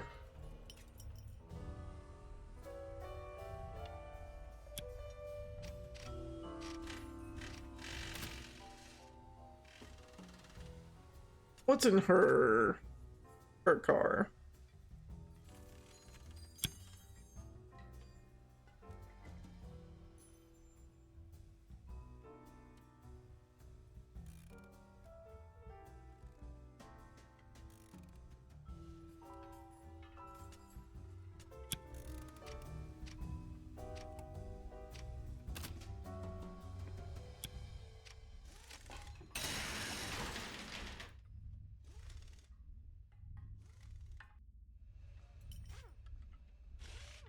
Okay, so her truck can repair.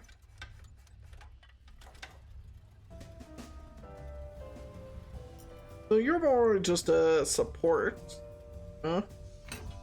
Yeah, all these are support parts. Okay. That's good to know. Does mean there's nothing I can do with her.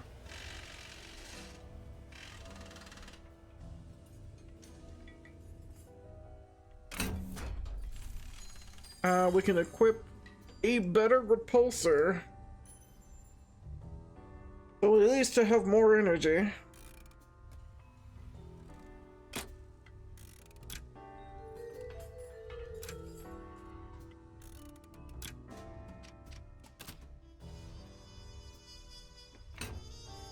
Do I just have access to all the colors? Yeah, I do.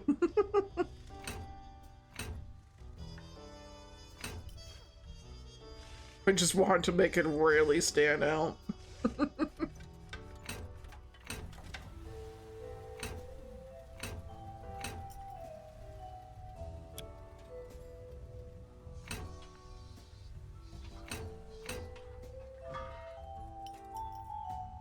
Was it dark gray? Yeah.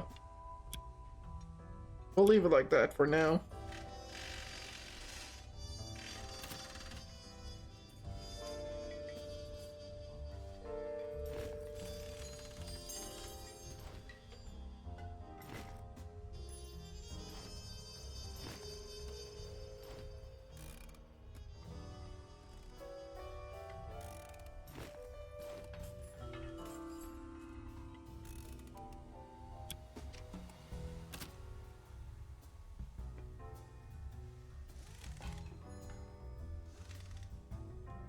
Oh, you're not gonna let me sell that, huh?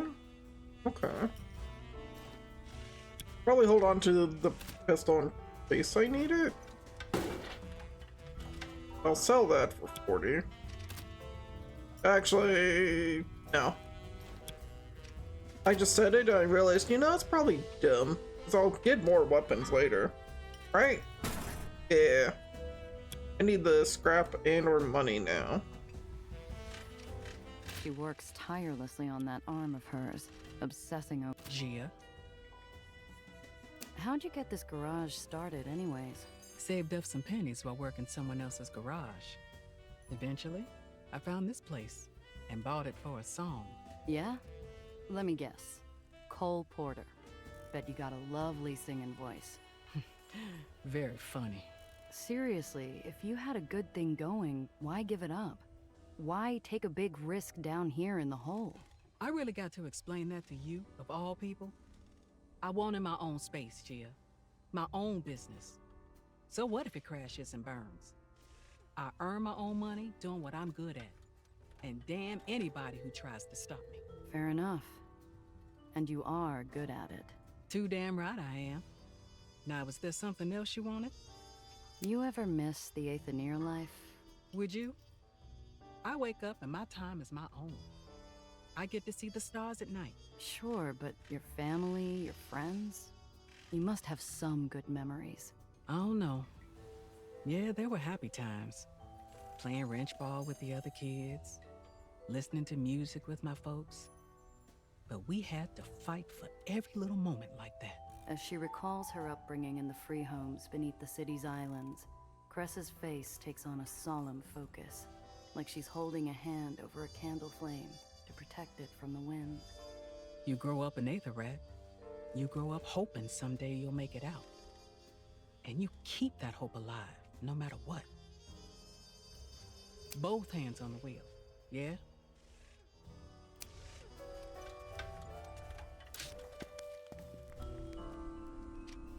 A storm brews on the shallow ferry platform, where the kid hovers over Mr. Throg, crackling with frustration like a gathering thundercloud.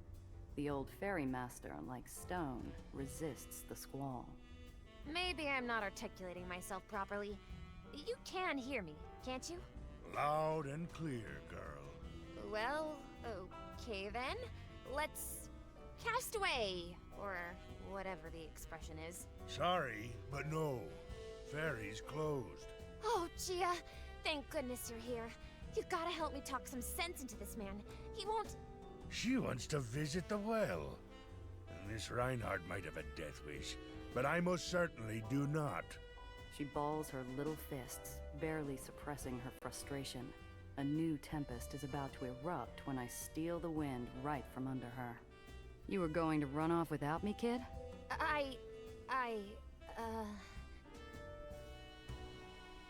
What was your plan?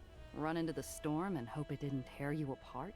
Gia, this is the last thing, and I'll have recreated the most important parts of my research. I just need to get close enough to see the atmospheric conditions around the outskirts of the well. The only thing you'd have seen is your own skull as your eyes were pulled from their sockets. Mad girl. Everyone had their own well story, just part of living every day next to something that could kill you. I'd tell my giggling sister how I had to lasso my own leg once as it floated off. Nellie, evidently, does not share the same amusement at such a story. You know, there is one place that might work, not too far out of the way from White Street. Safe from the gravity, too. Oh? You ain't taking her to the rig now, are you? I might rather take my chances near the well. Don't worry, old man. Ghosts don't scare me. Ghosts?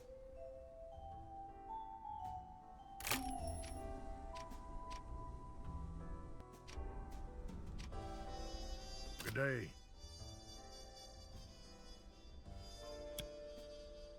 Take care now.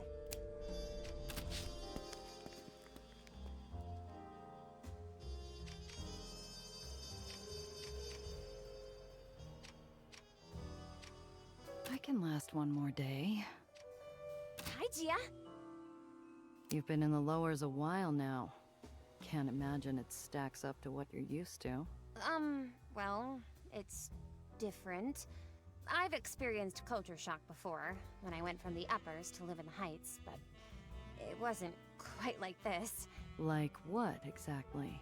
Everything's darker. There's so much smoke, and all the islands are just smushed together. You can barely even see the sun. Even the food tastes different. Maybe it's the brand, or the ingredients? I asked Pier 6 if they could bring some uppers candy in, but the import fees are unbelievable. You said without your notes you'd have to start over. It's going. Slower than I'm used to, between the lack of equipment and the lack of data. But I'm making progress. I'll still need a proper lab. Can you believe the whole never used agricultural testing? No wonder the radish farm closed. Somehow, I doubt it was high on the old Baron's list of priorities. Come back soon.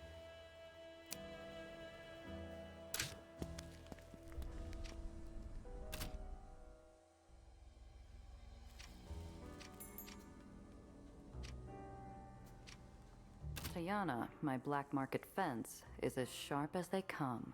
From the cut of her cashmere jacket to the razor line of her jaw, she can draw blood with a glance.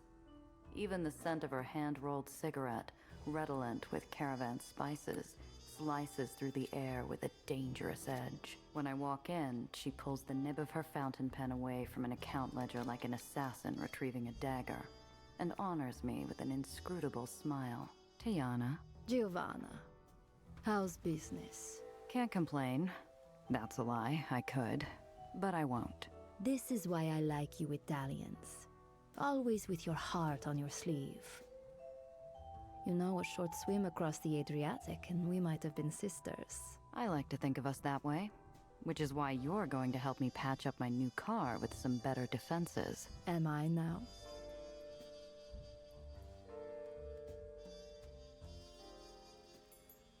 Well, I know you're dying to tell me what happened to that artist of yours. Might even stick around to do your braids, if you're nice. Oh, how tempting. But I think I'd rather if you owed me a favor. Uh-huh. What kind? The kind you're good at. Her long fingers reach into a hidden pocket and retrieve a photograph with a slip of paper, which she slides across the table to me. Her perfume follows. This is Saoirse Byrne. But don't call her that unless you want to lose an ear. To the lowers, she's Bangor. Nasty little thing from Northern Ireland. Leads a street gang called the Madrigals. A real charmer. You're to intercept a cargo train carrying crates of weapons through White Street. You will bring those weapons to Bangor, collect the money I'm owed, and I will be happy to source you some steel. Alright. We could probably run some weapons.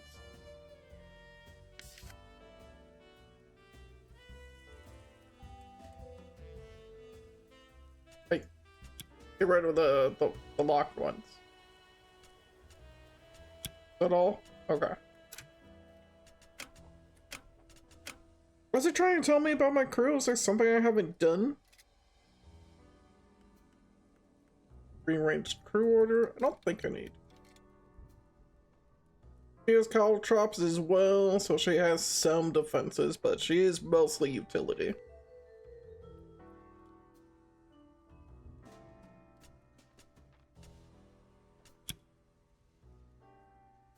This banger dame I sounds do like a real want piece more of information, work. but... Anything in particular I should know? Nice.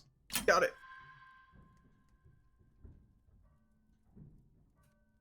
They say she survived the wasting as a child by catching and eating animals. Rats, birds, a dog if she got lucky. So she's tough. She is dangerous, and she is always hungry. I look like an arms dealer to you. What kind of weapons are they anyway? You look, Giovanna, like someone I am paying to get this done. Don't worry about the weapons. Nothing you haven't seen before.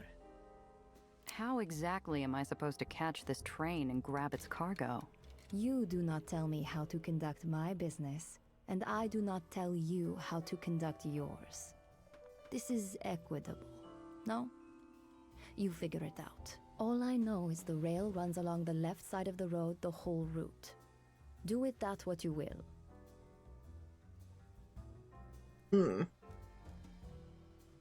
So, do I want to put shotgun on the left side of my car? Nothing makes a job more dangerous than going in blind. It can't be as cut and dry as she says. What aren't you telling me? Giovanna, the great castle libraries of Illyria could be filled with the things I don't tell you. Trust me. You want it that way. Fine. Yeah, all right. Excellent.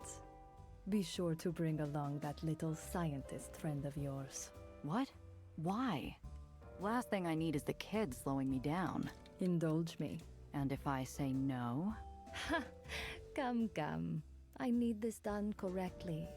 And you, Giovanna, need the money. Bring the girl. I like this about as much as a kick in the teeth. But in Pier 6, Tiana calls the shots. She meets my grimace with an infuriating smile. Fine.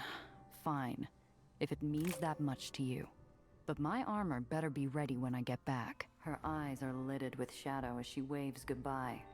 I can't tell if it's meant to be mocking or affectionate. Probably both.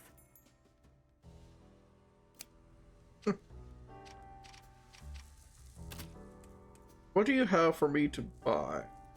You have quite the engine. Would solve a lot of my problems.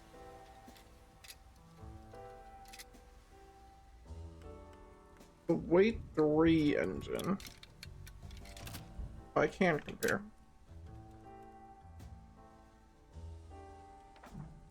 I'd be adding warmer weight, but like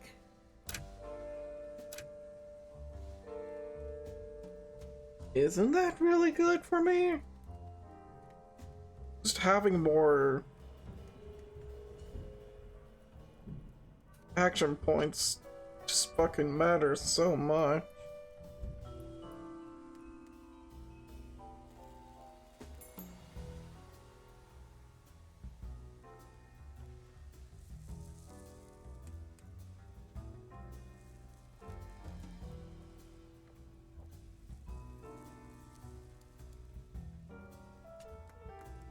We'll go without for now, because I'm sure I can get it again later.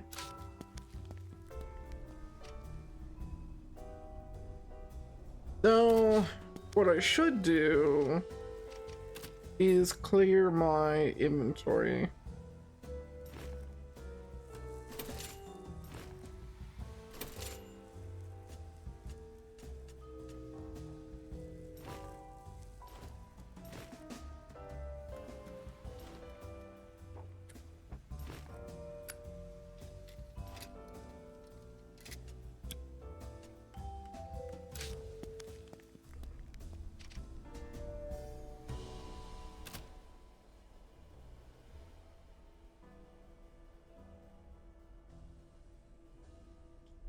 Do you want to try to grab that second shotgun?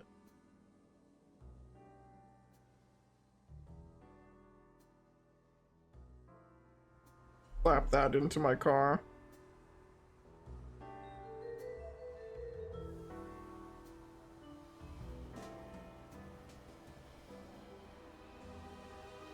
Does mean I have to go through that checkpoint again.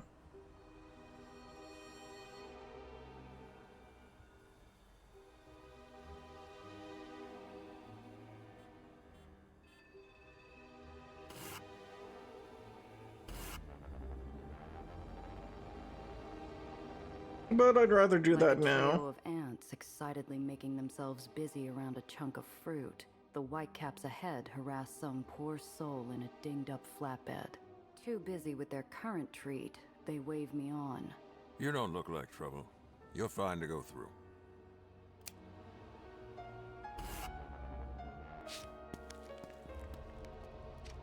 Hey there, I got some extra stock if you're interested. Take care out there. No, you don't have a shotgun this time.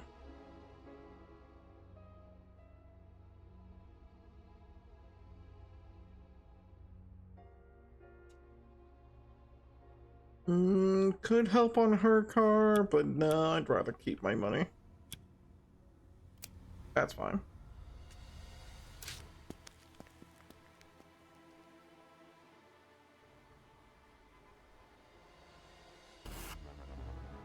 Anything down here that's important?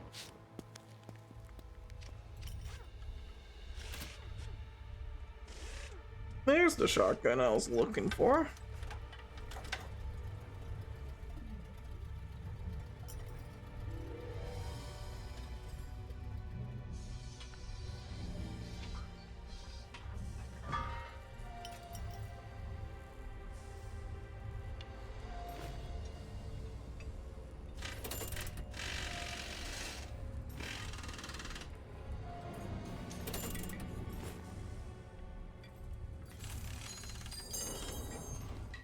Buy one thing of armor and equip it.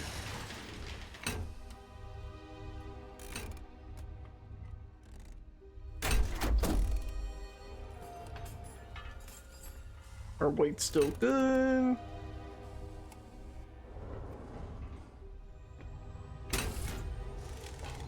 There we go.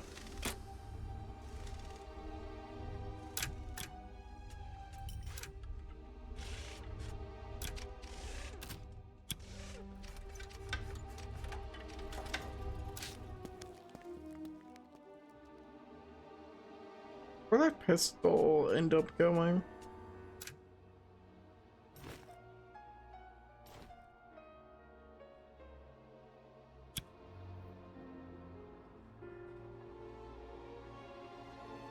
Oh, now I have a shotgun on both sides. If anything, they just do a fuck ton of damage.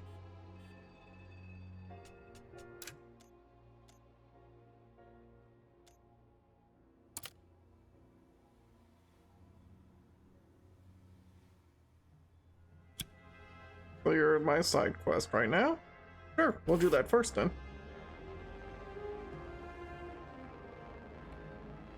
Thanks for the help, Gia. This research really is important. I'm glad you can see sense, unlike that Mr. Throg. Hey, take it easy on him, okay? He's a good egg. And he's right about the well. You shouldn't have tried to go by yourself. She shuffles in her seat, adjusting like an agitated bird in a nest of thorns before changing the subject. What you said before, about ghosts? Where are we going exactly? An old Aether rig still floating just off the edge. Nasty storm years back. Strong even for the well. Killed the whole crew. Though some still say their spirits keep it afloat. Wait, you don't actually believe in ghosts, do you?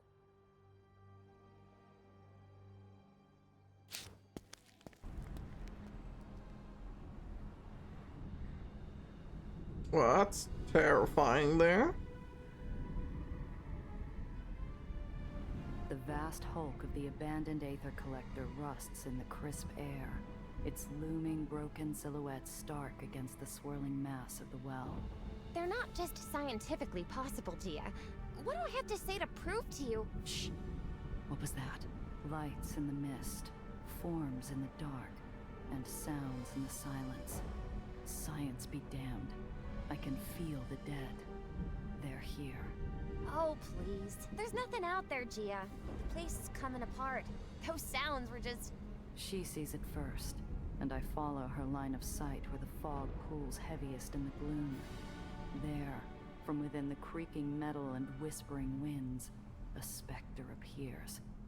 You should not be here.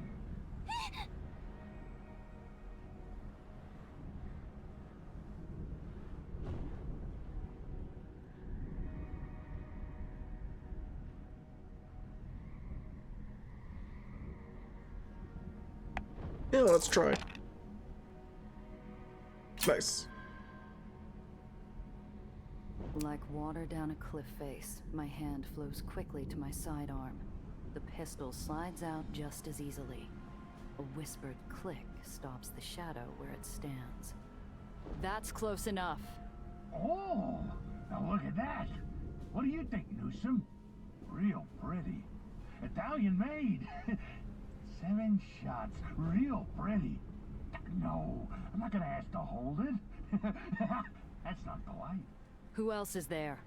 Nellie, get ready to go. Who else? No, don't you worry. It's just Newsom, Rollins, Turner. Samuels is around here somewhere. We're all too busy keeping this thing afloat. All too busy. Oh, I need to check the lower decks. Make sure the pressure chambers are intact. Yes, of course I need to check them again. Shh. Just let me do my job, Newsom. The ghost walks off, the fog swirling around him. Too long of a blink and I'm sure he'll disappear into the atmosphere. Oh, wait, hello, Mr. Ghost. We won't be long. Was hoping to just take a look at the well. Ghost? Oh no! Name's Roscoe, Chief Ballasman here on the Chamberlain. And please, take all the time you need. Newsom and the others appreciate having prettier faces than mine around. I can't believe you thought he was actually a ghost. He's just an old Darkman in a high-altitude suit. I'm still not convinced. Now come on, let's get things set up.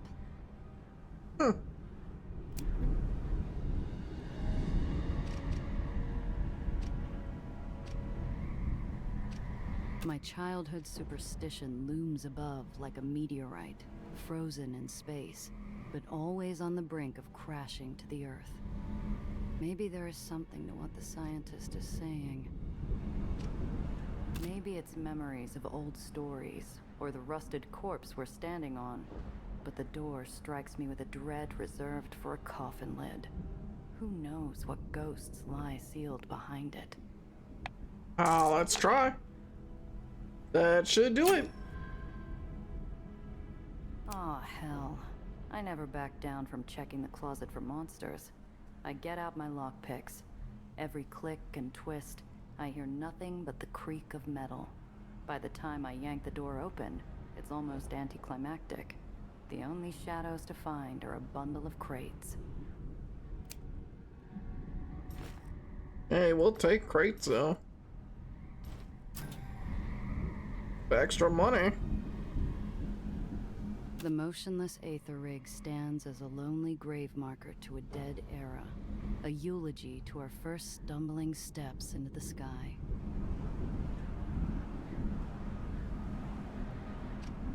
Strange how Nellie seems so afraid of the thing. It's really no different than the sun or the moon. It just exists. Yeah, but the sun and the moon existed before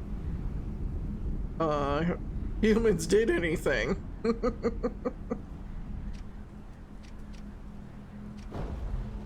ghostly remnant of an old derrickman weaves in place, his helmet emitting a warm, buzzing drone, somewhere between radio static and the crackling of the last coals of a bonfire. You don't have to stare. I'm telling you, he's not a ghost.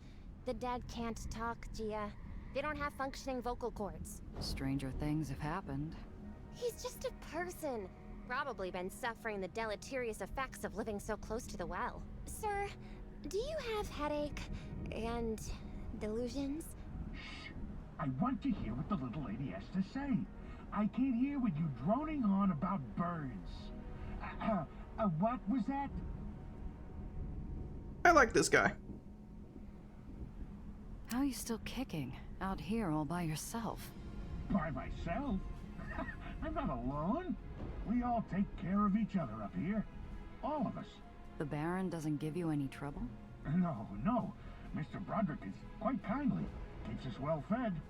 I only wish that man would shave. Yuck! Disgusting rodent on his face. Broderick. Rings a bell. One of the old barons of New York. Not a name I'd heard since Zio told stories about the days of blood, when Eli first started taking territory and executing his rivals. And the well? The well? The well? Oh! I've heard of that thing. A strong wind off New York shows up in the winter. Don't worry, young lady. Storms come and go, come and go. Come and go burrows into my ear, nesting in the part of my brain concerned with old memories. A radio advertisement as a kid talking about how the well was nothing to worry about. You the only one keeping this hulk in the sky? Not me. No. The Aether. It's been, what, 30 years since this thing went out trawling? Without a refuel, the Aether levels can't still be enough. Yes, they can. You youngsters, you don't appreciate Ethan. You didn't see it. When we first found it, it changed everything. The world became a circus. A magical circus. It's amusing, at least for the first few minutes, hearing the old man talk about how the world changed, how circuses changed. But I don't have all day. Ahem. And as for zebras... Oh, you're right. You didn't ask about zebras. You wanted to know about vacuums. Madonna help me. You see, this old rig, she's just one big vacuum. Collects Aether even when she's sitting still. As long as I keep those engines going, she'll stay up here forever. Who is that you're talking to? You? No, I mean when... Shh! Newsom, the lady is talking. You were saying. Never mind. My friend here is studying the well. We were hoping you might have some old records from what it looked like back when your rig was airborne.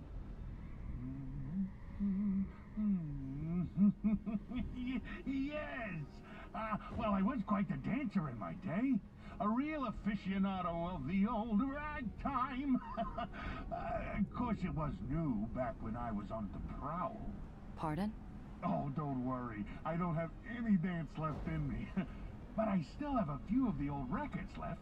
The man trudges to a small alcove made of detritus and rust, pulling out a box of records, most falling apart due to the moisture. Here, this one should still work. I hope you enjoy. You look like quite the dancer. Quite the dancer. Thanks. This has been very, illuminating. Anytime, youngster. You've been a wonderful student. You make me feel like a proud papa. Come on, help me set this equipment up. There isn't much for me to do, but I think the kid enjoys bossing me around. Her self-satisfied smugness reminds me of how I felt when I first called my father William as a child. There. And can you move this? Now, these over there. Gia, that's... glass. Just be more careful, please. One more thing. By the panel. No, the other panel. Eventually, Nellie stops giving orders, and I'm fossilized along the sidelines, turning into little more than a paperweight in a coat. This is a whole lot of, scientific equipment. What are you trying to build? Well, in the absence of a Pfeiffer trap to collect the Aether in the air around us, I'll need to improvise. She accents her determination with a sudden drop of a crate full of junk I recognize from the various ditches and drains in the hole. The Radish King is splattered in faded paint along the side. You really should pay more attention to the garbage lying around the hole. I found parts of a cyclotron just laying around. Oh, and a 1925 Hethelbaum cathode. I couldn't find any thorium, though. The experiment can work without it. Hopefully. But since we're on an old Aether rig, there has to be some around here. Think you can find some?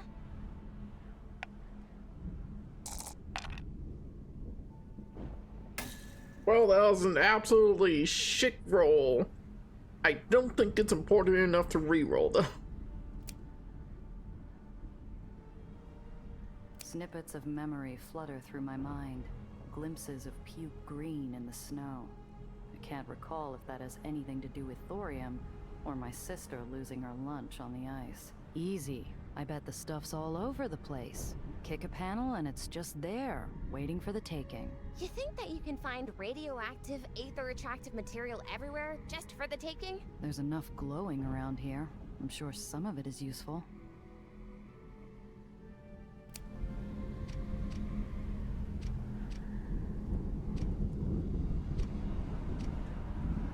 There was one summer where we saw Zio off on a ship bound for the Congo.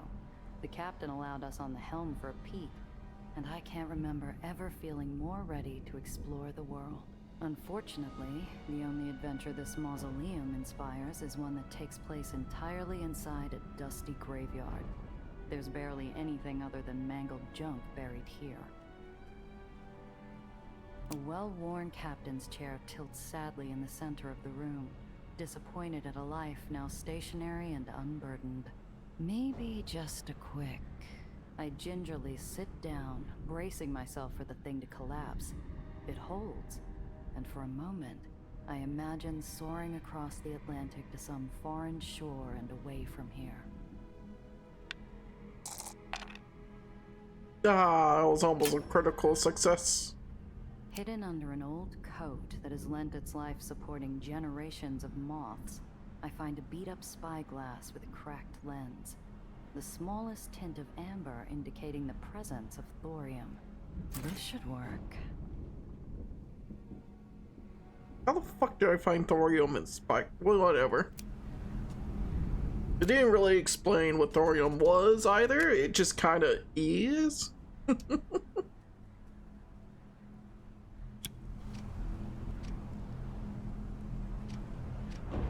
The warped barrels are silent and will never fire again. Good thing, too. After a failed attempt at a raid in the countryside, Zio and I learned real fast that Aether rigs are best left alone. The gunhouse is dark, other than small beams of light filtering through old bullet holes. They don't reveal much, but from what macabre paint they do illuminate, I'd best leave, or disturb another ghost. One of the panels into the inner machinery of the rig repeatedly shifts in the wind, barely held down by a screw that likely wished its existence would end. Quick pull and the whole thing rends free, revealing a dark, seemingly endless cavity into the guts of the rig. Most of those guts, unfortunately, have been eviscerated beyond recognition. Damn it. This part's already been scavenged. I poke around the scraps of other scavengers, looking for anything that could possibly work. The most I find is a clump of something tarnished dangling from a mangled hose. I guess that's just so I can get more scrap later. Sure. Might as well look for, thorium here. That's pretty good. Not what I needed, but I'll take it.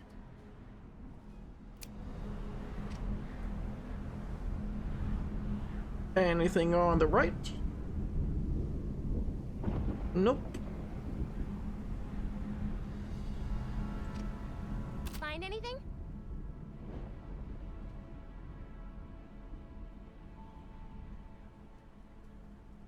Yeah, here. What do you think? Maybe you should be calling me Doc from now on. Oh, you found some! That's perfect! With fast hands, the kid gets to work, bending, breaking, and binding her crate of junk with the small amount of thorium I was able to find. Is that... It's not a real Pfeiffer trap, but it's close. It will help measure the amount of naturally occurring Aether in the air. I should be able to compare the data with Lorenzo's Aether constant to see what local saturation looks like. She bites her tongue as she focuses on what seems to be the last part of her little machine. Then maybe we can get some insight on where the well is drawing all this extra mass from. And... done. The box begins to emit a soft glow and whir like a carnival novelty attraction. Now to wait. More clicks, more whirs, more clicks, the occasional chirp. Not even the swirling chaos of the well seems interesting enough to alleviate the wait. I take it this basket of junk makes you miss home and all of its shiny, top-of-the-line gear? No, hadn't thought about it actually. But I didn't need any fancy stuff for this. This is just, well... She holds out her hands as if presenting her little machine like a talented, ball-juggling seal on a circus stage. This is just... simple. Simple? So, any one of you could have roped some trash together and found out the world was ending down here? No, that's not... You know that's not what I mean. I didn't intend to put poison in that joke, but the girl seems to swell up all the same. I don't know why no one's caught it. They should have. I should have. But I'm here now. You don't have to bring up that I'm from the Heights every time. Okay. Was just teasing you, kid. I know you care. Glad he's keeping his distance. Makes me uneasy, him roaming about. I lob my eyes and chin towards the muttering man in a high-altitude suit. I'm not discreet, but I don't think he'd notice if I threw a rotten tomato at him. Poor man. He has to have the wasting under all those layers. No wonder he's seeing things. He has to be in so much pain. After all this time, he'd be dead. That head would be bright blue, for starters. Unless, maybe... We studied rare cases in Olympus Park. Patients who showed no outward signs of the wasting, but had gone mad. How'd you know they had the wasting, then? After they die, we'd watch an autopsy. The brain was... different. Changed. I had to leave before Dr. Monitz finished. I didn't like seeing a human person like that. All taken apart. Got enough to go on? Let's see... Oh, yes! This is perfect! Exactly what I needed to help continue my experiments. I do know my thorium. Nellie turns away from her machine. Fresh plastered smile from the victory still smeared on her face. She gives a small curtsy. Of course! I never doubted you, Lady Sif. Excuse me? What's that supposed to mean? Oh, nothing. Just a joke we'd make back home.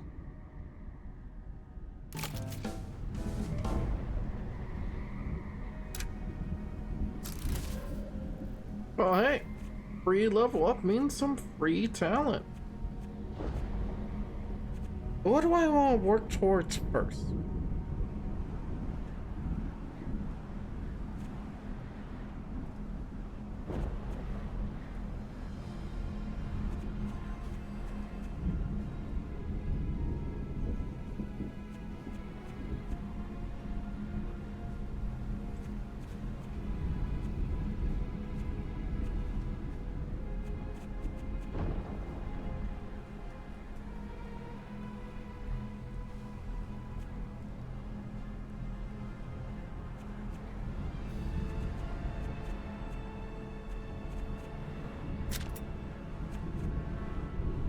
Because I feel like ramming comes up a lot.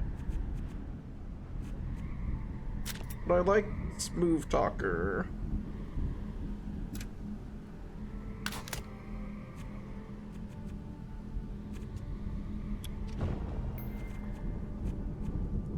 As for you, now I know you have a heal, but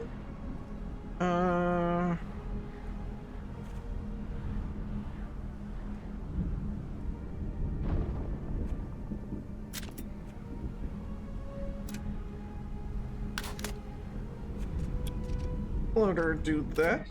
You are the real one. Thanks. This has been very... Anytime, youngster. You've been a wonder. Alright, doesn't look like we have anything else to grab here. Up, lag. That was quite a bit of lag, too.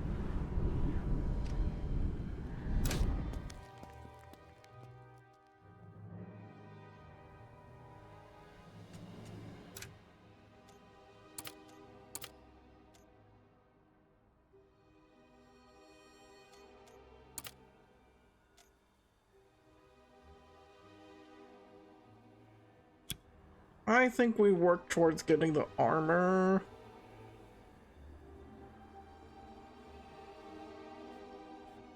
Because if I don't grab the free armor, it might bite my ass later.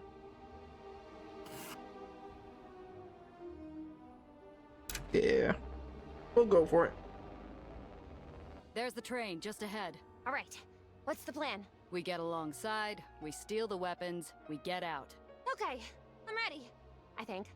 Are you ready? Hang on, there's something I need first. Hold on. Yeah. I might need to clear some Hey space. there. Nice to see you.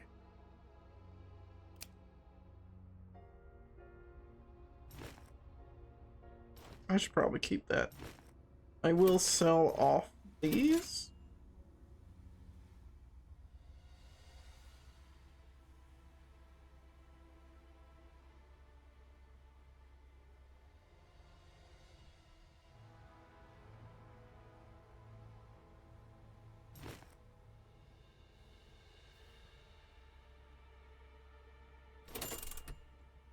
And I'll buy those.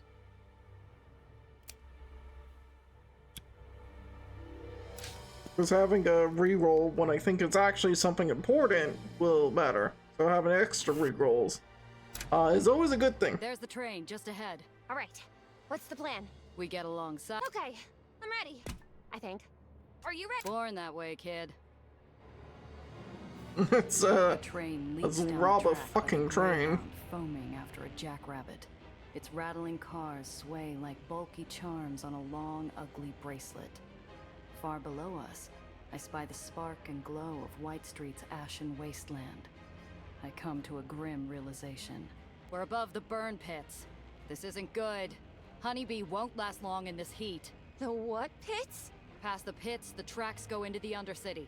We have to stop the train before then. Sorry, what do you mean, stop it? We have to derail this train, kid. Ideally before this car melts. The city's a blur. Oh, that's fun. The cargo door beside us is tantalizingly close. Almost like I could reach out and touch it. Yeah, we're not doing that. I'm not going for a 2% roll here. I need a critical success. No. I'm busy trying to puzzle out how exactly Tayana meant for me to derail a moving train when I see lights in my mirrors. Whitecaps. Terrific. Call for backup! They're trying to stop the train! Gia, look! I see him. We don't have time for this. Maybe we can end this scrap before it starts. Can't do that either.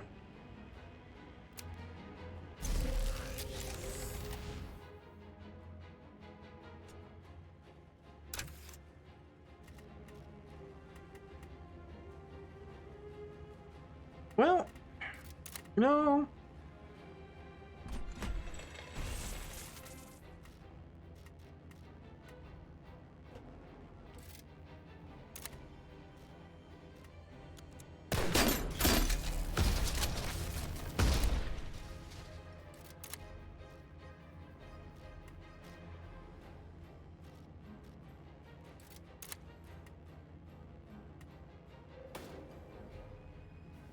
We'll just ram the car and the train. And, the best I can do.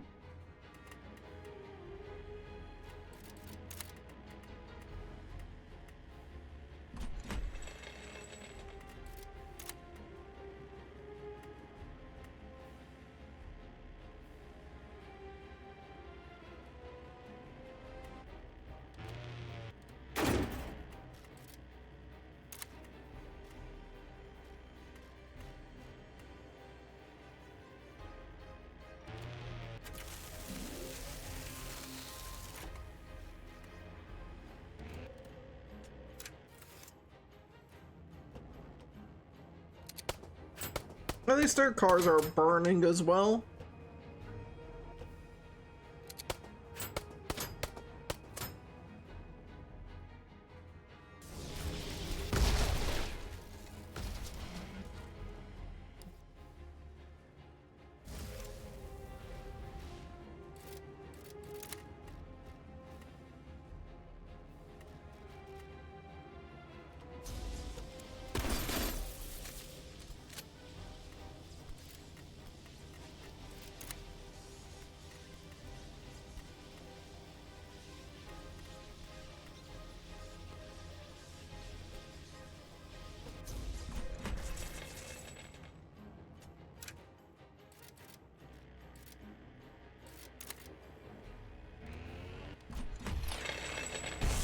And let's get some caltrops to deal with that guy.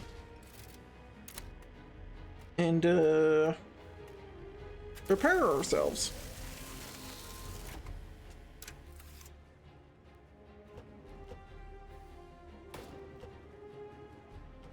I have to eliminate the train in 4 rounds? Wait a minute.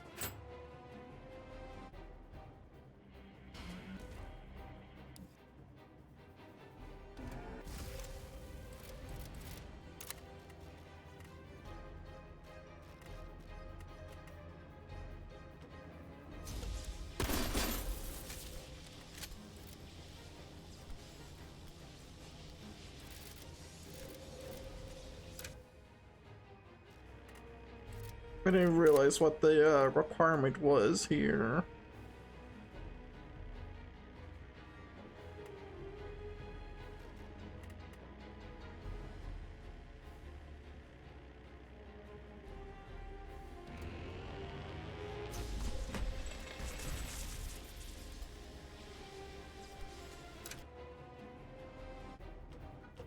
Oh, I don't succeed.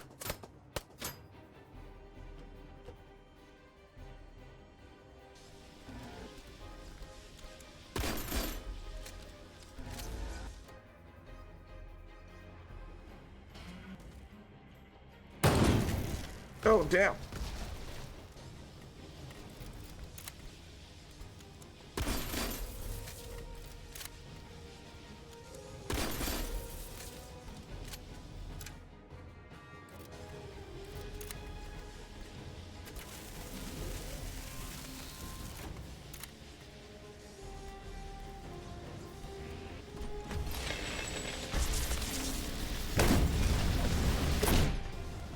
The caltrops definitely help, but I need to do way more damage to this train sooner.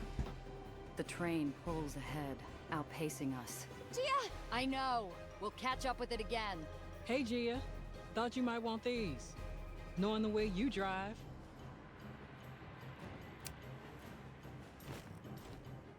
You know, those definitely help.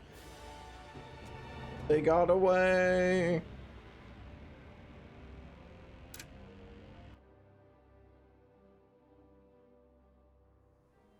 So I don't know, I did feel it.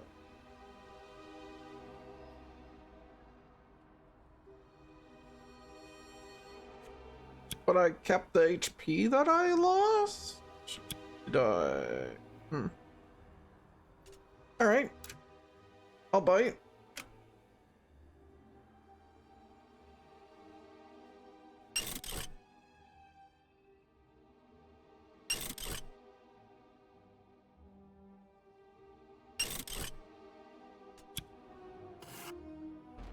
There's the train.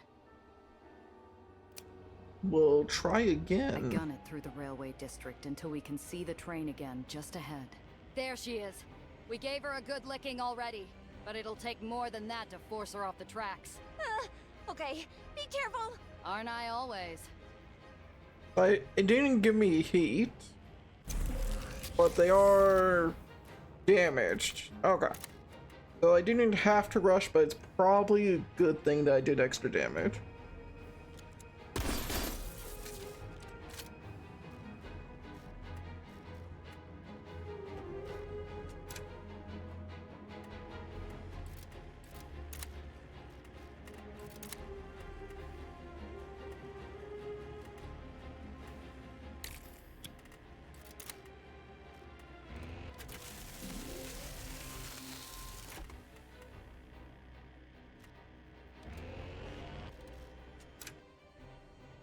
Dang it! Boss is gonna hang us if we don't do something!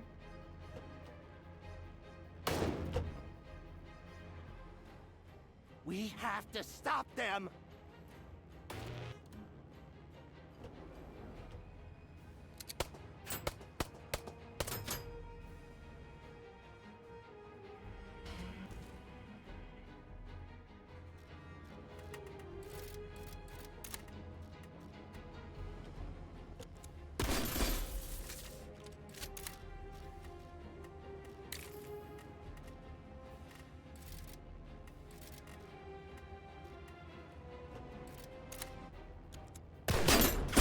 Gotta get rid of that guy.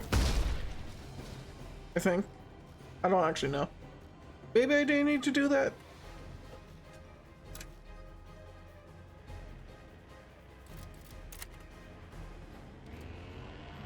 These caltrops should do it.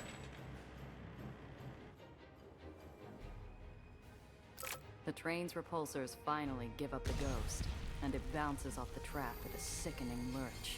Time for an unscheduled stop.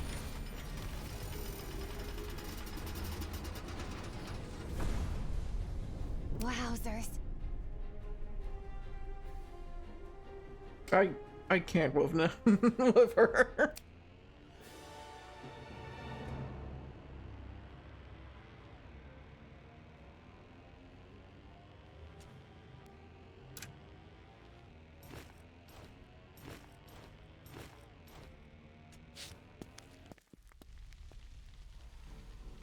The train cut an ugly gouge through the ash heaps as she reached her final stop. Now she's just another pile of scrap in the pits, half buried and groaning like a beached whale. As we approach, I try in vain to block out the sulfurous choke of our surroundings and the memories that come with them. I feel bile rising in my throat.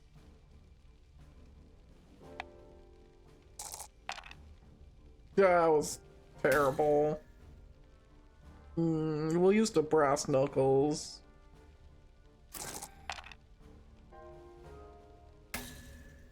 I'd rather take just a failure than a crit failure. I clench my fist so hard my gloves squeak. The disease we called the wasting wasn't just a sickness, it was a curse. The kid doesn't see me retch onto the ground. Good. Some things nobody should ever see. Keep it together, Randazzo. You got a job to do, remember? What is this place, Gia? Anything that can't be saved ends up here. You'll want to watch your step. Are those? Oh god! At the sight of charred bones among the refuse, she claps a hand to her mouth and wrenches her eyes shut, as if willing reality itself to change. I give her time to compose herself. Let's get out of here as soon as possible. Couldn't agree more.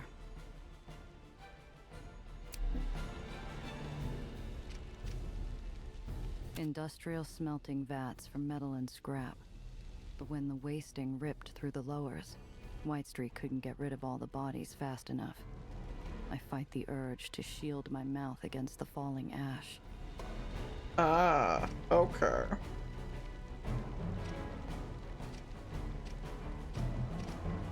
There's something hidden in the ash at the base of one of the cars. A quick brush off reveals the hawkish emblem of White Street's intelligence core. Oh, great. We robbed from them. The car is torn open, like an overripe fruit spilling its seeds across the ash. I ought to crack one of those larger crates open. Bingo. The glint of iron and the hot red glow of Aether gone sour.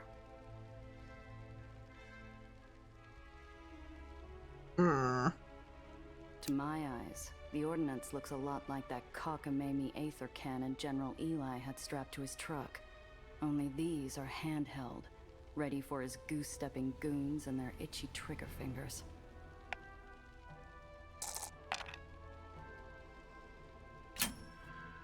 I spy something else buried in the straw. It's a casino chip, with the name Dreamland stamped in gold. Well, well. What is it? The whitecap who loaded up this crate is surely gonna miss this. Seems a few of Eli's heavies spent their furlough off in Mar Magdalen's paradise of vice. Wonder if the good general knows where his boys have been sneaking off to.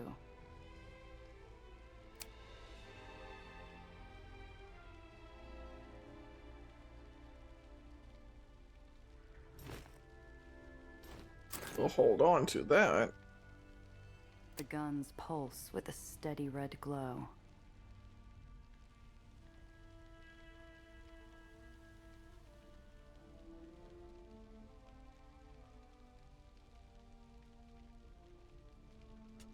What is my mission exactly?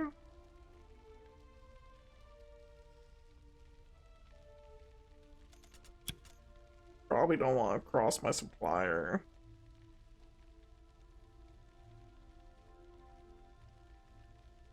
Zio always said, never touch something until you know what it does. Old man was always scared of new technology. But maybe he had the right idea. I decide to leave the souped-up guns where they are and get on with it. Oh no. This is horrible. I watch, befuddled, as the kid leans into a crate, ignoring the soot smearing the front of her dress, and starts tinkering with the guns. I hear a pop as she tugs at something. The angry red glow softens like a sunset. There. The output will be trivial now.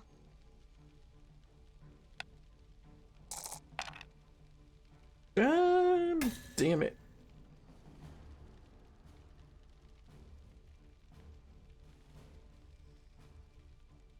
I squint into the gloom and try to catch a closer look at the kid's hands as she works.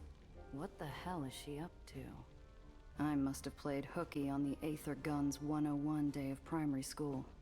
But whatever she's doing, it's giving me that sinking feeling. She peers back at me for a moment, catching my suspicious gaze. Don't worry, Gia. This is for the best. I'm hardly reassured, but I don't have the technical know-how to argue.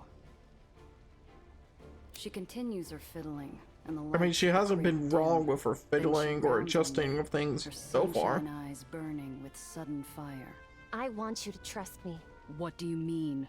Let me do the talking with the buyer. Whoa, hold your horses, Professor. I don't think so. Please, Gia. You saw what happened at the parade. Let me do the talking.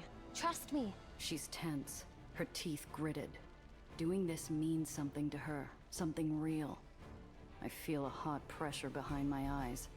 I squint it away and exhale, ash swirling around me like snow. Yeah, kid. All right. She can't suppress a squeak of delight as we load the crates together. She does a terrible job reining in the smile tugging at her cheeks. As we take off, I make a silent prayer to whoever might be listening. Please don't make me regret this. When we're grabbing this crate. The mugs who work the pits use the skeletons of old shipping containers like these as makeshift sorting stations. One container's door hangs open, its hazard markings barely visible under years of soot. The ground surrounding it looks loose and unstable. Eli's secret police have access to the finest goods the Lowers has to offer, even if that means confiscating it at gunpoint from someone's ailing old grandmother. If this car was carrying intelligence core stuff, there might be something worth swiping. I dig around until I find a busted piece of personal luggage tagged Lieutenant Kern. The valise took a real beating in the crash, but somehow the record inside remained miraculously pristine. Nice.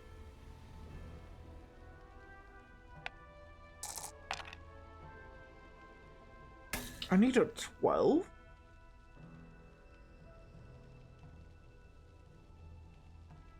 On gun.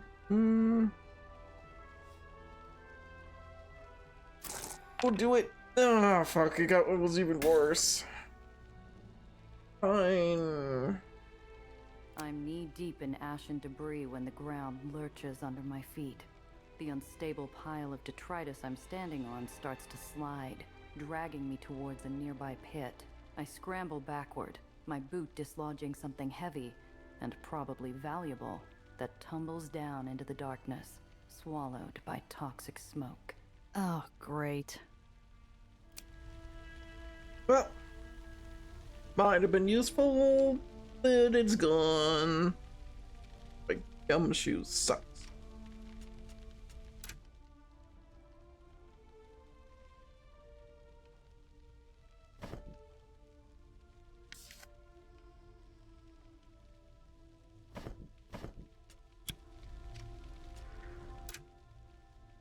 We did get something interesting for our pocket, though, for our key items.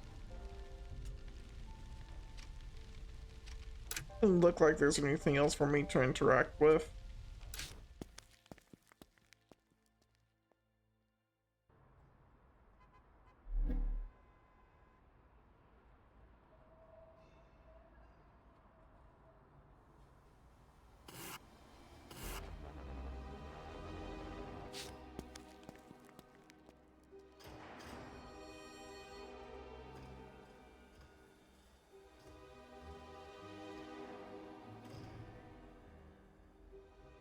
The old railway warehouse is deep in magical territory.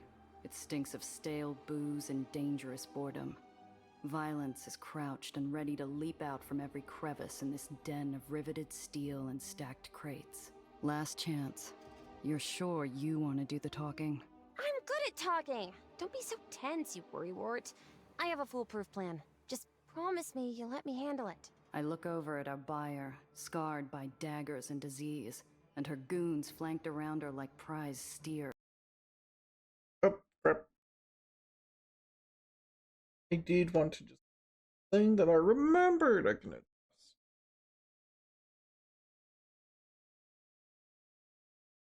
Also, because I realized it's not super important anymore.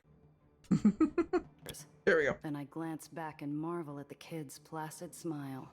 All right, kid. I promise. She can't possibly know how much danger we're in. Maybe it's better that way.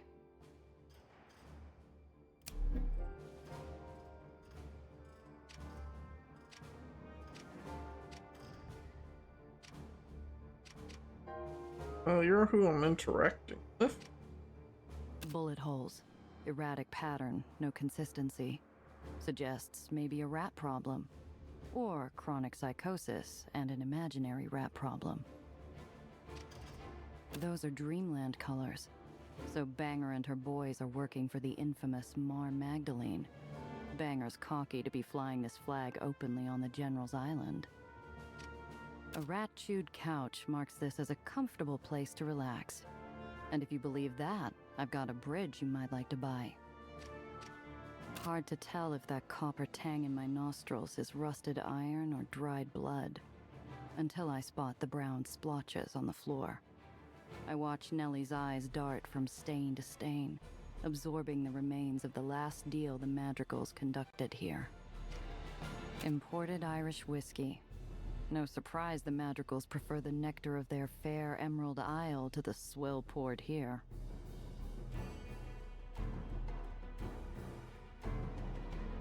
Anything else for me? Doesn't look so. Could look all the way up for no reason.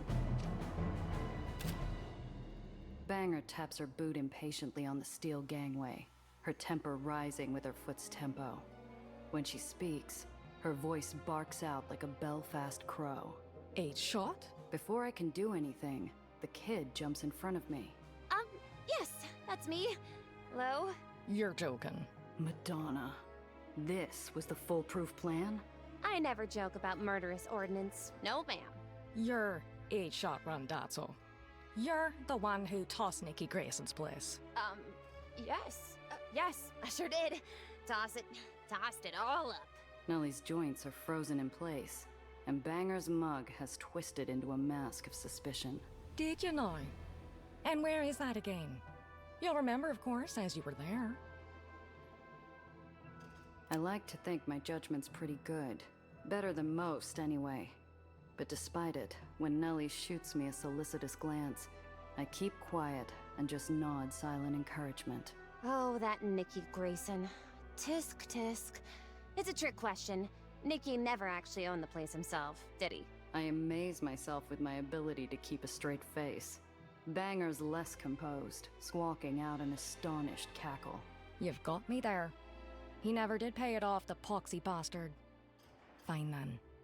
Let's be about it. Please, let me show you what these fine weapons are capable of. Right.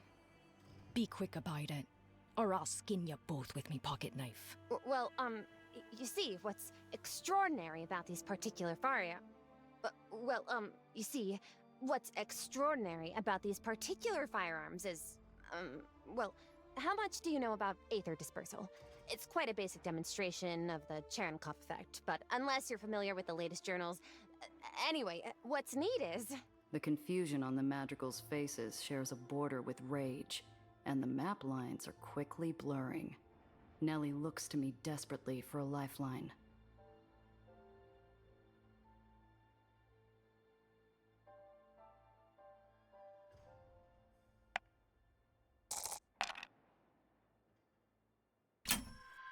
Damn, we finally got a crit. It's been several hours. Look, Banger, it's Aether. It's powerful, it glows, you get it. What else do you need to know? Ha!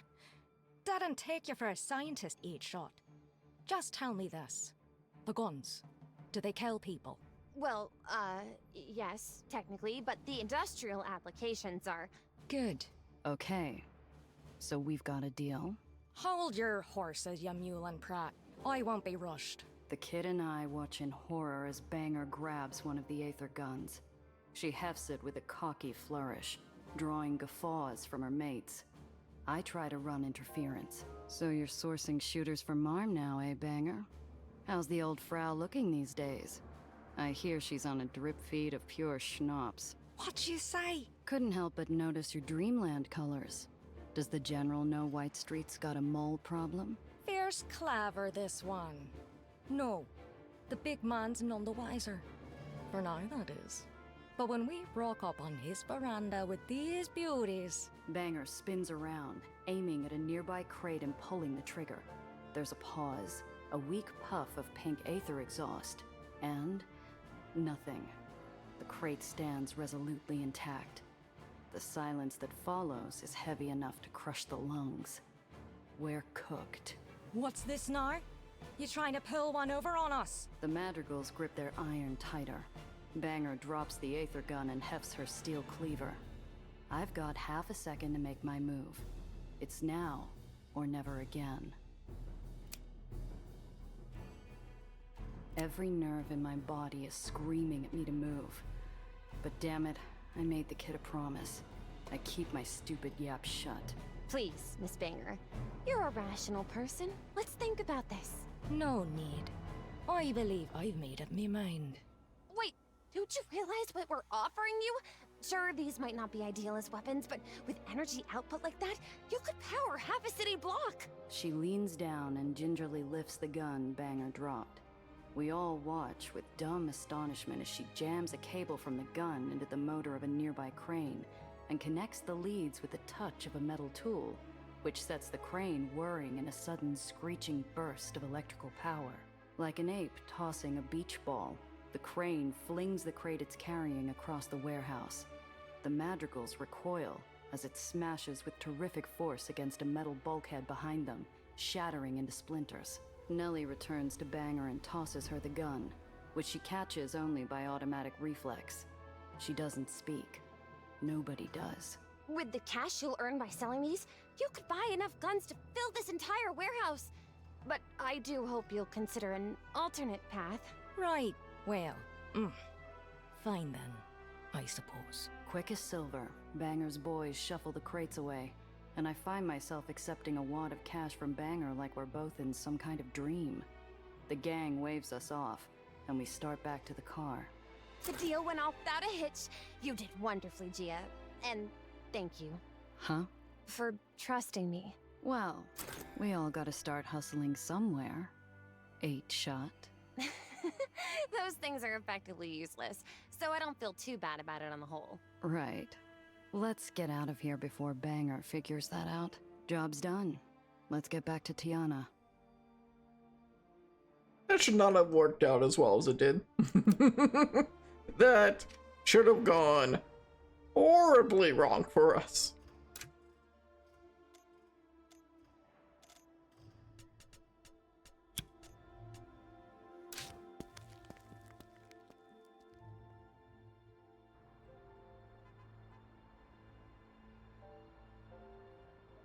Don't need to get rid of my heat at all, so... Let's take the ferry back, I guess. Oh no. We approach a checkpoint manned by an overstaffed contingent of Eli's troops. They look fat and happy, just the way I like them. This should be a breeze. I hope. You look like a fine, upstanding citizen. Move along and have a fine day, you hear?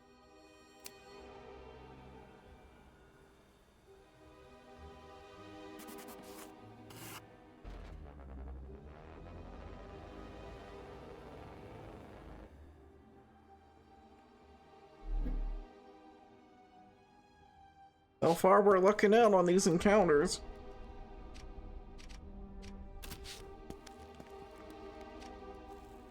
Tiana is speaking into the mouthpiece of an ebony telephone, her voice softer than velvet and more furious than fire. No, this is unacceptable. Our deal was for 20%. She spots me and motions for me to make myself comfortable while she finishes up. I gladly oblige, sinking into the cushy leather of an armchair. There's your mistake. You don't know me. Do not presume because I am polite and beautiful that I will hesitate to collect what is mine. Tell Victor I will visit him in 3 days. She hangs up, breathing out hours of stress in a single sigh. She's instantly composed again. Hard day? Oh, Mishichu. I didn't realize you cared. It's been harrowing. No one wants to work anymore. Fortunately, I have you. Maybe if you kept your other pawns in the dark, they'd happily run off a cliff for you. Have I upset you? You're sitting across from me now, are you not? You aren't a child. Do not whine like one. These things are more than just pop guns. You could bring down an island with that kind of firepower. That doesn't bother you? No, it does not. I know better than to visit the kitchen to see how the cow is butchered. I simply enjoy my steak. Well, bully for you. Some of us still have a conscience, you know. Ha! Come, come. Tell me how things went with the madrigals. Smooth as silk. Even got a bit of help from the kid. Really? Yeah, she neutered the guns, but managed to convince Banger to buy them anyway. Well, well. How remarkable. I hand Tiana the wad of dough and wait patiently as she counts the bills. Satisfied, she places the cash in a cigar box and hands me a slip of paper. Your payment, as promised. Thanks.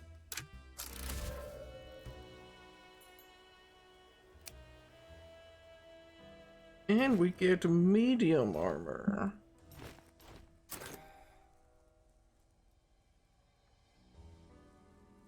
What do you think this stuff is going to mean for the lowers? Well, I do not have my great-grandmother's gift for sight, but my guess would be it will mean the same thing it usually means. People will die, and those like you and I will profit greatly. And you're comfortable with that? Of course. Think it was a mistake to leave Banger alive? My father used to say, your enemies cannot haunt you if they're dead. I'm not sure I believe that. What do you believe? I slide my hand into my coat pocket to hide the sudden tremble at my fingertips. I don't know. Giovanna, I've never known you to look over your shoulder. Byrne is an angry pup, and you brought her to heal. I wouldn't worry. I get the feeling you're itching to tell me how you would have done things differently if you were me. No need to be coy. If you're curious, I will tell you.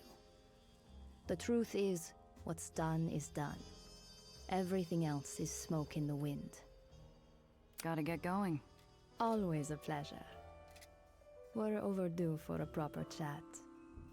Come by later. I will make tea. And Giovanna? I'm reaching for the door. It's cold brass, cooling my hand. I turn back for a moment. Try not to let that conscience of yours bother you too much. At that, I can't help but grin.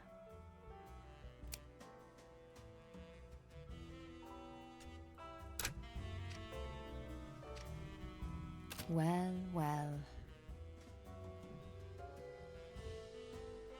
I found some things that are more unique.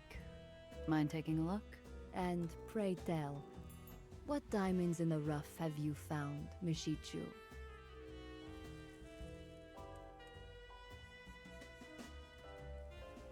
What can you offer me? I already have someone in mind. Oh, this is interesting. If I have items that are, I guess, not gonna be used for later mission, I can sell them to her. I might hold on to this just in case it comes back up, but that's what it seems like. That's all. How's business? Well, the market is a volatile thing. I find comfort in focusing on the details. But if I'm honest, sometimes I feel more like a grocer than a fence. Come on, Tiana. Give me something juicy. Didn't I hear somewhere you used to work for Mar Magdalene over in Dreamland? Tiana's face takes a new shade of overcast, and her hand twitches, her elegant fountain pen scratching an ugly black gouge across her ledger. I've clearly touched a nerve. What is the expression? Once upon a time? I was just a girl, and she took care of me when nobody else would. Yeah, I get it. Mentors can be tough. I wonder if I'll get to meet the old lady sometime. I am sure you will. And when you do, just remember, she may have been my tetka, but even I knew she was no kindly old grandmother. Right. I'll remember that. Were you born here in the city? No. I am a daughter of Zagreb. My parents are of old Illyria. They brought me to New York to be a princess in the new kingdom of Croatia. It is a beautiful place, Giovanna. And an even more beautiful dream. You're not telling me the whole story. Come on, spill it. Where are your folks now? They're dead. Ah. Sorry to hear that. But I know how you feel. I sincerely doubt that. Really? I was closer to Alfonso than anyone. Then this city took him. You might run things down here in the hole, but you don't have a monopoly on grief, all right? Maybe I pushed it too far, but the easy, aloof expression Tiana wears like a favorite coat suddenly disappears, and her voice blooms with genuine warmth. She places a hand over mine. I am sorry, Giovanna. That's terrible. And you are right. It doesn't matter who does the taking. Some gutter rat bastard desperate for a meal, or some suit-wearing demon from the Heights who never even knew your mother's name. All that matters is what they took away. The Heights? What do you mean? Nothing. Forget I said anything. Just be careful. The higher up you go in this city, the less air there is to breathe. Right.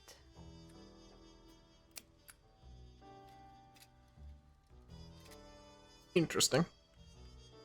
Very, very interesting. Ooh, weapon tuner? A machine gun? Medium range weapon?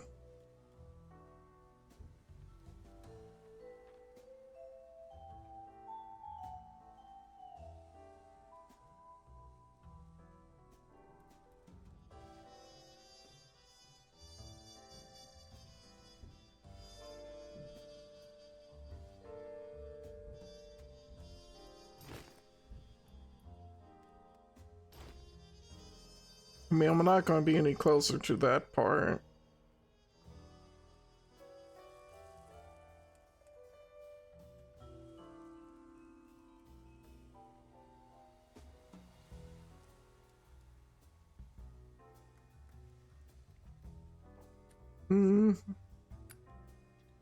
Really want to get this engine, but so far it's been fine. Having an extra car has helped a lot.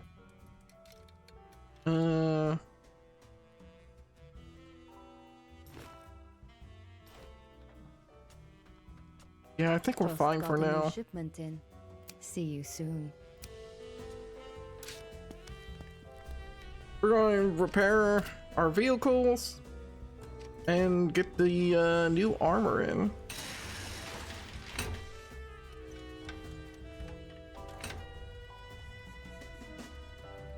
Can I put this in? I can.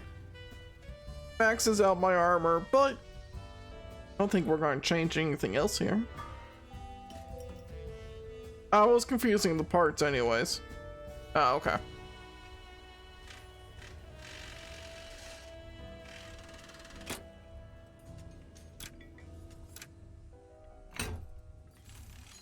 Let's get some armor for your car.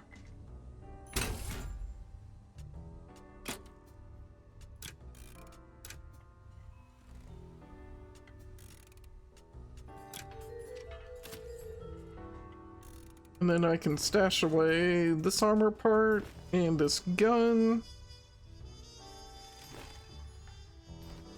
Probably want that just in case.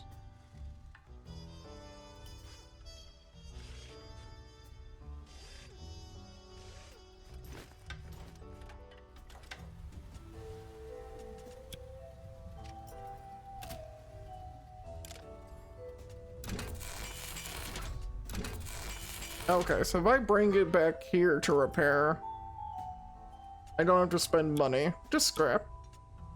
It's good to know. But some situations might be real difficult to get back here.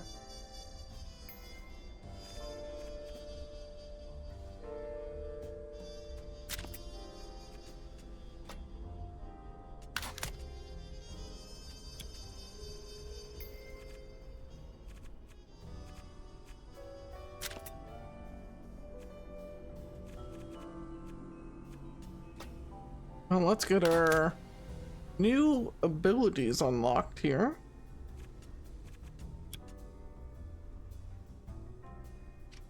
And I do generally think that's actually where I will call it for tonight. For one reason or another, I am definitely not as dizzy, so that helps. So I don't know what happened earlier. It's just something between when I got on earlier versus, well, now. So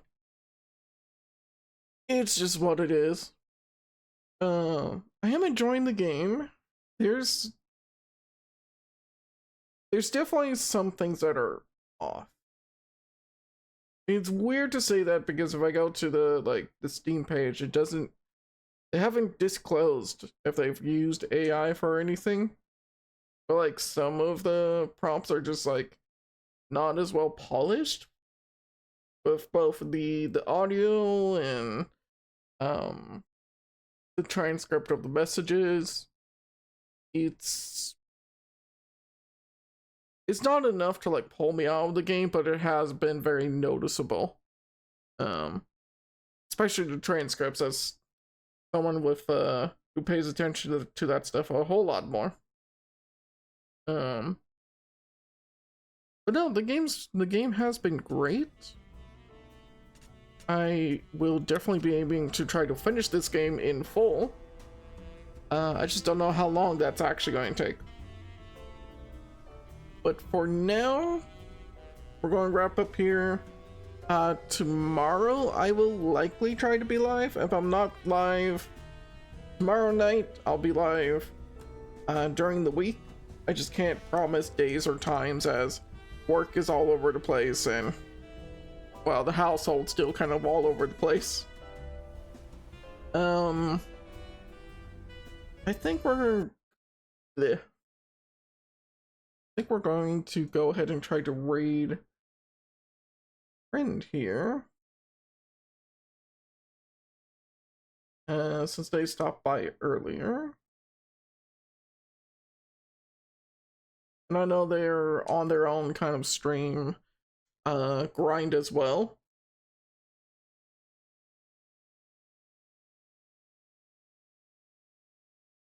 Just want to make sure they're actually live.